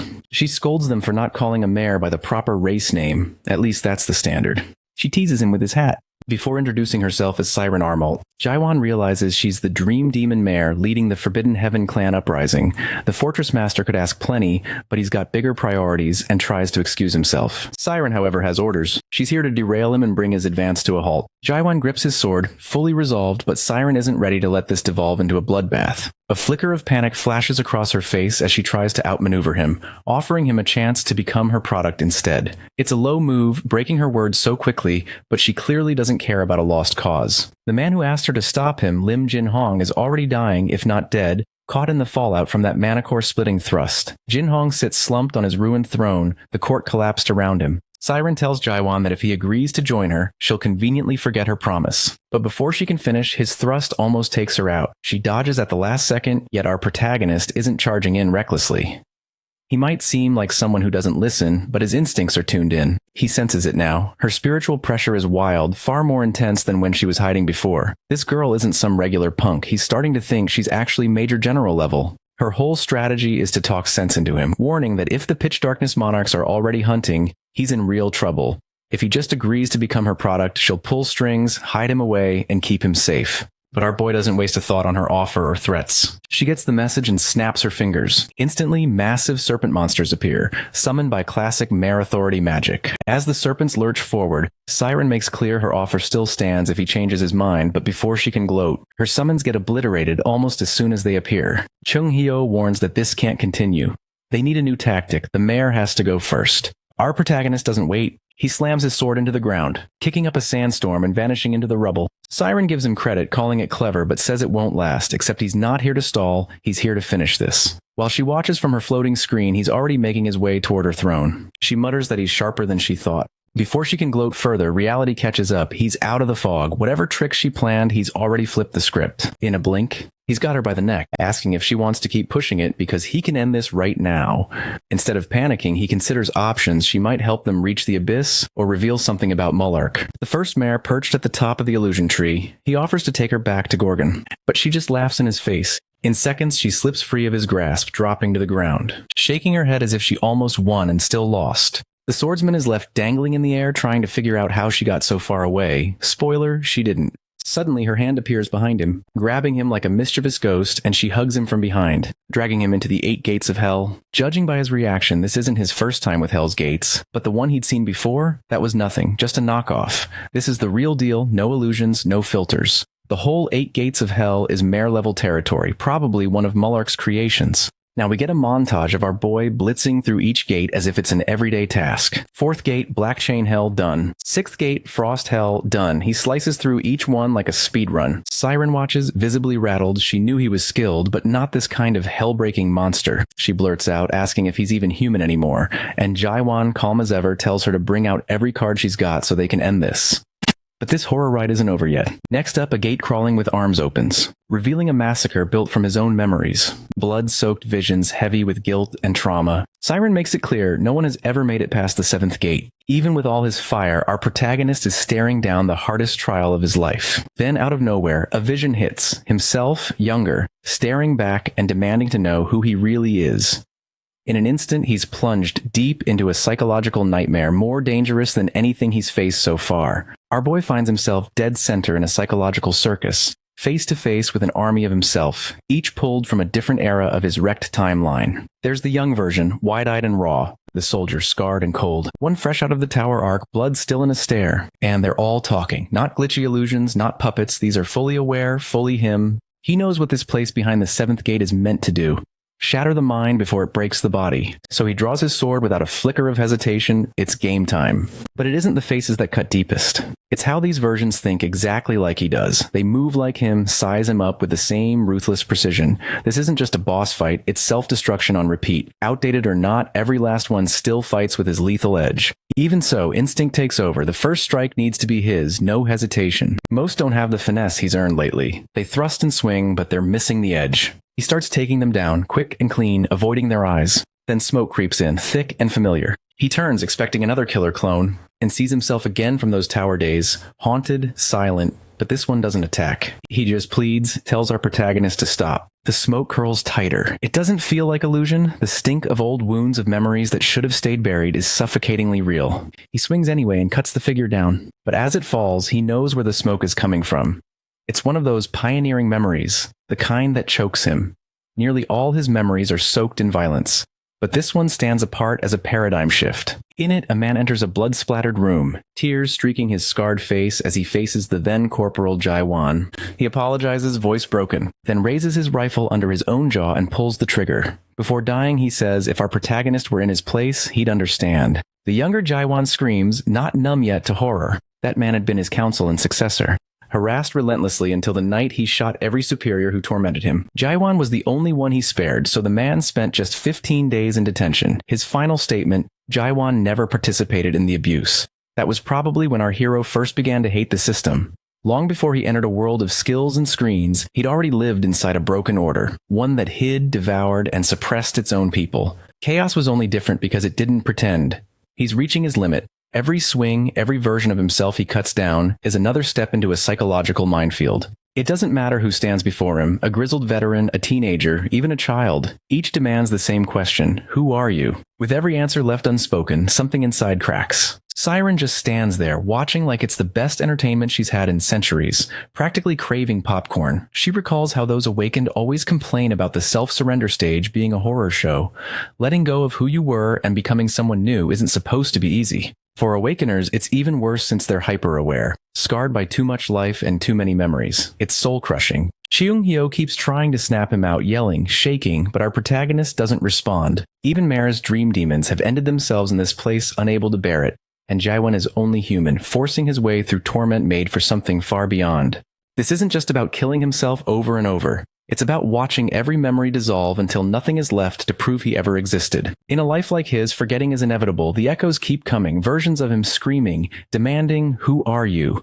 Eventually, the question doesn't just echo, it claws. His senses go dead, body numb, eyes shut, mind dissolving into emptiness. As darkness is about to swallow him, he remembers Kaiman awakening. Cheung-hyo's voice returns, reminding him awakening isn't just a power-up, it's peeling the world open to see what actually holds it together. Values, particles, data no human could ever grasp. At the heart of it, self-surrender. It sounds noble, but it's a hidden trap, neglect. After enough horrors and reliving all those memories, your mind starts to shut down. You stop noticing the pain. He spirals into that void where nothing matters. The older versions of himself look hollow, burnt out, no spark left. But then he says it quietly with certainty, it's okay to not be okay. And in that instant, the blankness breaks. Overhead, a sky erupts into a meteor shower of memories. Old Earth days, Yunhwan, Emil Gartiel, every tiny fragment of his past streaking by like a living cosmos. It's almost too much. The question remains, who is Jaiwan really? He doesn't know. How could he, after 2,000 years of struggle and scars? Every pain, every bond, every scar is part of him. He's the whole mess, nothing left out. In front of him, all those points of light begin connecting, weaving a bright lattice that feels alive. Then something real shifts, his vision clears, the seventh gate crumbles, dissolving as if it waited for this moment. Siren can only stare, silent. No one's ever made it this far, especially not like this. Our boy's eyes are clear, unblinking. The mare is speechless. In 2,000 years, she's never seen anything like it. Then the gate shatters, falling away in shards of light. Jaiwan stands calm and steady, more alive than ever. He doesn't bother naming the moment. He's ready to break through the 8th gate and end it for good. Our boy charges for the 8th gate, and the moment he makes contact, the whole thing lights up like he's tripped a divine booby trap. Suddenly it swings open, and what greets him isn't some divine treasure, it's engravings. Carved messages cover the place like ancient graffiti. He quickly deciphers the cryptic scroll, realizing it's a personal story. Jaiwan's no rookie. He's seen this sort of messaging scattered in other trials. But this one, it hits different. It screams history. This is the exclusive sob story of Mullerk Armalt himself, the Dream Demon Mayor who led the first Abyss expedition. That name alone puts our protagonist on alert. Cut to Manticore Fortress, where things aren't looking too bright either. Chung-hyo is baffled, unable to figure out why both Siren and our boy are still passed out. All he can do is guess. Maybe she has to wake up first for the illusion to break, but honestly, who knows anymore? Suddenly, things get even worse as he realizes the Resurrection Palace fanatics have arrived. A voice starts barking orders. It's Samyung Arang, the 11th stage adapter and hidden scent monarch.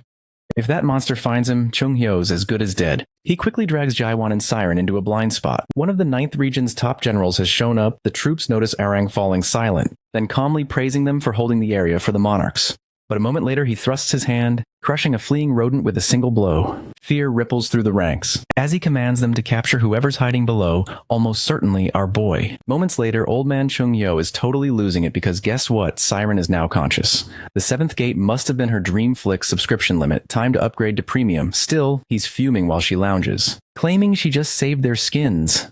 What about him? Hiding their comatose bodies with that lunatic around. They agree it's mutual benefit, and right now, the only strategy is to get to Gorgon Fortress, the safest option left.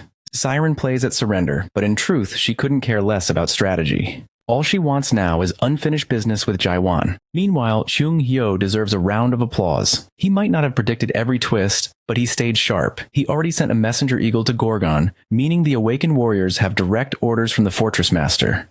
Carpe Diem gets the green light to move toward Manticore, carrying the clear message: Manticore's fallen, don't waste time, take the Resurrection Palace down, bury it if needed.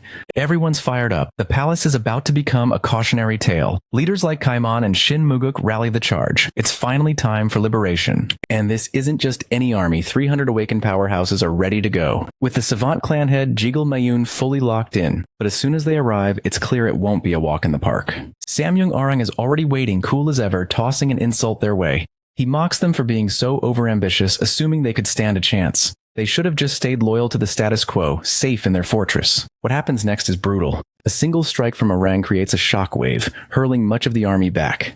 The mood shifts. This guy is on another level. Arang calmly tells them to retreat or suffer worse, but the cavalry refuses. Kang Huang, Yoon Young, and the frontliners stand their ground, determined to fight. Some argue they should target the monarch first, bold but reckless. Then another monster-level fist thrust lands, spreading disbelief through Carpe Diem's ranks. These monarchs aren't just legends, they're terrifying. Meanwhile, the so-called elite army from the Resurrection Palace, not even close to what our crew imagined. Our heroes realize this is a losing battle and decide to retreat, as Arang launches another earth-shattering fist thrust. 10 days pass. And even with a stacked lineup, Sir Carlton Javier, now a 3rd stage Awakened Beast, plus the entire 9th Squadron led by the Limitless Clan's head, half the army is wiped out, just like that. Jurgen Shiver's face back in Gorgon says it all, pure stress, aging 5 years in 5 seconds. They lost 5 3rd stage Awakened fighters in that mess. But the worst part? The Resurrection Army has already reached Gorgon Fortress. If they so much as consider the palace's peace offer, it means surrendering not just the entire Artisan Tower, but also the Fortress Master Jaiwan.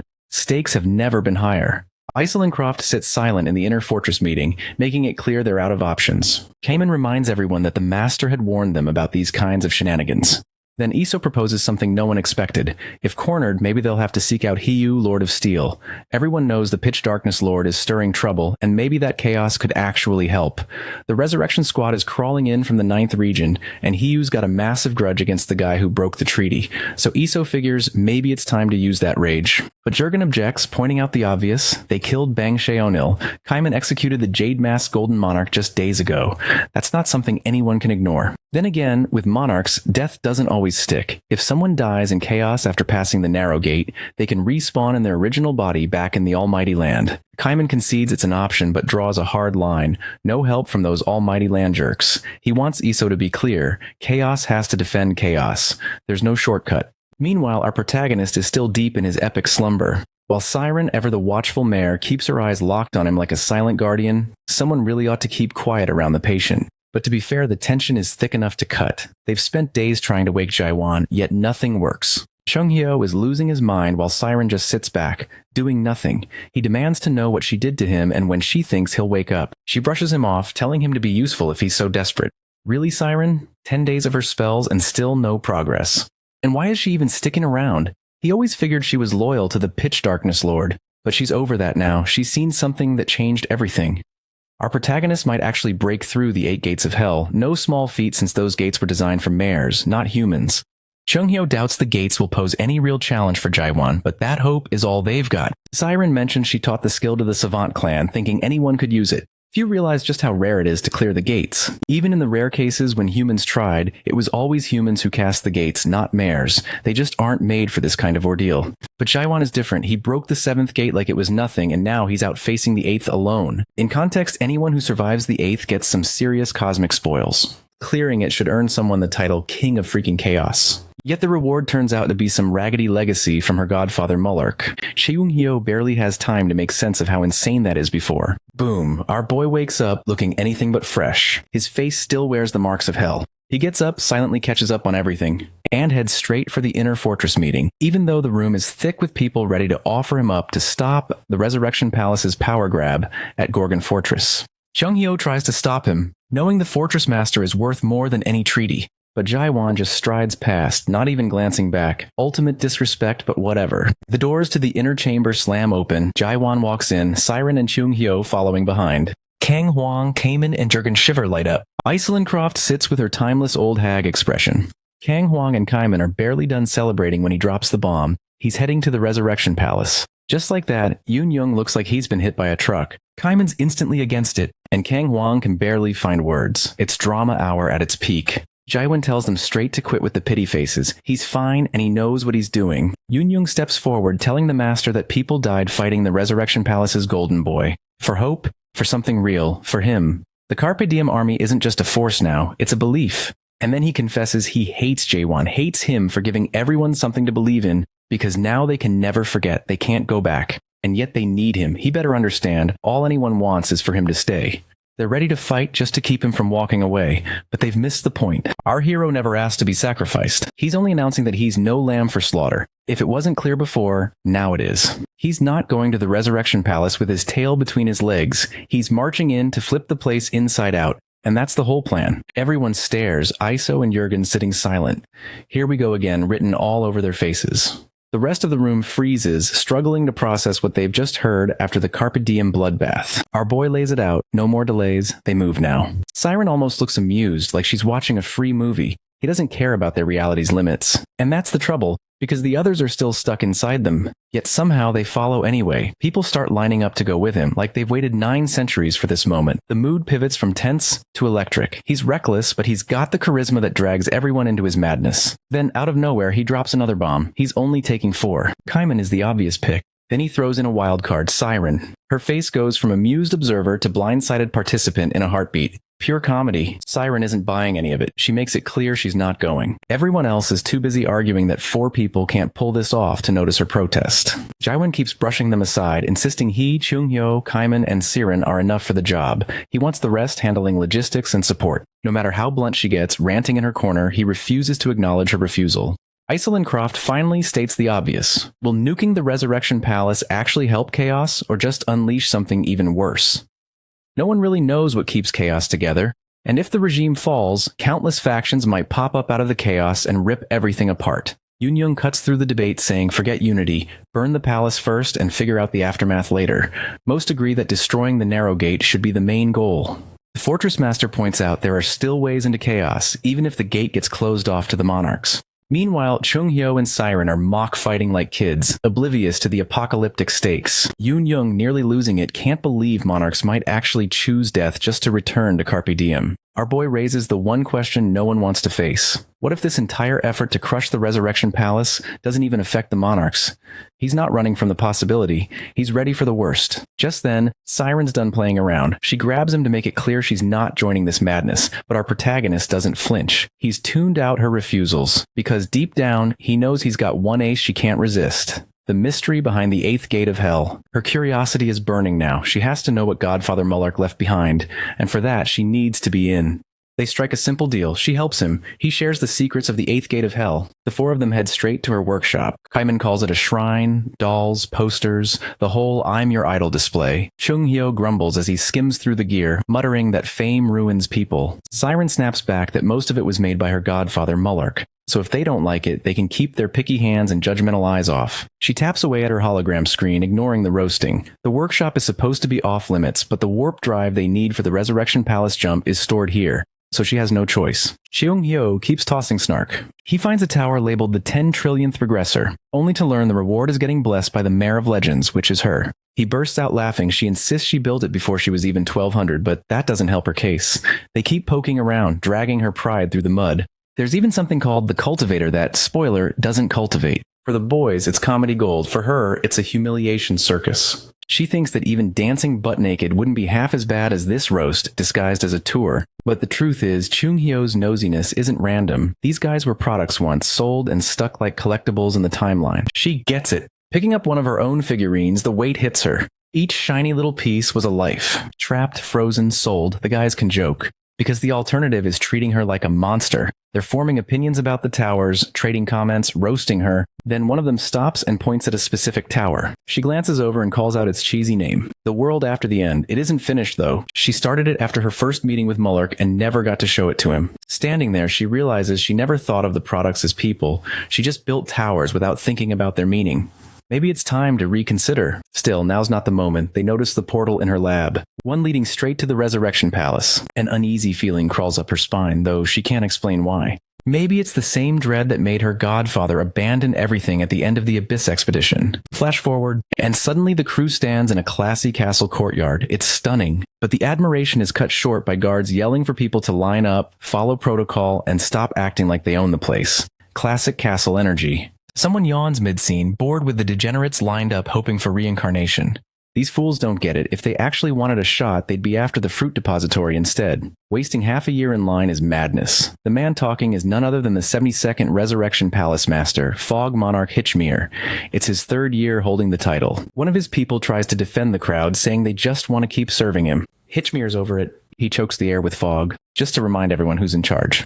We see why he's bitter. When a monarch resurrects, they serve until someone else takes the throne. No exceptions. He's itching for the next sucker so he can ditch this trash heap on Chaos's edge. He suddenly remembers Bang Sheonal, the Jade Mask monarch who got wrecked by an awakened down in Chaos. Taking out a brigadier monarch is impressive, but the rumor is they're planning to take down the Resurrection Palace itself.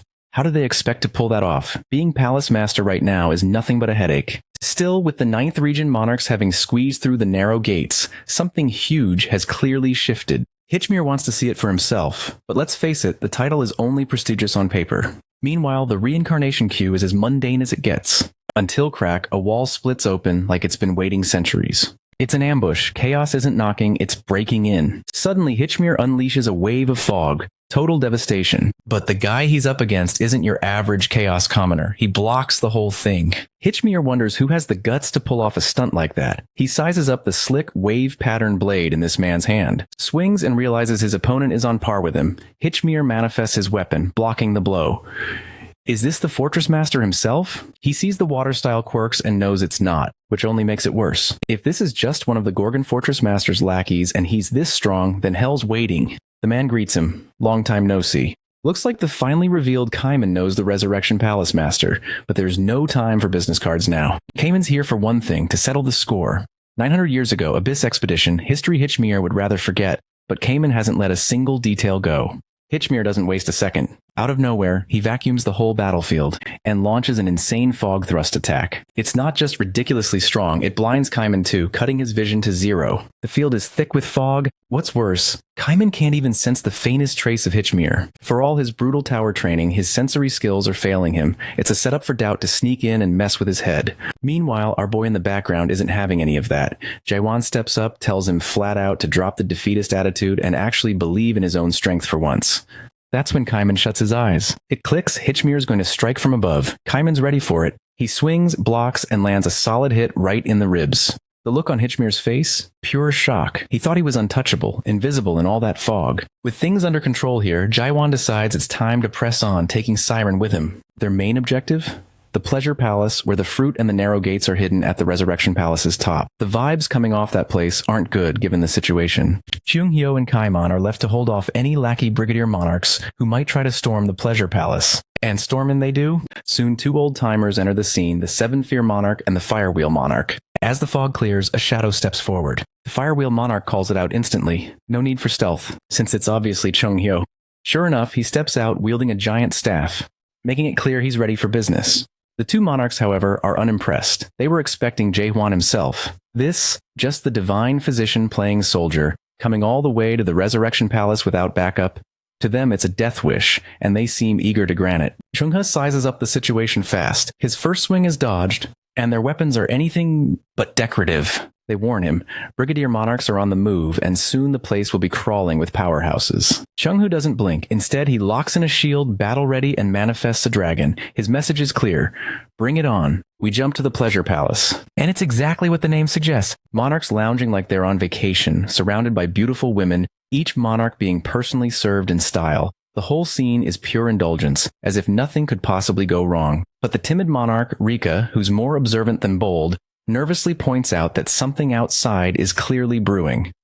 Before chaos can fully break loose, Rika suggests they check it out. But who has time for that with all these chaos courtesans serving up pleasure? The 2nd and 4th dragon monarchs just laugh, shrugging off the warning. They're too busy enjoying themselves to care about any outside threat. The 3rd and 5th dragon monarchs are no different. Shameless, smug, and totally unconcerned with the looming disaster.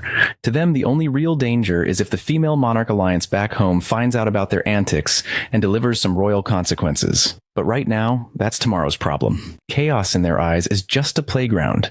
The idea that anyone here might have a grudge? Not on their radar, even with the 900-year-old Abyss expedition beef hanging in the air. Rika pushes again, worried they should investigate. The Dragon Monarchs just wave him off, certain that even if there's trouble, the Resurrection Palace Master will handle it. The timid monarch tries one last time to speak up, but only gets mocked for his trouble. Rika's frustration is obvious. He knows he'll get no backup, so he decides to check things out himself. But before he can leave, the first Dragon Monarch shoots him a vicious glare, a look that says, "You're killing the vibe." The poor guy nearly panics, bolting off, while the others return to their bubble of wine, women, and delusion. The first Dragon Monarch thinks they're untouchable, and the rest are right there with him, still mocking the nervous monarch from before. Suddenly, a candle flickers out. A beat later, Jae-hwan bursts into the Pleasure Palace, siren at his side.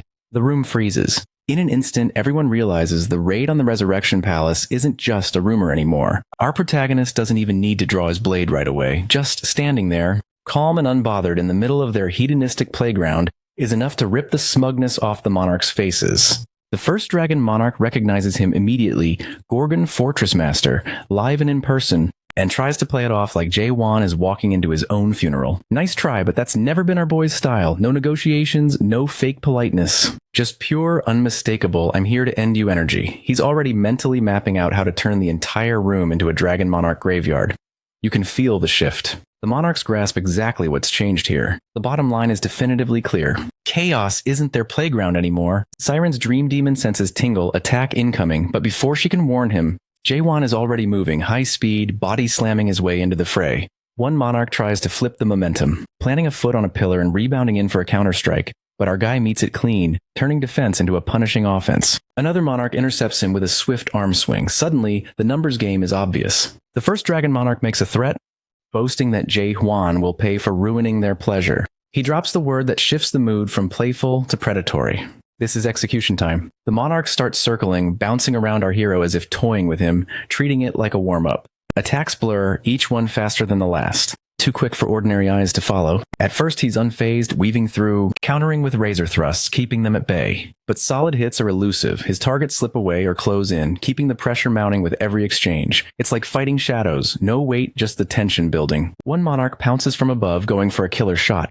Jae-hwan's been waiting for exactly that kind of opening. He drives a kick straight into the guy's ribs, the first real connection of the fight. Our hero is comfortable fighting multiple opponents, but a pack of Dragon Monarchs is another level. According to these bastards, raw strength isn't enough. Even major generals can't outmaneuver the Dragon Monarch's relentless combo. He understands that now, facing each one individually is a losing game. So he opts for a change. He sends them all flying at once with a powerful thrust that shakes the entire palace. The boom is so loud it rocks the fighters battling outside. Chung-he, hearing the chaos, thinks it's about time the kid started letting loose, though he still can't catch a break with Brigadier Monarchs piling on. Back in the Pleasure Palace, we zoom in on Jae-hwan's face. No smirk, just wide-eyed focus. That epic strike. Incredibly, all the Dragon Monarchs are still standing. The Monarchs can't help themselves. They start mocking Jae-hwan like it's open mic night. They call it pathetic, laughing at his attempt, acting like he really believed that Thrust could do anything. Even Siren, who knows just how tough our boy is, looks dumbfounded.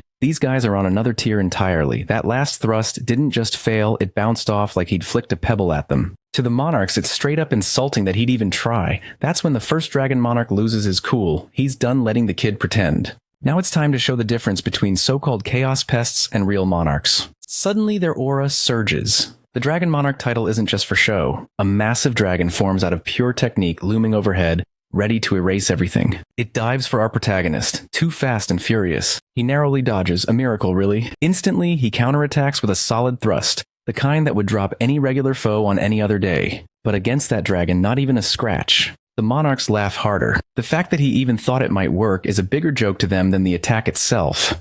Situations like this can be misleading though. He seems to be in over his head. Then, as the dragon opens its mouth, ready to blast him away, Jae-hwan doesn't dodge. He goes for a stab, taking the bad breath head on. The Monarch thinks he's finished. That blast is no joke, probably uncontainable by a single thrust. In the chaos and smoke, it looks like our guy should have stayed down. Bad move. But that's not how he rolls. The rubble becomes his cloak. He rises through the dust, revealed on the dragon's nose, striking again. The Monarch is shocked, but still running his mouth, taunting that Jae-hwan's arrogance will be his downfall, and he'll never leave a mark.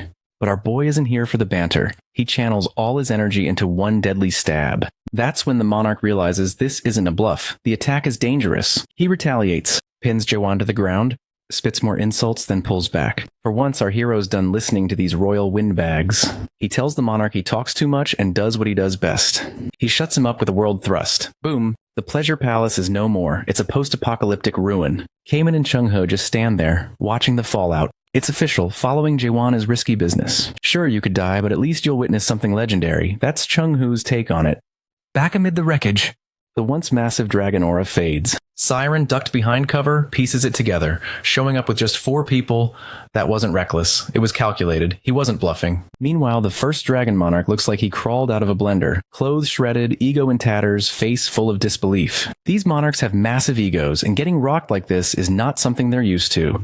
The first Dragon Monarch is the only thing left standing. He spits a threat, swearing he'll come back and rip Jae-hwan to pieces. He tries to drop the narrow gate bomb as if it'll scare him. But surprise, our protagonist already knows. No matter, the Monarch clings to the idea that as long as their soul and body are bound, he can't actually kill them. That's their trump card. It's all mind games. As long as the soul-body link stays intact, worst-case scenario is the Dragon Monarch's poof. Respawn back in their cushy bodies in the almighty land and return for revenge. Then, out of nowhere, Jae-hwan swings, just one frail-looking slash, and boom. The link is gone, not disrupted, not tampered with, completely severed. The Monarch instantly freaks, like his entire existence just glitched. And Jae-hwan? No gloating, no speech, he just looks him dead in the eye. Jae-hwan asks, cool as ice, if he's afraid to die now. Literal chills. The first Dragon Monarch looks absolutely wrecked. Physically, mentally, the works. Bro needs therapy after that. Every bit of his smug superiority gone in a snap. The Monarch starts spiraling, whispering like a man who's just glimpsed his own grave. For the first time in who knows how many centuries, the truth slams him. He doesn't want to freaking die. Panic takes over. He starts offering our boy everything. Titles, riches, power. He promises to pull strings, even offering to bring the pitch darkness Monarch to the table. He swears he'll steer clear of chaos if that's what it takes. Everyone else just stands there, watching the once feared ruler crumble into desperation.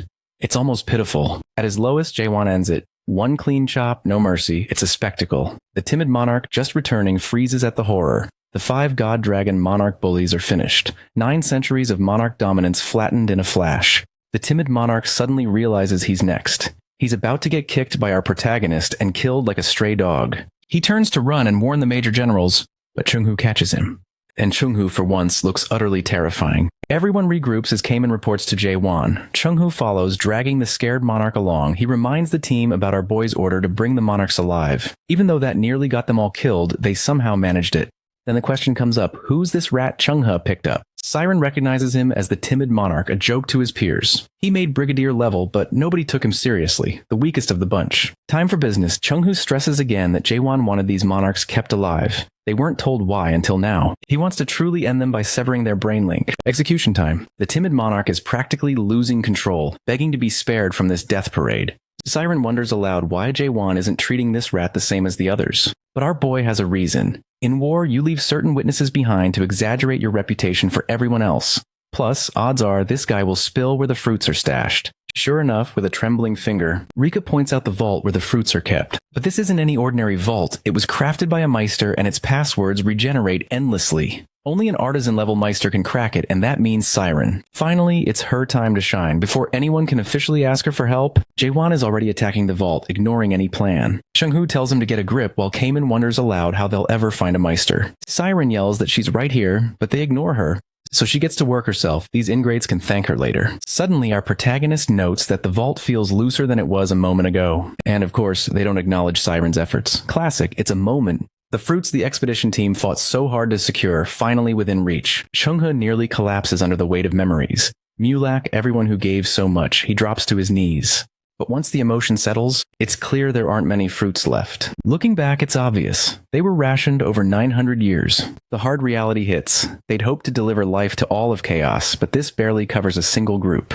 Still, Kamen is transfixed by the fruit's beauty, even knowing the mission fell short. Jaewon sees it too. Kamen is among the most deserving. He announces that Kamen should take one. Kamen looks shocked, never expecting this. Chung-hoo adds his support. For a moment, Kamen is speechless, wondering what he did to deserve this. Our boy tells him plain and simple, make your own choice. Jaewon doesn't play the moral police, he simply tells him to make his own choice. All the weight, the centuries, the bloodshed, the endless grind with nothing to look forward to, comes crashing down on Kamen. This isn't just about the tower, it's everything. The years, the pain, the sacrifice. When Kamen stares at that fruit, he doesn't just see a reflection, it's like looking at a version of himself that still has hope. And even then, he doesn't hesitate. After all the carnage and all the pain behind chasing these mythical fruits, Kamen just clenches his fist and crushes it. Chung-hoo is speechless. The timid monarch looks ready to faint. Siren freezes. Even Jaewon, the unshakable veteran, can only stare. Demanding to know what the hell Kamen just did. But Kamen didn't break. Something simply shifted inside when he took hold of the fruit.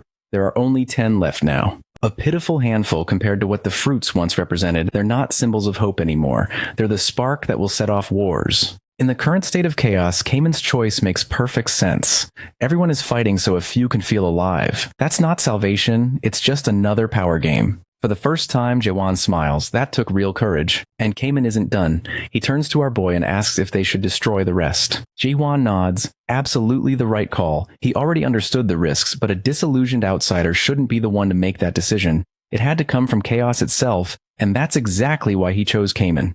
Chung-hoo still can't wrap his head around how wild this is. If anyone saw what they just did, the world would lose its mind and come crashing down on them. It takes serious fortitude to make a call like that under pressure. Jaewon never doubted Kamen for a second. He knew this guy would even choose despair if it was the right thing to do.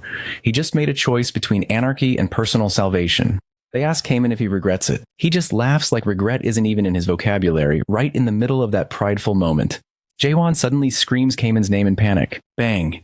Out of nowhere, a blinding flash of light. Chung-hoo and the others freeze. In an instant, Kamen's down in a crater in a pose of utter defeat. He could be dead. A voice cuts through the chaos, calling them all vermin. A feathered robe appears, revealing the Storm Monarch. This is a level 10 adapter, Major Monarch Kanel. Chung-ha is panicking, trying to wake Kamen, but before he can do anything, someone grabs his head and slams him into a wall. That's the Silence Monarch Megiddo, another 10th stage adapter who isn't holding anything back. Jaewon watches it all, and it shows on his face, as the feathered and clawed duo make it look like things can't get worse. Another voice rings out, accusing the heroes of overstepping by taking on monarchs. The timid monarch instantly panics. He knows who this is. Samyung-garam, one of the top 5 major generals in all the Almighty Land.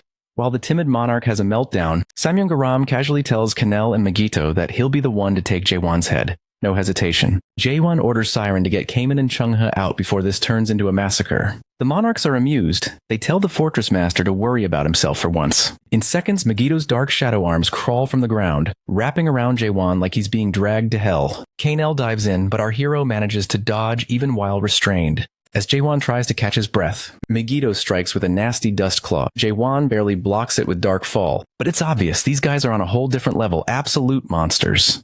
Kanel attacks again, and Samyung Garam, watching Jaewon on the defensive, is not impressed. The legends hyped up this fortress master, but he looks like another paper tiger. Jaewon is already gasping, worn out, and before long, he's restrained by shadow arms all over again. They smirk, taunting if he's finished since they're just getting started. Maybe it's time to end things. But that's their mistake. Everyone underestimates Jaewon at first. Even as the darkness coils tighter, he lifts his head and locks eyes with the monarchs in pure defiance. That glare isn't a threat, it's a guarantee. They're about to learn what happens when they push our protagonist too far. Let's rewind for a moment to when Jaewon shattered the Manicor's legacy with a single devastating thrust. Earlier, Chunghu had renamed the attack to World Thrust, but what wasn't shown to the public was his warning. Awakeners may seem to have limitless energy for attacks, but mentally it's exhausting. By the time fatigue sets in, it's often too late. So if our protagonist keeps unleashing those thrusts, he's flirting with a mental breakdown. Back in the present, Jaewon reveals that these three opponents are just as formidable as when he first entered Chaos. If he hopes to survive, he must finish them quickly. With the Storm Monarch and the Silence Monarch about to clash, our boy doesn't hesitate. He breaks free from the shadow restraints, grabs Darkfall, activates Moon Eye Unique World, and unleashes 5 relentless world thrusts in rapid succession. No pauses, no mercy, just pure destruction. The blade blazes like a comet, tearing through bone. Megiddo and Kanel are left shattered. Samyung Garam stands there, his attire scorched away by the attack, while even the distant siren is forced back by the sheer force. It's only now that the monarch realizes this young contender might actually be worth his attention. A flashback unfolds. Years ago, a Meister sought out all 12 monarchs, only to be rejected by each one. His final destination was the 9th region, ruled by the Pitch Darkness monarch. There, the Meister asked Samyung Garam for the strength to climb the Tree of Imagery. Samyung was indifferent to such ambitions. Mulak, the Meister, appealed to nostalgia, speaking of never forgetting one's roots and recalling his own suffering and anger during weaker days. He insisted change was possible, denounced the world's corrupt values, and claimed that conquering the first nightmare was essential. Surrounded by orange flames, Samyung laughed it off, believing the almighty land was all about power, not ideals. If Mulak truly wanted change, he would have to prove it. The two fought for 3 days and nights. On the third day, Samyung, battered and pinned against the rock, finally acknowledged Mulak's determination. He saw that the Meister's relentlessness came from sheer will, not magic. Mulak pointed out that a monarch like Samyung was still adapting, not yet awakened. In that moment, Mulak embodied real resolve, turning words into action. Samyung relented, admitting that if anyone deserved to climb the Tree of Imagery, it was Mulak. From there, Mulak wandered Chaos, assembling the First Abyss expedition with the goal of overturning the world. But after the monarchs intervened and seized the fruits of his labor, he vanished. Nothing truly changed. Returning to the present, Samyung sizes up Jaewon as he lunges for a precise stab. The boy's skills are impressive, anything but ordinary. But Samyung warns that brute force alone won't be enough in this war. Raising his palm, the monarch summons a menacing aura and effortlessly blocks the attack. The message is clear. Our hero might possess the right tools, but he's wielding them with the recklessness of a novice. For the first time in a while, Jaewon takes a step back, recognizing that his opponent just shrugged off the onslaught as if it were nothing. Without warning, Samyung's fist connects squarely with his face, sending Jaewon crashing into the wall like a cannonball. The pain is unmistakable. He's just been tossed aside with ease. Rising from his knees, our protagonist struggles to regain his footing as orange flames flicker across Samyung's now nearly bare body. The monarch is done with warm-ups. He's no longer interested in theatrics. Almost tauntingly, Samyung urges Jaewon not to give up too soon, challenging him to prove he's truly worthy of reaching the illusion tree.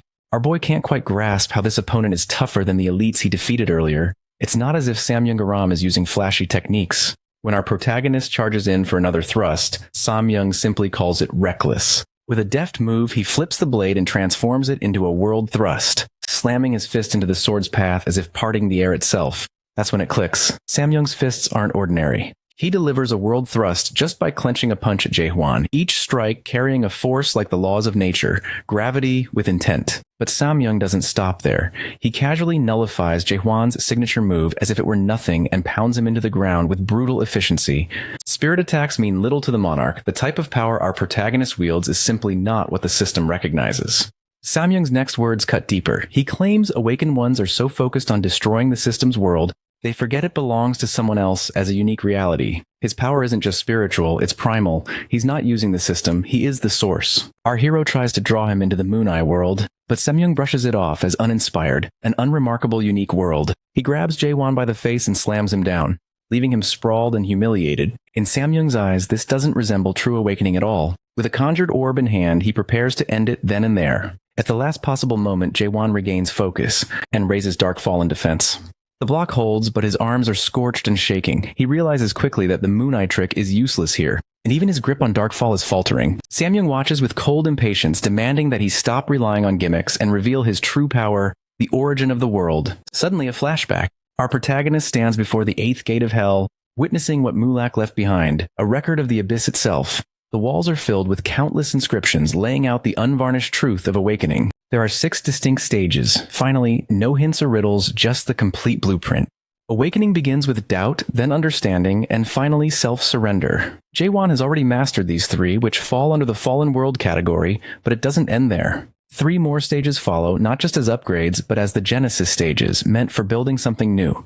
The first half dismantles the old, the latter half brings a new creation to life. The problem? Our boy has no idea what Genesis truly means, and it's where his progress stalls.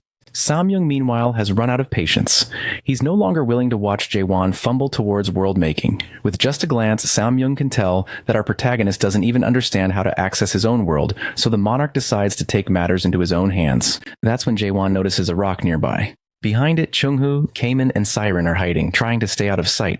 Suddenly, Samyung targets them, intent on obliterating the group with a deadly thrust. There's a crucial difference here. Jaehwan and Samyung can talk of unique worlds and second chances, but his friends hiding behind the rock don't get any resets. This is their only world. Samyung fires off the attack, and while Siren braces for the end, Jaehwan leaps in to protect them, taking the blow himself.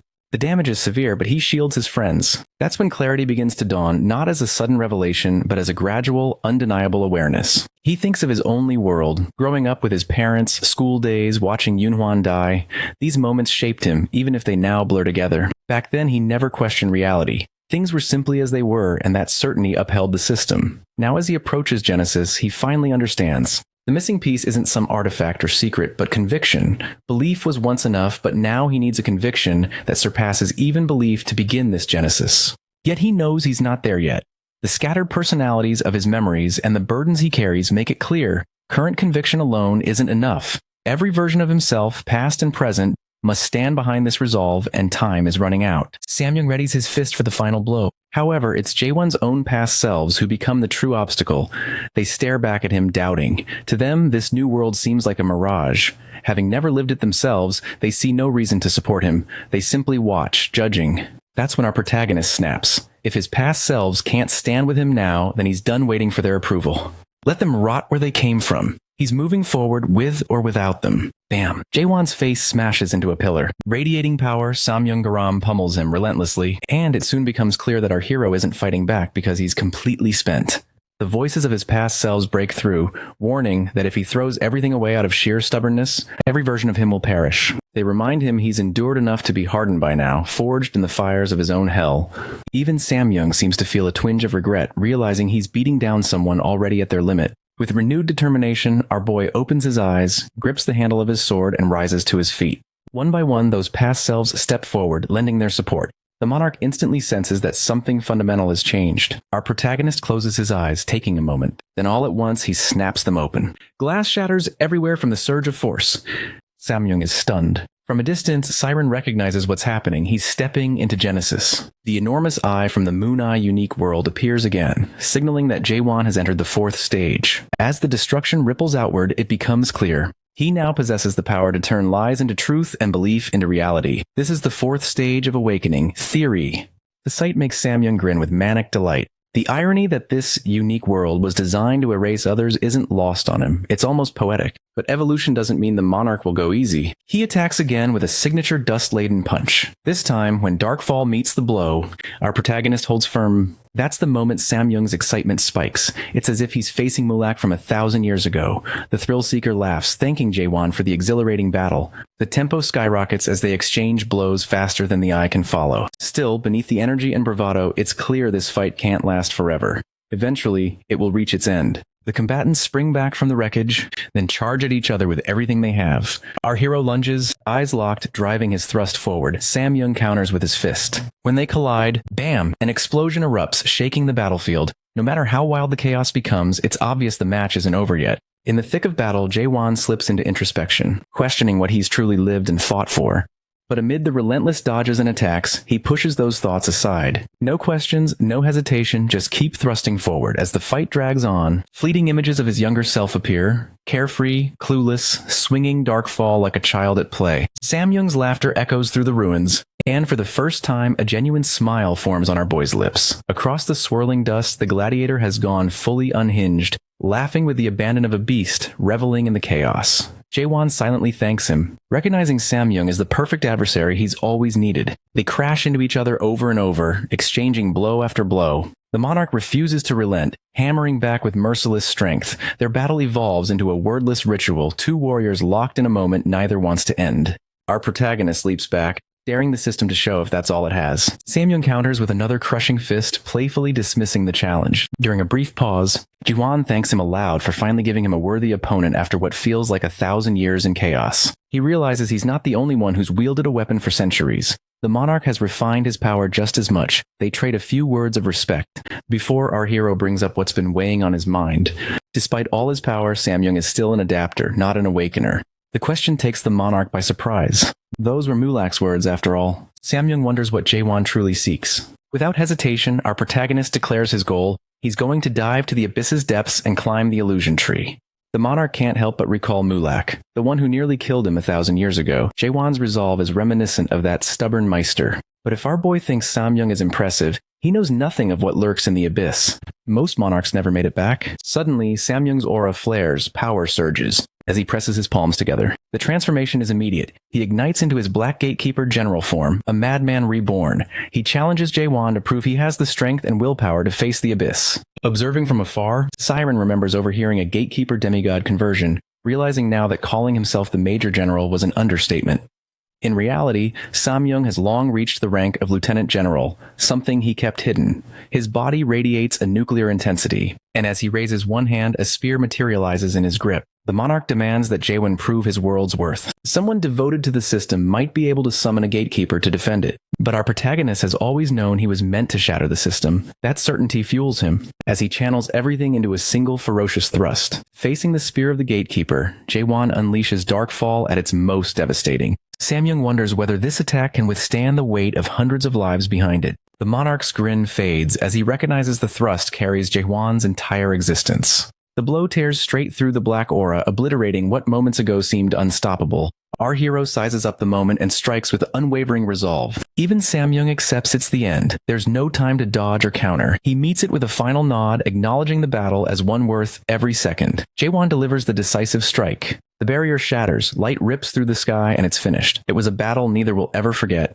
Truly, it was fun while it lasted. There's no need for a spoiler. It worked. Samyung Garam is left utterly devastated, half his body torn apart, barely hanging on. Even so, he manages to ask if he truly lost. It's then he sees it. The Moon Eye, the force that observes and shapes everything. Clear as day, Samyung glimpses the illusion tree's peak, the place where the first nightmare awaits. He wonders if that's where Jae-won intends to lead everyone. But our boy's intention isn't to guide people there. It's to bring the whole thing down. The monarch understands. If this is the world Jae-won intends to create, it won't be some populist utopia. He wants to erase despair, but what he demands in return is extreme, a brutal truth few could endure. No one is built to withstand that level of madness. What he offers is a life so hard that people might wish for it to end. Ignorance really is bliss. Enough talk. Monarchs don't die like ordinary beings. Their final breaths aren't really the end thanks to the brain link. It's time to sever that tie. Our protagonist asks if Samyung has any last words. The battered man speaks of the abyss, asking Jae-won to tell Karnak what happened and to watch out for Milad. If that guy finds out about Jae-won's unique world, he won't let it go. That's all well and good, but our hero has a lingering question. He knows Samyung could have killed him before any of the World Genesis madness even started, so why didn't he finish the job when Jae-won was defenseless? The answer is unexpectedly noble. Samyung wanted to support another lunatic determined to climb the illusion tree. Even though Mulak's dream collapsed, Samyung believed the world needed normalcy and fundamental human values. He remembers Mulak and his ideals, convinced the world could change if the first nightmare fell. Ultimately, he never let go of Mulak's vision. despite having little faith in it. Everything he did was a way to repay that debt. With that, he accepts the end of the link, free of regret. Exactly 917 years and 244 days after Mulak's Abyss expedition went up in smoke, Chaos is finally free of the Resurrection Palace. As the focus shifts to Samyang, Jigal, Moon, and Jae-won agree he was a formidable monarch from the Almighty Land. Jigal knows plenty, given his own clan's downfall at the hands of the Samyang clan. The savants were exiled and replaced in the 5 great clans, just like that. He gives Jae-won a warning: you took down one of theirs, don't expect the rest to stay quiet. But the fortress master remains unfazed. He tells Jigal not to worry, his tone cool and edged with confidence. A sure sign that our protagonist now holds the narrow gate. He makes it clear, those guys can't step into chaos without dying. For now, things are under control. If any of them try to force their way back, he'll handle it personally. And if someone manages to slip through a loophole, they'll become his stress relief. Either way, he's not concerned. Jigal stands there stunned. He can't understand how Jae-won makes things happen. Everything about the way our boy operates seems backwards, yet it works. With that, our protagonist heads out. Pausing by the window in his office, he grows reflective, realizing how long it's been since he first arrived in Gorgon. The journey has been intense. He's gone from outsider to fortress master, forging deep bonds along the way. A quick montage flashes through his mind: Mino, James, Jurgen Sheaver, Claire, Mitchell, and others. Then, in a sitcom-worthy moment, Chung-ha and Kamen enter for drinks. As soon as they sit, the bickering begins.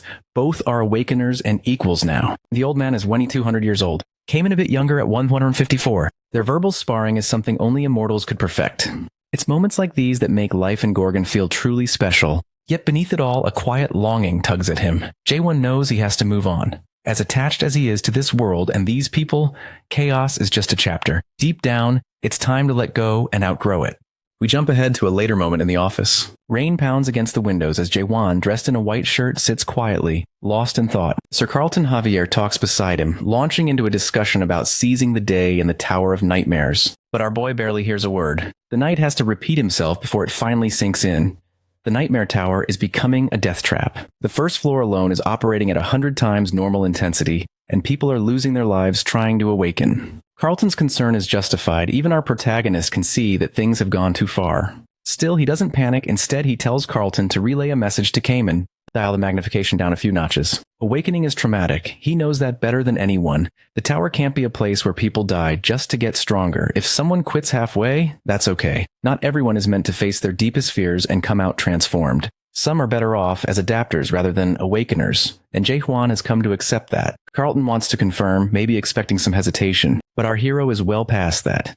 He's seen and lived enough to know this journey isn't one size fits all. Forcing everyone through the same door was never the point. It's about offering a real choice. He senses something off in the knight's voice and immediately asks what's wrong. It turns out while Jae-won was away, Carlton didn't just sit idle. He pushed himself to awaken. The twist? Even after awakening, he hasn't accessed any unique world. It's rare. But the only explanation is that his unique world is actually the system world itself. That realization hits our protagonist hard. He recalls his battle with Samyang-garam, remembering how awakeners tried to destroy the system's world without ever considering it could belong to someone else. He shares his theory with Carlton, keeping his tone even, though he himself hasn't fully figured out awakening. The knight gets it, and the truth lands with weight. If his world really is the system world, he may one day have to face the fortress master, the very one determined to bring it all down. Yet there's something about Jae-won, unpredictable as he is, that always draws people in. Even Carlton, usually the steady, by-the-book type, admits he wants to join the expedition. Not someday, but now. The admission makes our boy facepalm so hard it throws the knight off mid-sentence, confused by the reaction. Carlton thought he'd just made a heartfelt commitment, but Jae-won is simply exhausted. Everyone from Kamen to Yoonwon has been pushing for the Abyss expedition to start, and now Carlton wants in too. It does make sense, though. The man is no longer bound by the inspector laws that kept him tied to Gorgon. Jae-won tells him straight, when the expedition begins, he won't be fortress master anymore. If Carlton thinks he's showing loyalty to the fortress, he wants him to let that go. He's stepping down in a week, and he means it. The knight protests, urging our protagonist to think of Gorgon and chaos as well as himself. If he steps down, the region's political stability could collapse overnight. But Jae-won's mind is set. He reassures Carlton, then leaves the room so he can finish his final duties as fortress master without further argument. Outside in the open-air ceremonial hall, rain pours over a silent crowd. Some hold back tears, others remain stoic. Jurgen Sheaver offers Jae-won a coat, but he refuses. As everyone stands in quiet anticipation, our boy begins to speak. By now it's clear this is one of those 3-day soul farewell rituals meant for every person who gave their life defending Gorgon. It's about honoring the blood, sweat, and sacrifice that kept the fortress standing. He's not there to give orders, he's there to show respect. Some in the crowd are already in tears as the names of the fallen are read aloud. Keepsakes, swords, medals, and treasured mementos are laid out in tribute. Names like Isaac Kendall, Rachel Valdor, and Kashim Hill are honored, their memories returning to the roots of the illusion tree. Suddenly, attention shifts to a massive, shrouded object that's been half concealed the whole time. Unlike the other memorials, it's clear this one is different. Jaewon steps forward and speaks plainly. The fallen were legends, but the war isn't over yet. Then he unveils the secret, the divine narrow gate. Some in the crowd recognize it immediately. Murmurs break out. Many believe it should be destroyed since it allowed the monarchs to keep Gorgon under their control. The mood shifts instantly. Before the crowd can react further, he reveals one more surprise. A prisoner is brought forward in chains. Rika, the timid monarch, trembling in the flesh. The crowd erupts in tense whispers, unsure whether to feel pride, shock, or disbelief. Our protagonist draws dark fall, not for ceremony, but simply to get this over with. True to his title, Rika is shaking uncontrollably. No one looking at him can imagine how this terrified mess ever became a monarch. Suddenly, Rika snaps, demanding Jaewon just kill him already if that's the plan. Make it quick, but not before delivering a melodramatic warning. It doesn't matter what they do, they won't make it out alive. The pitch darkness monarch is on a whole different level. He won't just let things slide. At this point, our boy is just tired of monarchs running their mouths when they're cornered. He moves as if to finish Rika off, and in a way, he does, just not entirely. Instead of taking his head, he hacks off Rika's hands, clean and brutal. In his own way, Jaewon unshackles the monarch and announces he's not killing Rika today. He wants the high and mighty in the almighty land to know exactly where to find him now that he has the narrow gate. If they're looking for him, especially that pitch darkness monarch, Jaewon will be waiting at the top of the illusion tree. The scene shifts. Siren is losing it, shouting about how he's stepping down tomorrow yet still managed to drag all of chaos into another mess. She can't believe he provoked the pitch darkness monarch and released Rika on top of that. If he'd really wanted to destroy the narrow gate, he could have done it quietly, without making a spectacle in front of the monarch most likely to take it personally. But our protagonist stands unfazed, acting like it's all under control. If things escalate, the monarchs will just send a subordinate. He knows the supreme monarch won't come personally, not while the almighty land is embroiled in other wars. Maybe a lieutenant monarch will appear. He figures that's enough. Siren isn't convinced. She thinks he's lost it. One lieutenant general? After this stunt, they'll send at least 2 or 3. And if by some miracle heavy hitters from the 5 great clans show up, then what? What in the Godzilla-sized hell is Jaewon going to do? As always, he's exactly where he wants to be. He fires back at Siren, pointing out how she suddenly cares about chaos politics when she's supposed to be the detached Meister who doesn't give a damn. Unable to argue, she pivots to her real reason for being there, the promise. Whatever he saw in the 8th gate of hell, she was promised that memory, and now she's here to collect. No drama, no war talk, just the deal. Seconds later, Siren stands frozen. Her expression suggesting Jaewon just told her something unbelievable. The audience doesn't hear his words, but she's clearly skeptical and asks for proof. He gives her a look, then calmly recites a memory from the 8th gate describing a cold winter. Instantly, Siren is captivated, her eyes wide as she listens. He describes the harsh winter in the 6th region, near the base of the illusion tree, and mentions a strange egg Mulak found there, sitting alone as if waiting for something. According to Mulak's memory, it was the first egg he ever picked up, and even he felt uneasy about it. The memory unfolds. The egg cracks open to reveal a tiny baby with curling horns on its forehead. The hair, the face, it all resembles Siren. Mulak holding the newborn pauses. Jaewon draws in close. Lending the emotional story an eerie undertone, Mulak recalls something her godmother once said. A child just born is so lovely. The words linger in the air. Siren's expression softens. She's overwhelmed, cheeks flushed with emotion and a hint of embarrassment. Jaewon recounts a story that leaves Siren speechless, the proof evident in every detail. He doesn't ease her in, just drops the memory unfiltered, expecting her to process it all at once. Still, he isn't sharing this for nothing. Our boy has learned that mares are born from eggs, dream-born by the illusion tree. The winter setting is hazy for him, but Siren clarifies it was the northern base of the illusion tree in the almighty land. With that, the rest of the memory sharpens. Mares aren't born in any ordinary way. They're dream children, waiting in eggs to be found. Even so, she senses there should be something more, something Mulak left specifically for her. He doesn't dismiss her feeling. Jaewon admits there might be more, or maybe there isn't. What a pain. Siren looks on the verge of snapping. Finally, he explains that what he witnessed in the 8th gate wasn't some cinematic revelation. It was a mess of fragmented symbols and flashes, impossible to piece together. That's all he can offer. Her face says it all. Disappointment and frustration she can't hide. Still, she's resolute. She'll find her godfather, Mulak, no matter how little she has to work with. Our protagonist, ever the sly one, dangles bait. If she really wants the whole story, she'll need to tag along with him. Why? Because the only storage device for Mulak-related knowledge is in his own mind. How convenient. Clearly that's been his plan all along. He sells it like it's the best offer she'll get. A classic move. With Jaewon about to plunge into the abyss and Mulak last seen up the illusion tree, it all feels like a setup. But Siren isn't fooled. She spots the loophole. He's talking about memories, and memories can be unlocked. She has her own ways to access the truth. Her tone stays cool, but she's already plotting. If all Jaewon holds are fragments of Mulak, she has a means to pull them out. The next thing our boy knows, he's in her old workshop, a place no one's been allowed in for years. Yet here he is, let in a second time because he might hold a clue about her godfather. Before he can say a word, a hatch opens overhead. Down drops a gore crucifix teddy bear. No fluff, all threat. It radiates twisted science experiment vibes, and the test subject is the one who conquered the 8th gate. Siren announces, without blinking, that this bear isn't for comfort, it's for soul squeezing. She breaks down the process, a full soul link sinking their essences, tearing through his mind to yank out the memory she wants. Usually it's something only mares do when they want to bottle up the full emotion and experience of a moment into a psychic crystal. But this time, she's going to dig through Jaewon's mind like it's a secret archive, and she's got the God Pass. She decides he'll be her experimental guinea pig. Newsflash. Siren hasn't even tried this herself. She's only heard it's supposed to feel amazing, almost pleasurable.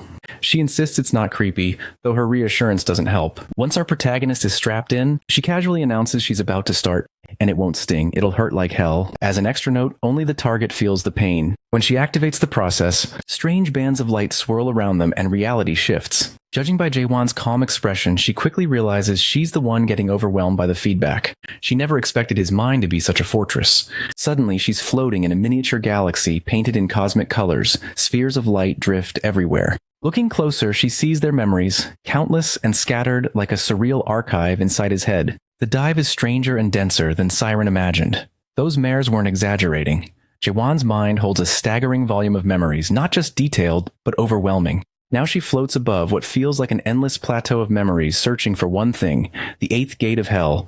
The sight unnerves her. She imagined an awakener's mind would be human, maybe with a hint of magic, but not this infinite layered consciousness. She thought it would be less cosmic, less vast. She has to focus before she gets lost inside. If she loses grip, she'll be stuck circling his subconscious forever. Staying focused is tough, but she has no choice. She just needs the memory of her godfather. Nothing else. Get in, grab it, and get out. Floating through endless memory threads isn't working. So Siren stops holding back and zips through them, confident and unflinching. She sees him.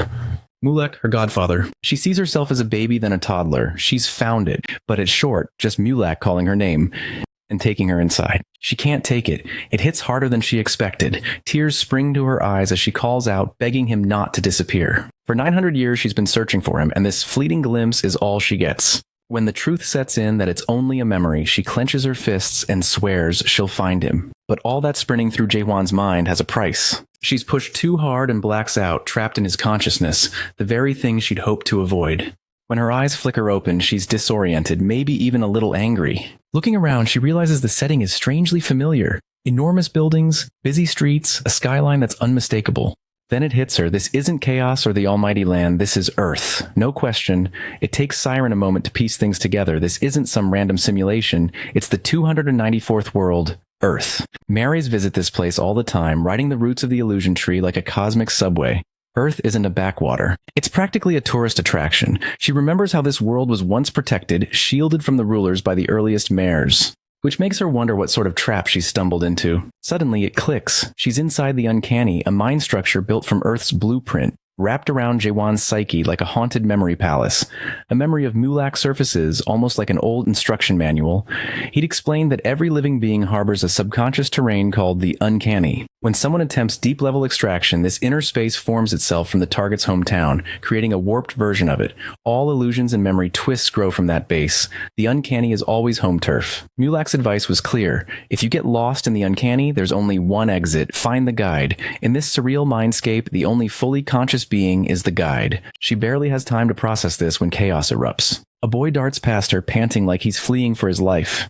Chasing him, a couple of furious cops shout threats, treating him like a hardened criminal. The kid's in a hoodie and cap, nothing fancy. But something about the way he moves unsettles her. He's cornered, but he's not surrendering, clutching a metal pipe like he's ready to fight back. One cop raises a hand, ready to strike, but Siren steps in, demanding to know what their problem is. Instead of backing down, the officers turn on her, warning it's not safe, because the kid refuses to grow up as if that's a crime. She's floored. What kind of law is that? Her outrage only makes them more suspicious. Trying to stay calm, she pretends she hasn't just dropped into the strangest legal system ever.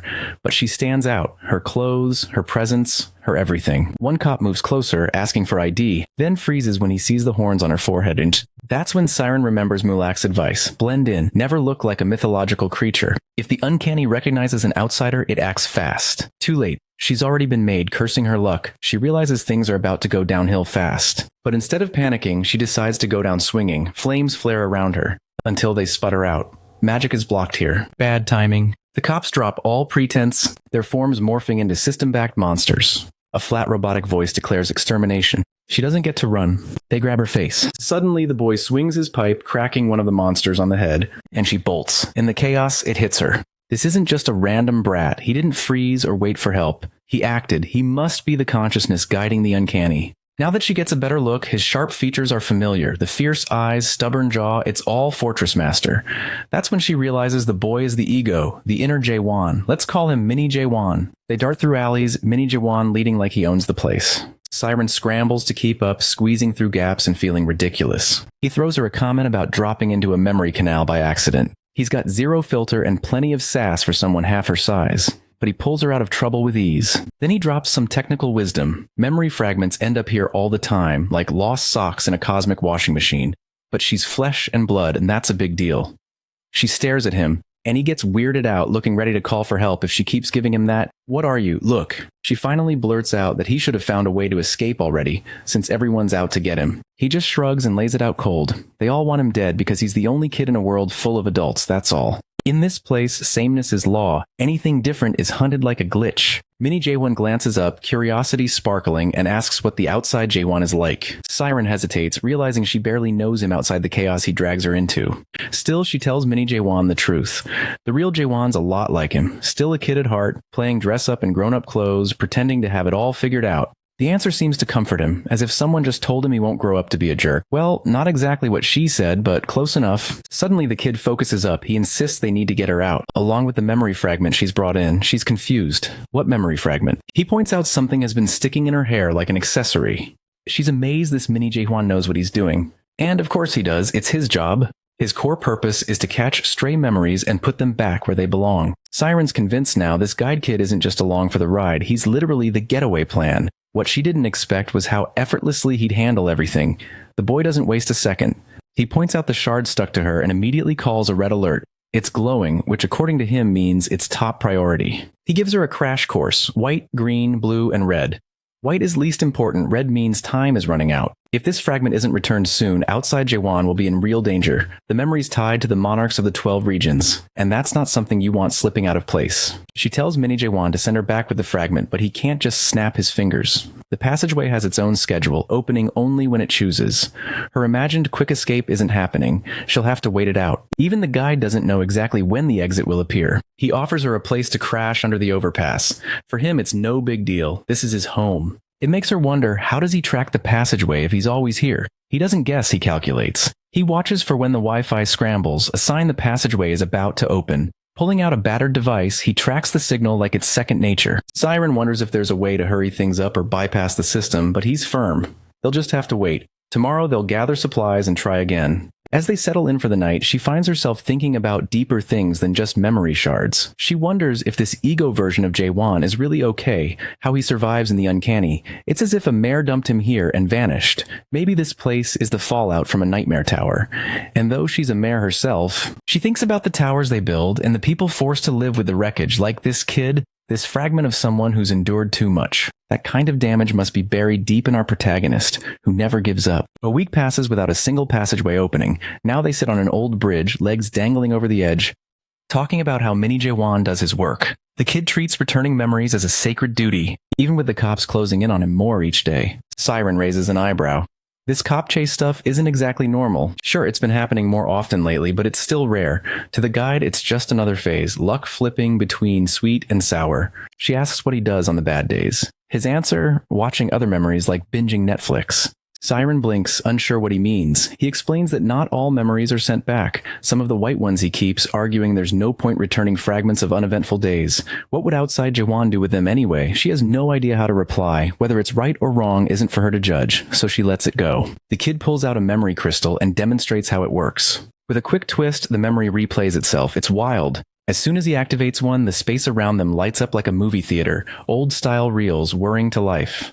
These memories are from Earth. One shows a mother reading to her toddler, but another catches Siren's attention, a scene like a page out of an illustrated novel. It feels strikingly familiar.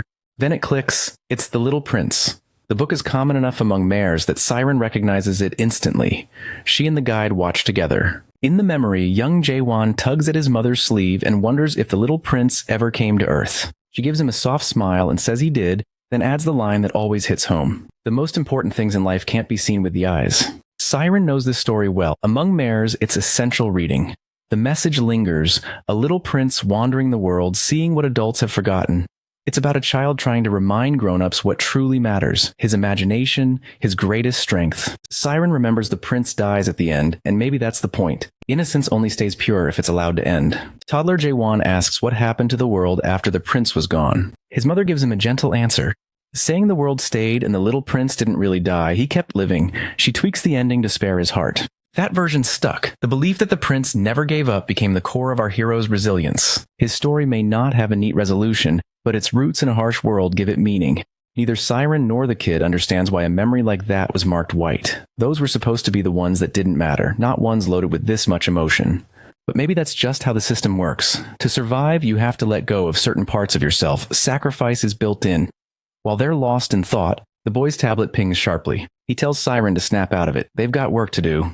She looks up confused until the sky cracks open. A portal blooms above the building, blazing with light. No more delays. It's time to move. Of course, there's no way this escape is going to be clean. Not with those cop freaks showing up for their usual chaos. Siren wonders if they're being chased just because the passageway opened, since a swarm of creatures is already on their tail, hunting them like it's instinct. Mini Jaewon explains the system's in meltdown mode because something foreign, the passageway, just broke into its code. Barely a minute later, they crash through the building beneath the portal, racing for the elevator like their lives depend on it. Because they do.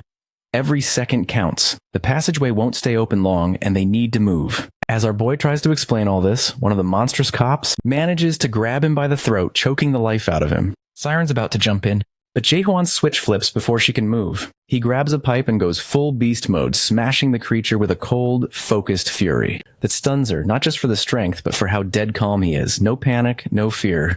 Maybe he's numb from everything he's seen, or maybe this is just how the ego Jaewon survives. They make it to the elevator and punch the button for the 20th floor. But before the doors can close, more monsters flood in. One's the kid just laid out crawling back, relentless.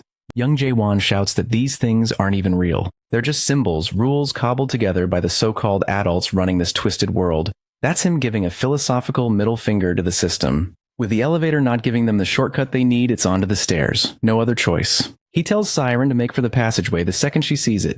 He'll hold the monsters off. She hates that plan, wanting to drag him with her, but he refuses. This is his world, and he's got her covered. She just needs to move fast. She hates leaving him behind in a place that feels like a waking nightmare. But he makes it clear he doesn't have a way out. They slam the gate shut on the rooftop, trying to hold off the monsters. The kid's done with soft words. He tells her to quit trying to play hero and run straight for the glowing crack in the sky. Her only escape. Just before she makes it through the portal, Mini Jaewon yells one last question. Does the outside version even have friends? Siren pauses, and with a warm smile nods yes. That gets a genuine smile from him, a small, unfamiliar thing in a world this harsh. He gives her a simple goodbye. The monsters close in, but he's not fading quietly. He swings the pipe, a fierce little menace to the end. Siren watches, heart pounding, knowing she's leaving something unforgettable behind. She wants to tell the older Jaehwan about the brave, stubborn kid buried deep inside. This little hero who stood his ground even when everything screamed to run. Whenever the outside world feels too cold and lonely for our protagonist, she'll remember this, and she'll tell him that the little prince was more than a story, that part of him never gave up on his world. Just like that, she's back in the massive starry canal of memory. But Siren isn't the same. No more drifting. She knows if she chases her godfather's memory again, she'll just end up lost, stuck in endless loops, never belonging. That won't happen. She doesn't know how much time has passed, days, hours, seconds, but she's no longer lost. Now she has real insight. She knows what to watch for when she builds her next tower. She won't repeat her mistakes. She's done searching for her godfather's memories. She's sticking to what Jaewon told her. She'll follow him into the abyss, no matter how wild it seems. Every so often, when that infuriating guy rambles about the 8th Gate's puzzles, she'll piece it together, one painful chunk at a time. It won't be quick or easy, but she'll do it. No shortcuts. Then she remembers the mysterious memory that got tangled in her hair. She'd forgotten about it entirely. Now seems like the time to see what it is. The moment she looks, her breath catches. It's her godfather again, another memory, but this one is different. The air is thick with terror, and Mulak isn't alone. He's face to face with someone. Her heart sinks. It's catastrophe, the God Soul King, the first awakened, disaster. She's heard the stories, sealed away in the strange factory by the masters born from chaos, but she never imagined she'd see him. Now she does, and dread fills her. This isn't just terrifying, it's nightmare fuel. She can't understand why this memory is marked red. Sure, you're supposed to meet Catastrophe in the Abyss, but no one ever talked about confronting him. Even the monarchs wouldn't dare.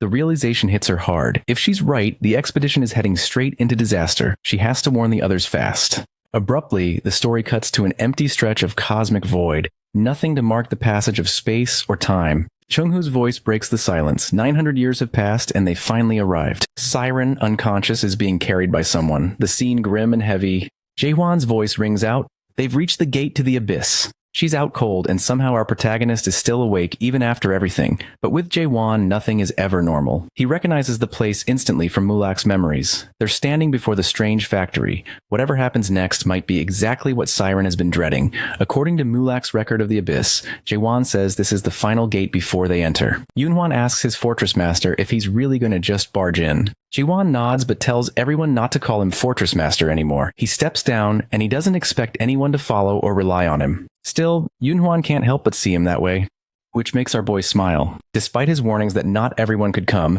more than 3,000 people have joined the expedition. Most stayed behind, knowing the abyss is a long-term ordeal, but plenty couldn't resist the pull. The only one who got dragged along without a choice is Siren. Ironically, she's the one passed out after trying to squeeze a memory from our protagonist.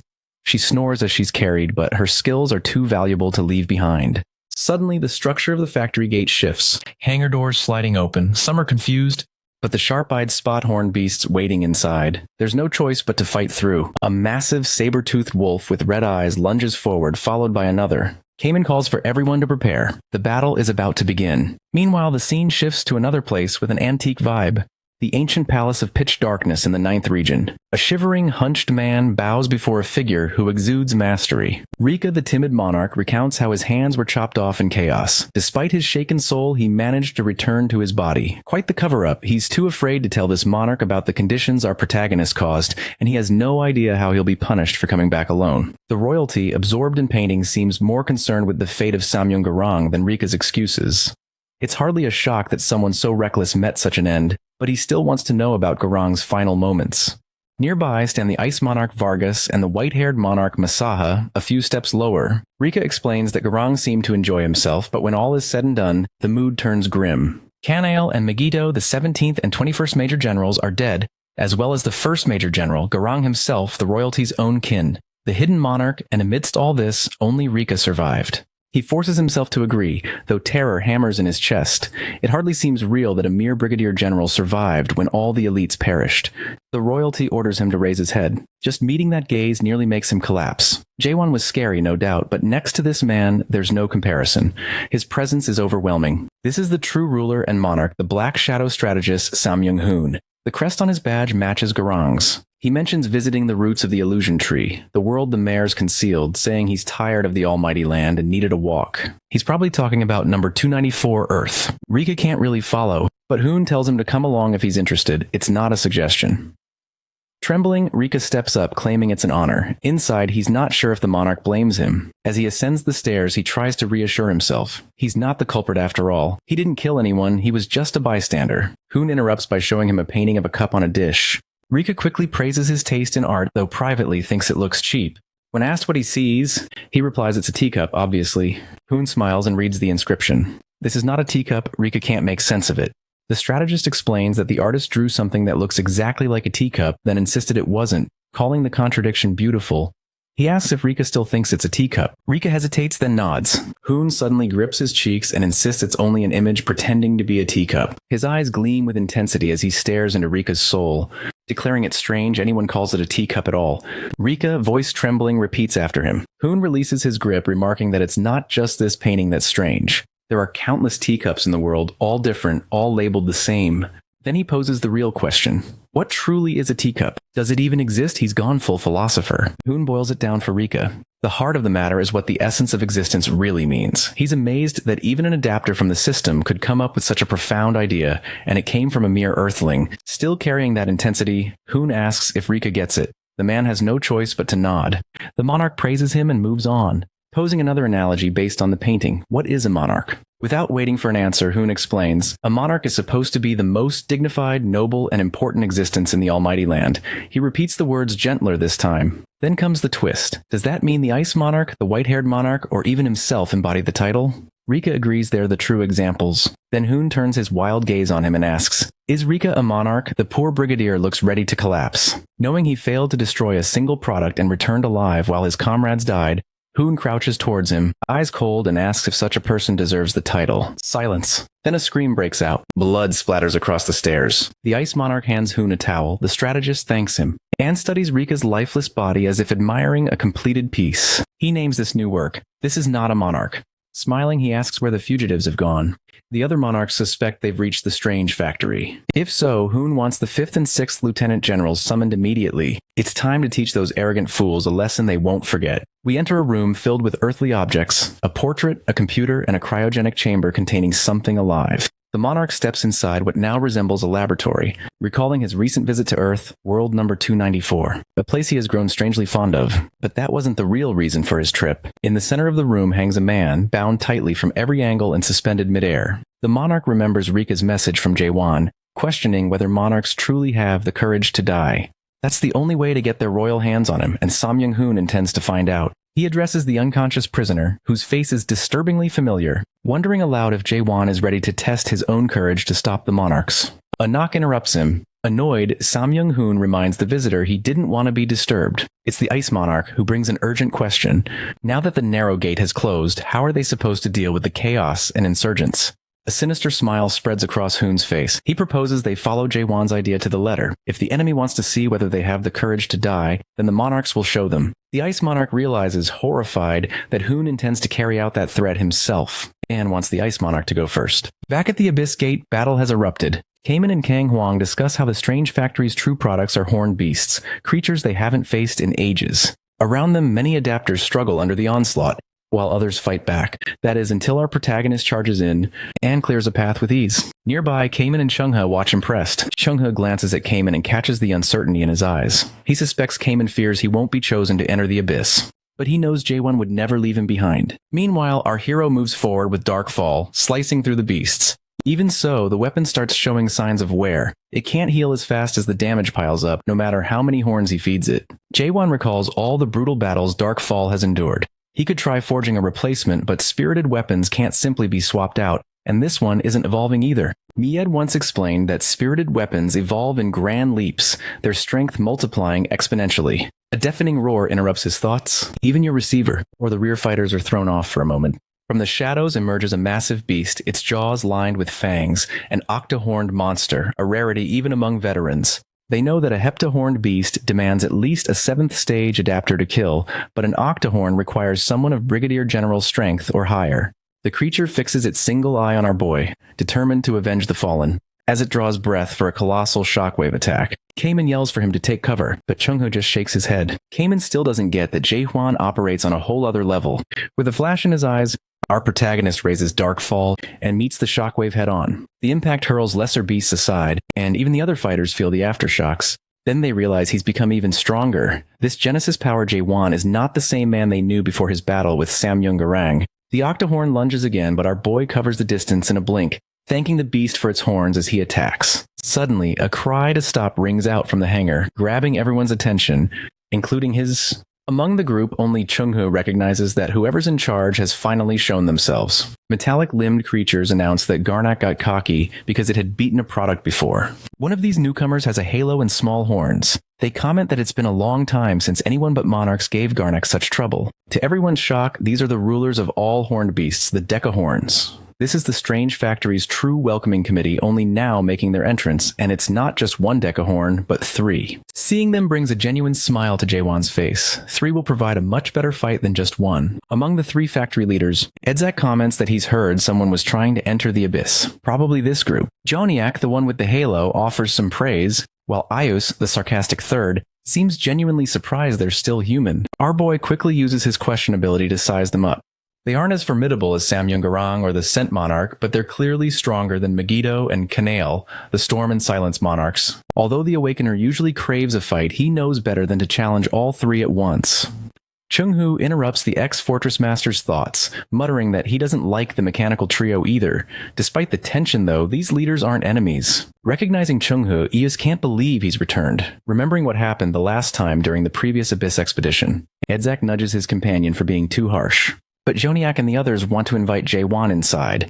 Apparently, the great factory head is waiting. Inside, the vast hall feels like another world. Chung-hoo notes the horn beasts being repaired, including the Octahorn, our protagonist, just defeated. He and Sir Carlton were only able to enter because Jaewon insisted on keeping his group together. One of the smaller factory masters explains that Garnak products are created only once every 10 years, so the Awakener should think twice before destroying them again so recklessly. Many were lost fighting the dead demon warriors, he adds, which catches Jaewon's interest. These leaders had survived battles against the strange palace invaders. Meanwhile, Carlton expresses his pleasure at meeting the apostles of the machine god Deus. When asked if he's familiar with them, the knight confirms he's heard of Deus's apostles. Deus finally remarks that people from Chaos aren't all classless delinquents. At least Sir Carlton has some class and respect. They soon arrive at the factory leader's gate. Pushing open the massive doors, they step into an enormous surveillance room centered around a main machine that looks like a huge CPU. Someone addresses Jaewon as the awakened warrior. This is the main factory leader, Aniak. Seeing the machine's name, Jaewon immediately senses something familiar. In fact, all these names, Edzak, Joniak, Ius, Aniak, sound more like machine product names from Earth than real names. Our protagonist brings this up, mentioning Earth World number 294. Aniak pauses, curious why he'd ask. Jaewon explains that their names remind him of machines from home. Aniak only knows they're creations of a god from a world of change. If that world is Earth, Jaewon could be right. Although he's familiar with the idea of gods, no one in Chaos mentioned them before now. Aniak can tell Jaewon doesn't fully understand the Abyss yet, so he simplifies. Monarchs rule the almighty land, and similarly, gods control the Abyss. Like monarchs, these gods vie for dominance. But unlike them, gods aren't adapters of any system. Throughout the conversation, machinery hums and blinks steadily. Chung-hoo is intrigued by the idea of Abyss gods. Then Aniak clarifies that while their roles are similar, gods are fundamentally different from monarchs. The concept is still foreign to the Awakener. Where he comes from, gods are almighty.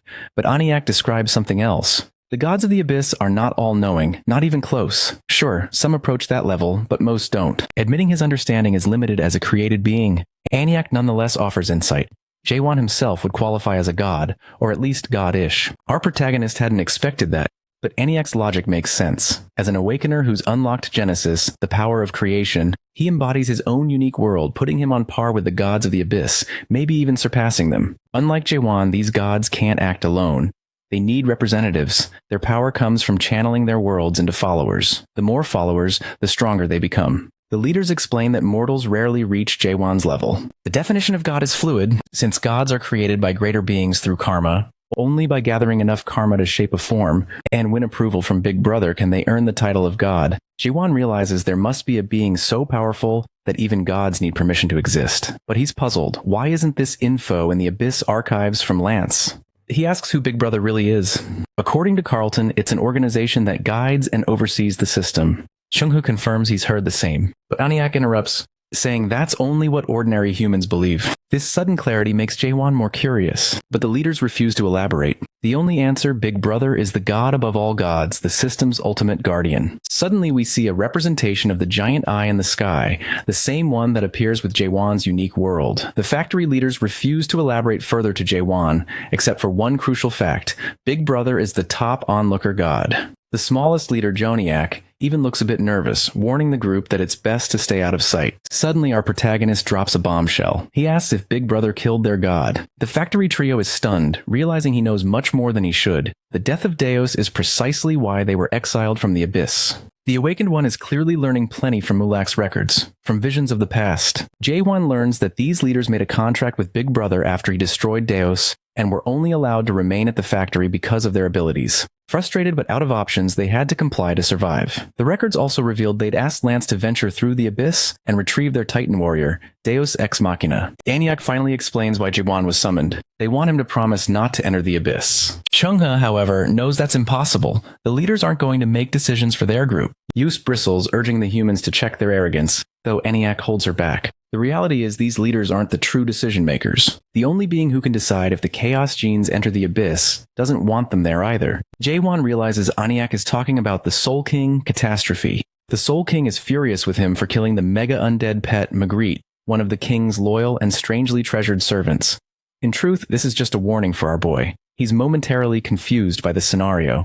To sum it up, the Soul King is throwing a tantrum over his pet getting killed, even though it attacked first. And since he holds the key to the Abyss, he's refusing to let the group through. Jae-won's blunt take may be rude, but it's accurate. Aniak agrees. But our protagonist still insists the gate be open. Aniak thinks Jae-won doesn't fully understand the situation, but he's not easily put off. He says he'll persuade Catastrophe personally. Aniak stands firm, but before things escalate, our hero drops a single name, Deus Ex Machina. The leaders are floored. They have no idea how he knows that name. But he promises he can deliver their missing Titan warrior. Naturally, they're desperate to know where he's getting this information, but Jae-won won't reveal his source. If they want to see Deus Ex Machina again, all they need to do is let him meet Catastrophe. A moment later, he realizes he's hit the soft spot. Aniak leads him through a warped passage. Even though everything was supposedly decided already, Jae-won has managed to get this far. Convincing the Soul King may be impossible, but he has to try. Aniak can only wish him luck as they step inside. Then the leader brings up something called the Stigma of Deus, a tool Jae-won apparently isn't using. Our protagonist has no idea what that is. Aniak points to the tattoo on his forearm, the Gorgon tattoo he's now infamous for. It was a gift from the apostles to humanity, originally given along with a seven-horned beast as a guardian.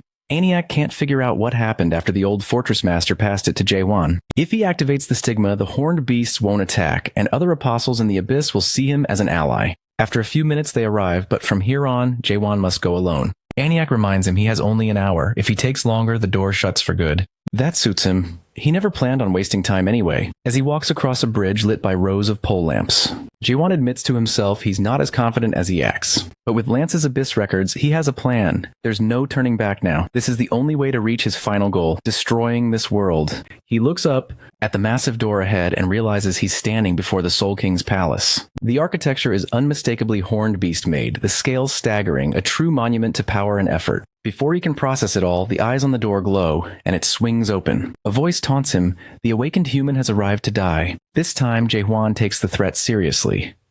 This isn't a copy, it's the real Soul King. He knows he cannot afford to underestimate this opponent. Even the king's voice feels like it's tearing at his very being. Before Catastrophe can unleash his fury over Magritte's death, Jae-won jumps straight to a proposal. The Soul King scoffs. This pitiful human can't even cross the threshold properly, yet dares to negotiate.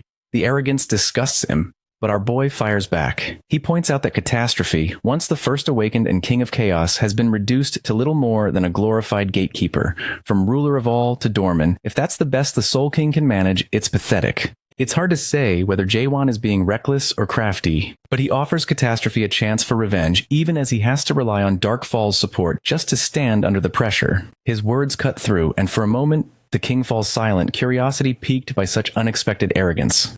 For now, Catastrophe decides to listen, but warns that if Jae-won has nothing worthwhile to offer, the price will be severe. The perspective pans out, revealing the staggering scale of the Soul King's domain. A landscape filled with uncountable ghouls, the undead Sunday. At this point, Jae-won knows the only way he'll leave alive is by making an offer that's worth the risk. Jae-won knows all about the promise Lance made with Catastrophe. Like everyone else shocked by his hidden knowledge, the Soul King didn't expect him to know about that pact sealed 900 years ago. Our boy doesn't reveal how he found out, but he declares that from now on he'll be carrying that promise. Catastrophe warns him not to act cocky, given the current situation. But Jae-won promises he'll take the Soul King all the way to the end of the Abyss. Meanwhile, outside, Siren finally wakes up. Yunhwan greets her, explaining that they're right in front of the abyss, facing the strange factory. The look on her face says it all. This is the last place she wants to be. She screams at the Prime Minister, demanding to know where Jaewon is because she has an urgent message to stop him. The Prime Minister, confused by her panic, tells her our protagonist is inside the factory. Suddenly, everyone notices fireflies emerging as the air grows warmer. Kang Hwang warns them not to poke around, but Yoon Yang, ever the skeptic, pokes one anyway. Instantly, an explosion rips through the area, setting off a chain reaction that causes even more devastation. The factory itself takes damage. It's the perfect moment for the monarchs to make their move. Sam Young-hoon announces that, just as Jaewon wished, the monarchs are here to wage war. At least 4 monarchs appear, with Hoon leading the charge. The heroes go on high alert. The orders are ruthless. Kill everyone without hesitation, except for second stage adapters or higher. Amidst the chaos and ambush, someone mutters that it doesn't matter what Hoon plans for the others. He has to get rid of Jaewon as soon as he spots him. This is Nakmyeong Cheon-do, the Poison Monarch and second lieutenant of the Emerald Bug family. His grudge is personal. Our protagonist killed the caravan of his clan. Meanwhile, tension simmers among the monarchs. Some in the Samyung family realize Hoon isn't just avenging his little brother, Samyung Garang. He has another agenda entirely. Among them are the Samyung family's 4th general monarch, Samyung Yuha, and the 7th region's 1st major general, the white artist monarch, Nishimoto. Yuha tells Nishimoto to keep an eye on the 9th region's people, curious about their movements. She finds it ironic that a single product managed to outmaneuver 100 monarchs, giving her a rough estimate of Jaewon's strength. Yuha knows she would have died after 3,000 years if Hoon hadn't claimed the fruits and chaos would be enough for everyone. If not, there's an obvious impasse for Hoon. If the fruits are divided among the families, it'll create a dangerous conflict between his duties as the 9th region strategist and as the firstborn of the Samyung family. He's clearly amused by these alliances and rivalries. What's even funnier is how many believe him. If he kept that promise, he'd have to feed nearly 50 monarchs, 20 from the Emerald, 10 from the 7th region, and 20 more from his own house. But it's not surprising they've fallen for the lie, especially since Hoon showed up on the battlefield himself. To him, lies aren't lies if the promises are kept. The top of the illusion tree isn't the only place to find those fruits. There are other ways. The 7 highest gods who govern the abyss have plenty of fruit,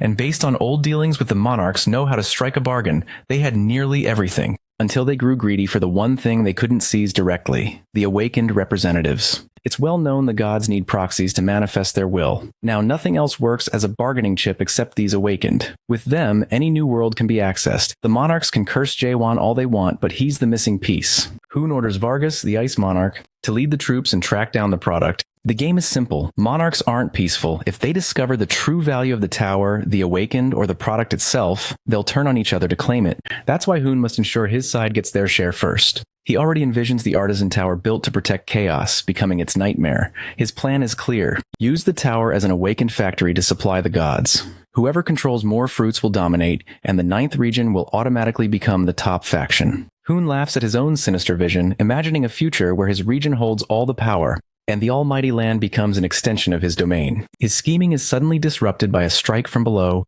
Shocked that anyone would dare attack him, he sees it's Cayman, surrounded by other clan leaders, all determined to stand together. Everyone from Kang Hwang to Saran shares the same goal: hold the line until Jaewon finishes his task. As they unleash strikes, cast magic, and hurl lightning, Hoon simply watches, amused, but it's clear he's decided. The time has come to eliminate all of them, once and for all. The Emerald Bug Monarch, Nakmyeong Cheon-do, wreaks havoc across the field with his giant centipede-like forms, cursing at the stubborn defenders who refuse to retreat. His true target, of course, is Jaewon. Meanwhile, Sam Young-hoon, who had been floating above the chaos, drops down to join the fray. His attention zeroes in on Siren standing among our heroes, the so-called foolish and selfish mare girl, now branded a traitor to the pitch darkness. The expedition squad senses the danger instantly. There's something unnatural about the aura radiating from this monarch. Hoon tells the Poison Monarch to stand down for a moment. Nakmyeong Cheon-do bristles, not wanting to give up all the fun, but it's clear Hoon wants him to witness what's about to unfold. Suddenly, Hoon spots an awakened opponent and springs into action. Cayman readies himself for the attack, but the Monarch's sword swing releases a force so heavy, it flings Kang Hwang and Siren aside like ragdolls.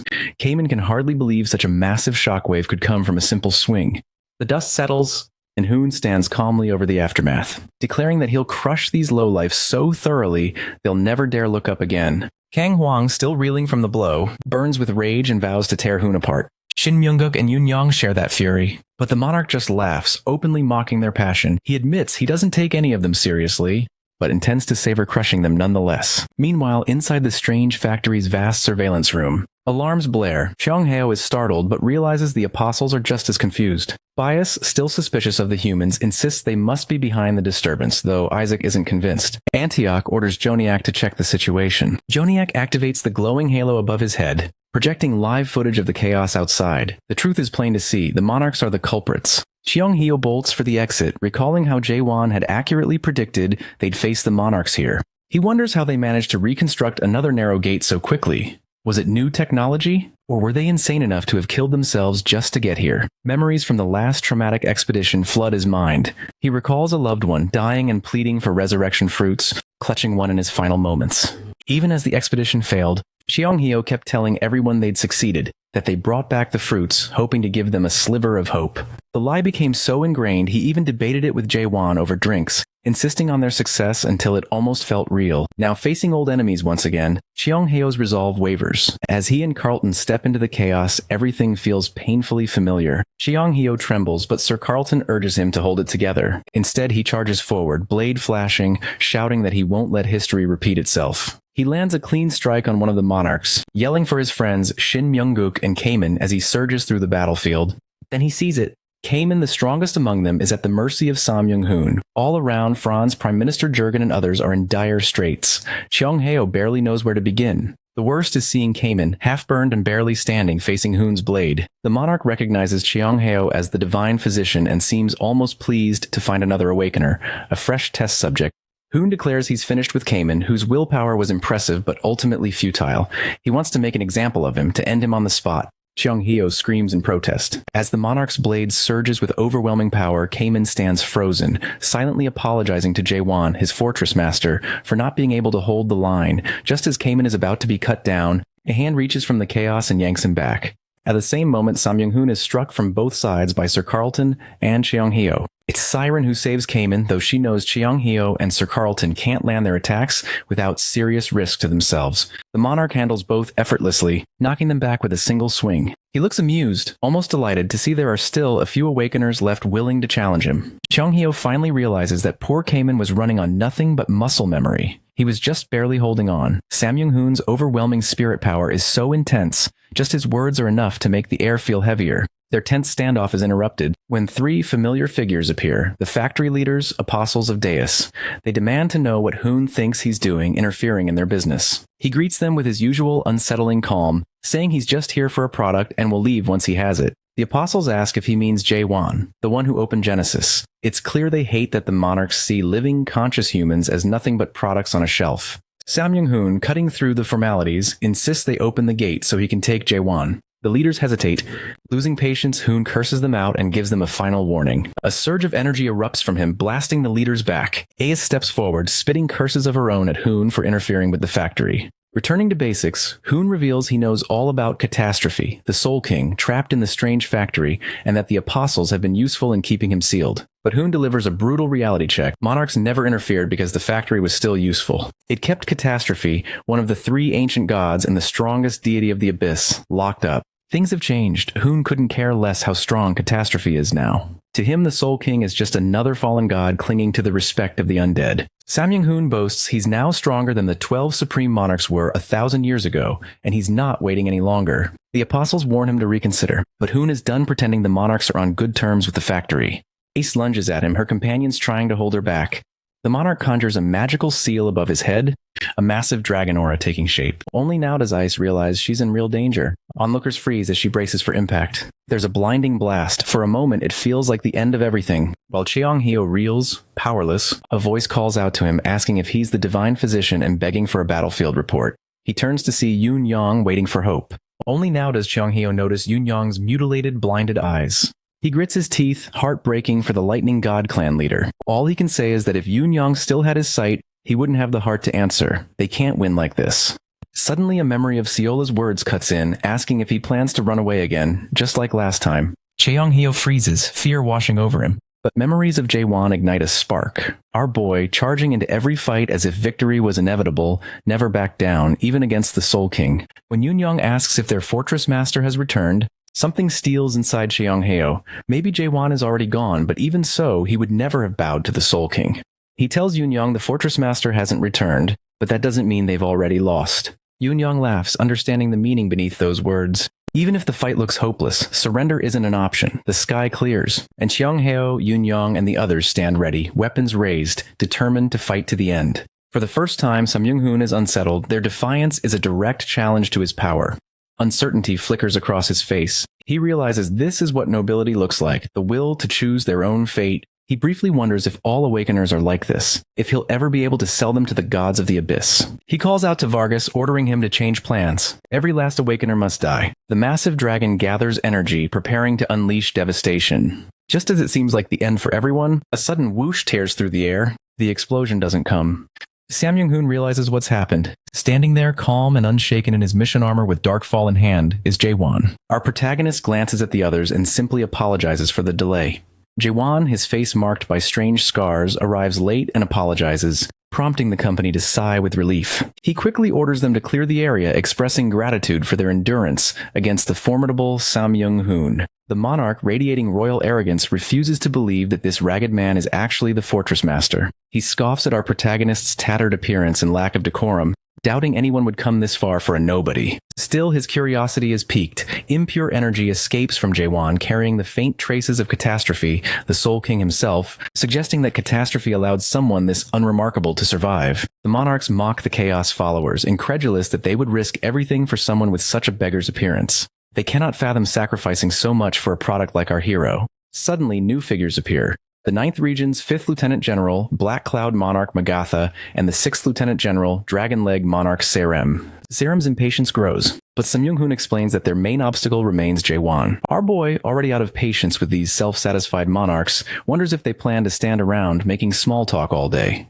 With a single swing of his sword, he signals that conversation is over. He then activates his moon eye. The poison monarch Nakmyung Cheondo is intrigued that this man has created a world with such a unique perspective. They note the massive eye on the twisted tree structure, identical to the one near the first nightmare. That grotesque eye is meant to represent the big brother, Yuhua, though she remains unimpressed. Regardless of how Jae-won shapes this world, she sees only emptiness, no real substance. Meanwhile, Cheongheo, who has always believed most in his own strength, starts to question what our protagonist is planning. He knows Jae-won cannot possibly take on all these lieutenant generals alone. Samyung-hoon admits that the Fortress Master possesses a unique worldview, something unlike anything he's seen before, though still inferior to those he encountered in the depths. Is this really all Jae-won has to offer? Clearly not. Our protagonist charges forward, swinging Darkfall at one of the monarchs before the blade can land, and Serem intervenes, kicking Darkfall aside and mocking him for such a reckless move. She demands to face him alone, but her wish is immediately denied. The Poison Monarch notices the Pitch Darkness strategist's eagerness to claim the fight. The Emerald Bug Clan monarch still craves revenge for the caravan incident, yet Samyung-hoon is baffled that they waste time arguing over who gets to battle Jae-won. Tired of the squabbling, Hoon snaps his fingers, conjuring a massive cuboid structure to lock himself and our boy inside. The bug-faced monarch is stunned by Hoon's bold action, pounding at the barrier, though the Emerald Bug Clan seeks vengeance. Hoon remains unfazed. His hair begins to glow, radiating the same energy Samyung-garam displayed in his fight with Jae-won. Within the enclosure, our hero is uncertain what these monarchs are plotting. Hoon claims to want a fair one-on-one duel, promising no interruptions this time. He encourages Jae-won to attack with everything he has, confident that the Fortress Master's strikes won't even leave a scratch. Hoon's blade and body pulse with power, even brighter than Garam's ever did. Yet Jae-won is not without resources. The monarch remarks that he has observed numerous awakenings in the past 10 days. Some reached stage 3, a few prodigies stage 4. Charging forward, he strikes Darkfall directly, sneering that Jae-won is the weakest stage 4 awakening he's seen. In that instant, our protagonist realizes that Garam's brother is far stronger than Garam ever was. The difference is overwhelming. He can sense that Hoon channels the system's power to a much higher degree, and knows that small, measured attacks will not suffice. To survive, he must go all out. Summoning his dragon, the monarch taunts Jae-won, who has opened a Genesis and achieved materialization, warning him not to repeat the same predictable tactics. That's fine, our hero is prepared to adapt. His next thrust seems ordinary, but before Hoon can react, it transforms into one of those world thrusts. Xianghao is stunned, while the other monarchs are amused. Finally, something worth watching. Hoon acknowledges that he now understands how Garam could have fallen to this man, but he warns that if Jae-won holds back, thinking Hoon is equal to Garam, he will die quickly. Opening the Genesis will not be enough. Hoon waits to see if the Fortress Master wants to finish things now or reveal any other tricks before it ends. Jae-won, however, is determined not to leave unanswered the question he withheld from Garam. He demands to know why Hoon has not killed him yet, despite having the chance. He presses for Hoon's true intentions. This directness impresses Hoon, who explains that he wants Jae-won to join the 9th region and bring the Tower of Awakening. As expected, our boy asks what happens if he refuses. Hoon simply laughs. There is no real choice. With a snap of his fingers, he reveals a vision of artifacts taken from Earth, including a computer. When Jae-won reacts with shock, Hoon realizes he's grasped that something greater is at stake. The monarch unveils his real gift, Jae-won's original body from Earth, chained as a trophy. What Hoon offers is the chance for our protagonist to reclaim the life he lost. It's as simple as this. Wandering around in chaos ends here. Jae-won now has the chance to restart his life. Sam Young-hoon even sweetens the deal, offering the position of 8th Lieutenant General. Yet the true temptation lies in the promise of returning to Earth, not just at any moment, but with all the years lost and chaos restored. A full rewind. Despite this, our boy doesn't waver. He refuses to go back, least of all on Hoon's terms. The monarch's smile remains. He expected this answer. It fits Jae-won's entire identity, always resisting any return to his core. So why make the offer at all if rejection was certain? Because in truth, it was never about turning back or erasing everything our protagonist has endured. That kind of return wouldn't undo the hell he's weathered or the relentless pursuit that defines him, and Hoon knows it. In his eyes, it shouldn't be undone. The wounds and pain are what shaped Jae-won. Even this line of thought leads Hoon to wonder if that's why our hero won't go back. He clings to the present because it's familiar, however broken it may be. But Hoon wants him to see the truth. This mess of a present isn't worth holding on to. He urges Jae-won to really look around and ask himself whether this hell is something to cling to. When Hoon tells him that the present stolen from him, the life ripped away, was the one he truly deserved, it strikes a nerve. Memories of his mother swirl to the surface, her voice echoing as she calls for one more story. Even Jae-won feels the pull. His veins bulge as he fights the temptation. The people he loved all remain in that world. If he were to accept the role of the 9th Region's final Lieutenant General, he could return to them whenever he wished. Logically, the choice seems obvious. For a brief moment, it looks as though our protagonist might actually consider it. But then he tightens his grip on Darkfall and delivers his answer to the Radiant Monarch. He's not going back. The place he's aiming for is at the very top. This time, Hoon is the one caught off guard. He pleads with Jae-won to reconsider, questioning if he's truly willing to throw away the only real life he has left for this shattered reality. The monarch's smile fades, his aura flaring violently and crashing into Jae-won, forcing our boy to shield his face. In that instant, he converses with his inner voice. Nothing Hoon said was untrue. He does miss that lost time. His past flashes before his eyes. If he's still human, how could he not long for it? But the separation between past, present, and future has blurred since coming to this world. Jae-won steps forward, breaking through the monarch's overwhelming spiritual energy. Once the shockwave subsides, he wants to know what good any of this would do if he returned to Earth, only to watch it fall to these cultivators and demons. He isn't wrong, and Hoon doesn't try to deny it. Cultivation is the law here. It's not anyone's fault, just the way of the world. Cayman has no memory of life before becoming a product, and that can't be blamed on him. No one faults Siren for growing up in a tower, taught only what she knows, trapped by the same process. Can the cultivators truly be condemned for surviving as they must? Angels and demons are simply playing their roles. But Jae-won already understands this. The only thing deserving blame is the rotten idea that the process itself is justified or humane. The real culprit in his eyes is the world, and that's exactly why our hero wants to destroy it. The monarch laughs at the notion. Everything Jae-won ever loved is a part of the same world he wishes to erase. It's one thing to say you'll fix it, but he intends to destroy it with his own hands. The monarch warns him to get it through his head. The world can't be destroyed or even touched. There is no separate world or system. The system is nature itself. And with that, the unholy aura of the Samyung family closes in once more. Our protagonist knows by now that he can't win alone. He hasn't had time to gather strength or hone his abilities. The only thing that gives him the courage to stand here is his purpose. And if he can't do it by himself, he finds another way. Suddenly he bites into something familiar, borrowing power from a greater force. Energy explodes within the monarch's cube. Outside, Cheonghyo and the others have no idea what this kid is attempting, and the other monarchs are just as baffled. It becomes clear that Hoon managed to enter chaos as a living being, his brain link still functioning. No matter how hard Jae-won pushes, he can only force him back to the Almighty Land, where Hoon's physical body waits. The most our boy can hope for is to damage his soul. Suddenly, dark energy surges, overwhelming everything. The cube begins to collapse. Hoon, bewildered, can't comprehend what's happening, especially as most of his face is torn apart. His soul seemingly corrupted. He's stunned that Jae-won managed to pull this off. The monarch finally recognizes the kind of energy at play.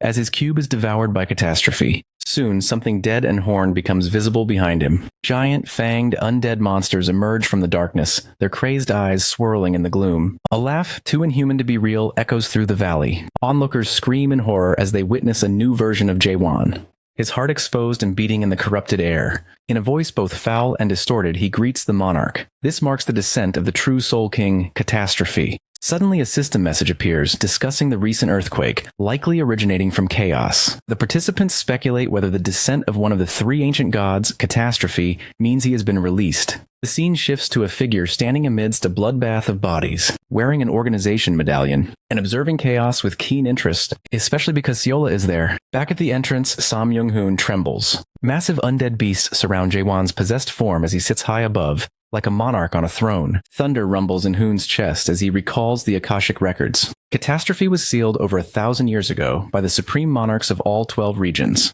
If he once thought bringing so many monarchs for this ambush was overkill, he now realizes even 100 wouldn't have been enough. The situation is dire enough that even the supreme pitch darkness monarch's presence might not guarantee victory. If Sam Young-hoon were to gamble, he'd bet on escape as the only He manages to call out to Catastrophe, clarifying they have no intention of fighting and only want the product he's taken over. The sinister Jaewon, now under Catastrophe's control, smiles coldly and makes it clear this won't happen. When Hoon dares to mention the promise Catastrophe once made to Big Brother to never interfere in chaos, the god's aura surges, shaking the landscape and forcing Hoon to bow in apology. He explains he only brought it up because he believed Catastrophe hadn't chosen a proxy until now.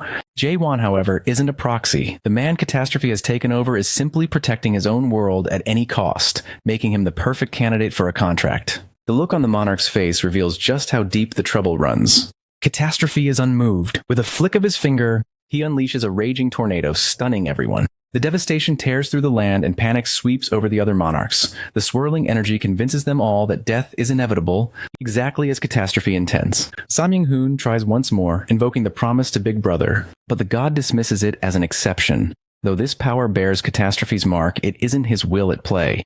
The hurricane is moving at our protagonist's command, who rallies the others, insisting that if they want to survive, they must stand together. He suspects the Soul King is using undead dissension to possess Jaewon's body. No matter how strong Catastrophe is, he's still within a human vessel and will burn out soon. All they have to do is endure 5 minutes.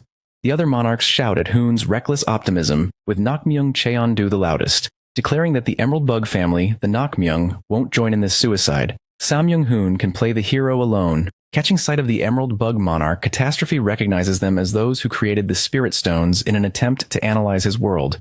He calls them fools who tried to mimic a god, unworthy even as vessels. His energy surges, consuming everything in its path. From his throne, he grins like a madman, intent on making sure they understand they brought this disaster upon themselves. Sam Young-hoon collapses to his hands and knees, struggling to comprehend how things reached this point.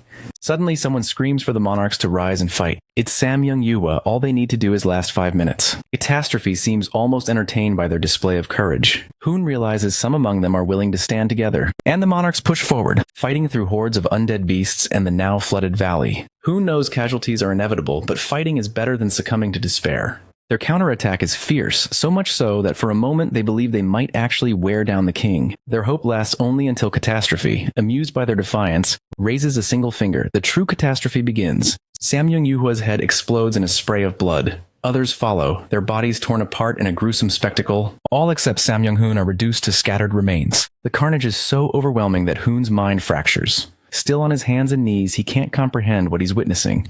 A wild, broken laughter bubbles out as he realizes there was never a chance. He surrenders to despair, accepting Catastrophe's victory. But the horror doesn't end. The floating bodies and swirling destruction persist. Finding the spectacle tiresome, Catastrophe pokes a hole straight through Hoon's chest. At that moment, it all begins to bore him. He seems almost weary, as if wasting any more power on such weak beings is beneath him. Gradually, the valley's climate returns to normal. Sam Young-hoon lies motionless, indistinguishable from his brother in death. Meanwhile, Jaewon stands atop the throne, regaining control of his senses. He can scarcely believe the Soul King Catastrophe's strength. Even knowing all that power came from his own soul, it still feels unreal. The clone he once fought pales in comparison to this true version, the first awakened Soul King who truly dominates the world. Our protagonist understands this is the power he has always longed for, but now sees the risk involved in becoming someone like Catastrophe. He would have to stake his life for it. The realization that even the Soul King was once sealed away by Big Brother weighs heavily on him, meaning he must surpass catastrophe as well. The king's voice interrupts his thoughts, mocking his body for barely lasting 5 minutes. Instead of arguing, our boy asks how many more times he can summon catastrophe. He learns that using undead dissension without becoming a proxy, he has 3 chances in total, 1 already spent, leaving 2. Since he'll need catastrophe's help against Big Brother, only 1 free summoning remains. The risks are real. Each use pushes his soul to its limit. That's the harsh reality. Undeadification is merciless. If the Fortress Master wants to move forward on his own, he must do it without any safety net. The Soul King withdraws control, reminding him not to forget the promise made in exchange for this power. The connection snaps, and the pain buried beneath possession tears through our hero. As the undeadification process unfolds, his memories begin to fade. Losing memories is losing himself. If it continues, he'll become nothing more than a hollow shell, another undead. The memories from Earth slip away, and he feels himself drowning in soul corruption, a preview of true undeadification. Then something shifts. He sees Cheongheo in one of those memories and watches Cayman wonder aloud why Cheongheo keeps following the Fortress Master. Cheongheo's response is simple. The kid is reckless, childish, rude, and thoughtless, never considering others, especially not him. He has a knack for attracting trouble. But honestly, Cheongheo just doesn't want Jaewon to end up alone. In a flash, the real Jaewon, unconscious, finds himself being shaken awake by Cheongheo, who insists on calling him kid. Our boy is tired of it. The age gap between them is almost gone. When Cheongheo notices he's awake, he immediately starts scolding him for choosing a path that could have left him a mindless undead. He demands to know what our hero was thinking. Jaewon, though, isn't bothered. He expected the divine physician to intervene with his anti-undeadification trick. Cheongheo mutters about his recklessness, but at least everything seems to be over for now. There were losses, but some of the expedition squad survived. This revolution for power that Jaehwan set in motion means there will always be strong awakeners around. At least now the monarchs won't be able to interfere in chaos so easily, since the balance has shifted. For a moment, our protagonist thinks chaos has never come this close to real freedom. That hope, however, is short-lived. Others begin to gather, their expressions grave. Cheongheo can hardly believe what he's seeing. A flashback shows the monarch's earlier promise to Jaewon not to let things go his way. Now the people of Chaos, having learned he's alive, seem ready to confront him. They demand to know if he genuinely expects them to believe he never took the resurrection fruits from the Resurrection Palace. In the background, Cayman senses suspicion brewing. They think the Fortress Master survived because he ate the fruit in secret. The situation threatens to spiral. All of them saw the footage of his living body chained up in the strategist's cube. Now they want the truth. Cayman and Jurgen try to calm the crowd, but their efforts fall flat. Tension mounts as demands for the truth about the fruits grow louder. Jurgen notices that no one is backing down. The so-called miracles Jaewon performed only captivated the people because they believed survival was at stake. They never cared about his vision for change. Survival was always their only goal. The fact that he's alive while others aren't, coupled with secrecy around the resurrection fruits, has shattered any sense of transparency between leadership and those serving in the Second Abyss expedition. The people want Jaewon to face them and give real answers, yet this backlash isn't entirely organic. His own achievements have turned against him, fueled by Sam Young-hoon's confusion skill. Even in his weakened state, the monarch remains obsessed with the Fortress Master. In truth, he's only igniting feelings that have long existed. The confusion works because there are already logical reasons for the people's doubts: jealousy, suspicion, and the insecurity beneath their loyalty. They've always needed Jaewon, but never fully trusted him. Watching the crowd converge on their leader, Sam Young-hoon, barely conscious, laughs bitterly. If his own plans failed, the vengeful strategist of pitch darkness will make sure Jaewon's do too. Suddenly, Cayman steps forward, ready to confess that he destroyed the fruit. He's about to speak, but Jaehwan stops him, rises, and takes responsibility himself. He declares to everyone that he destroyed the resurrection fruit. Silence falls, shock ripples through the crowd. Siren and the few who know the truth can't understand why he'd say that, but it brings no comfort to the others. To them, he's alive and destroyed the thing they desired most, a chance at life. Now our hero stands before them and asserts that true life wasn't to be found in those fruits anyway. Even if they'd revived in the Almighty Land, endless conflict would have followed as they fought for the remaining fruits. He could have exposed this ugly truth, but he chooses a more decisive way to end the debate. If they truly need proof, Jaewon concentrates and reveals the real brain link, confirming everyone's worst fears. He is unmistakably alive. Murmurs of shock spread through the crowd. How could the Fortress Master have deceived them for so long? Many begin to believe he used them just to obtain the fruit for himself. In response, and as if to show his indifference to their accusations, Jaewon cuts his own brain link, ending the argument without hesitation.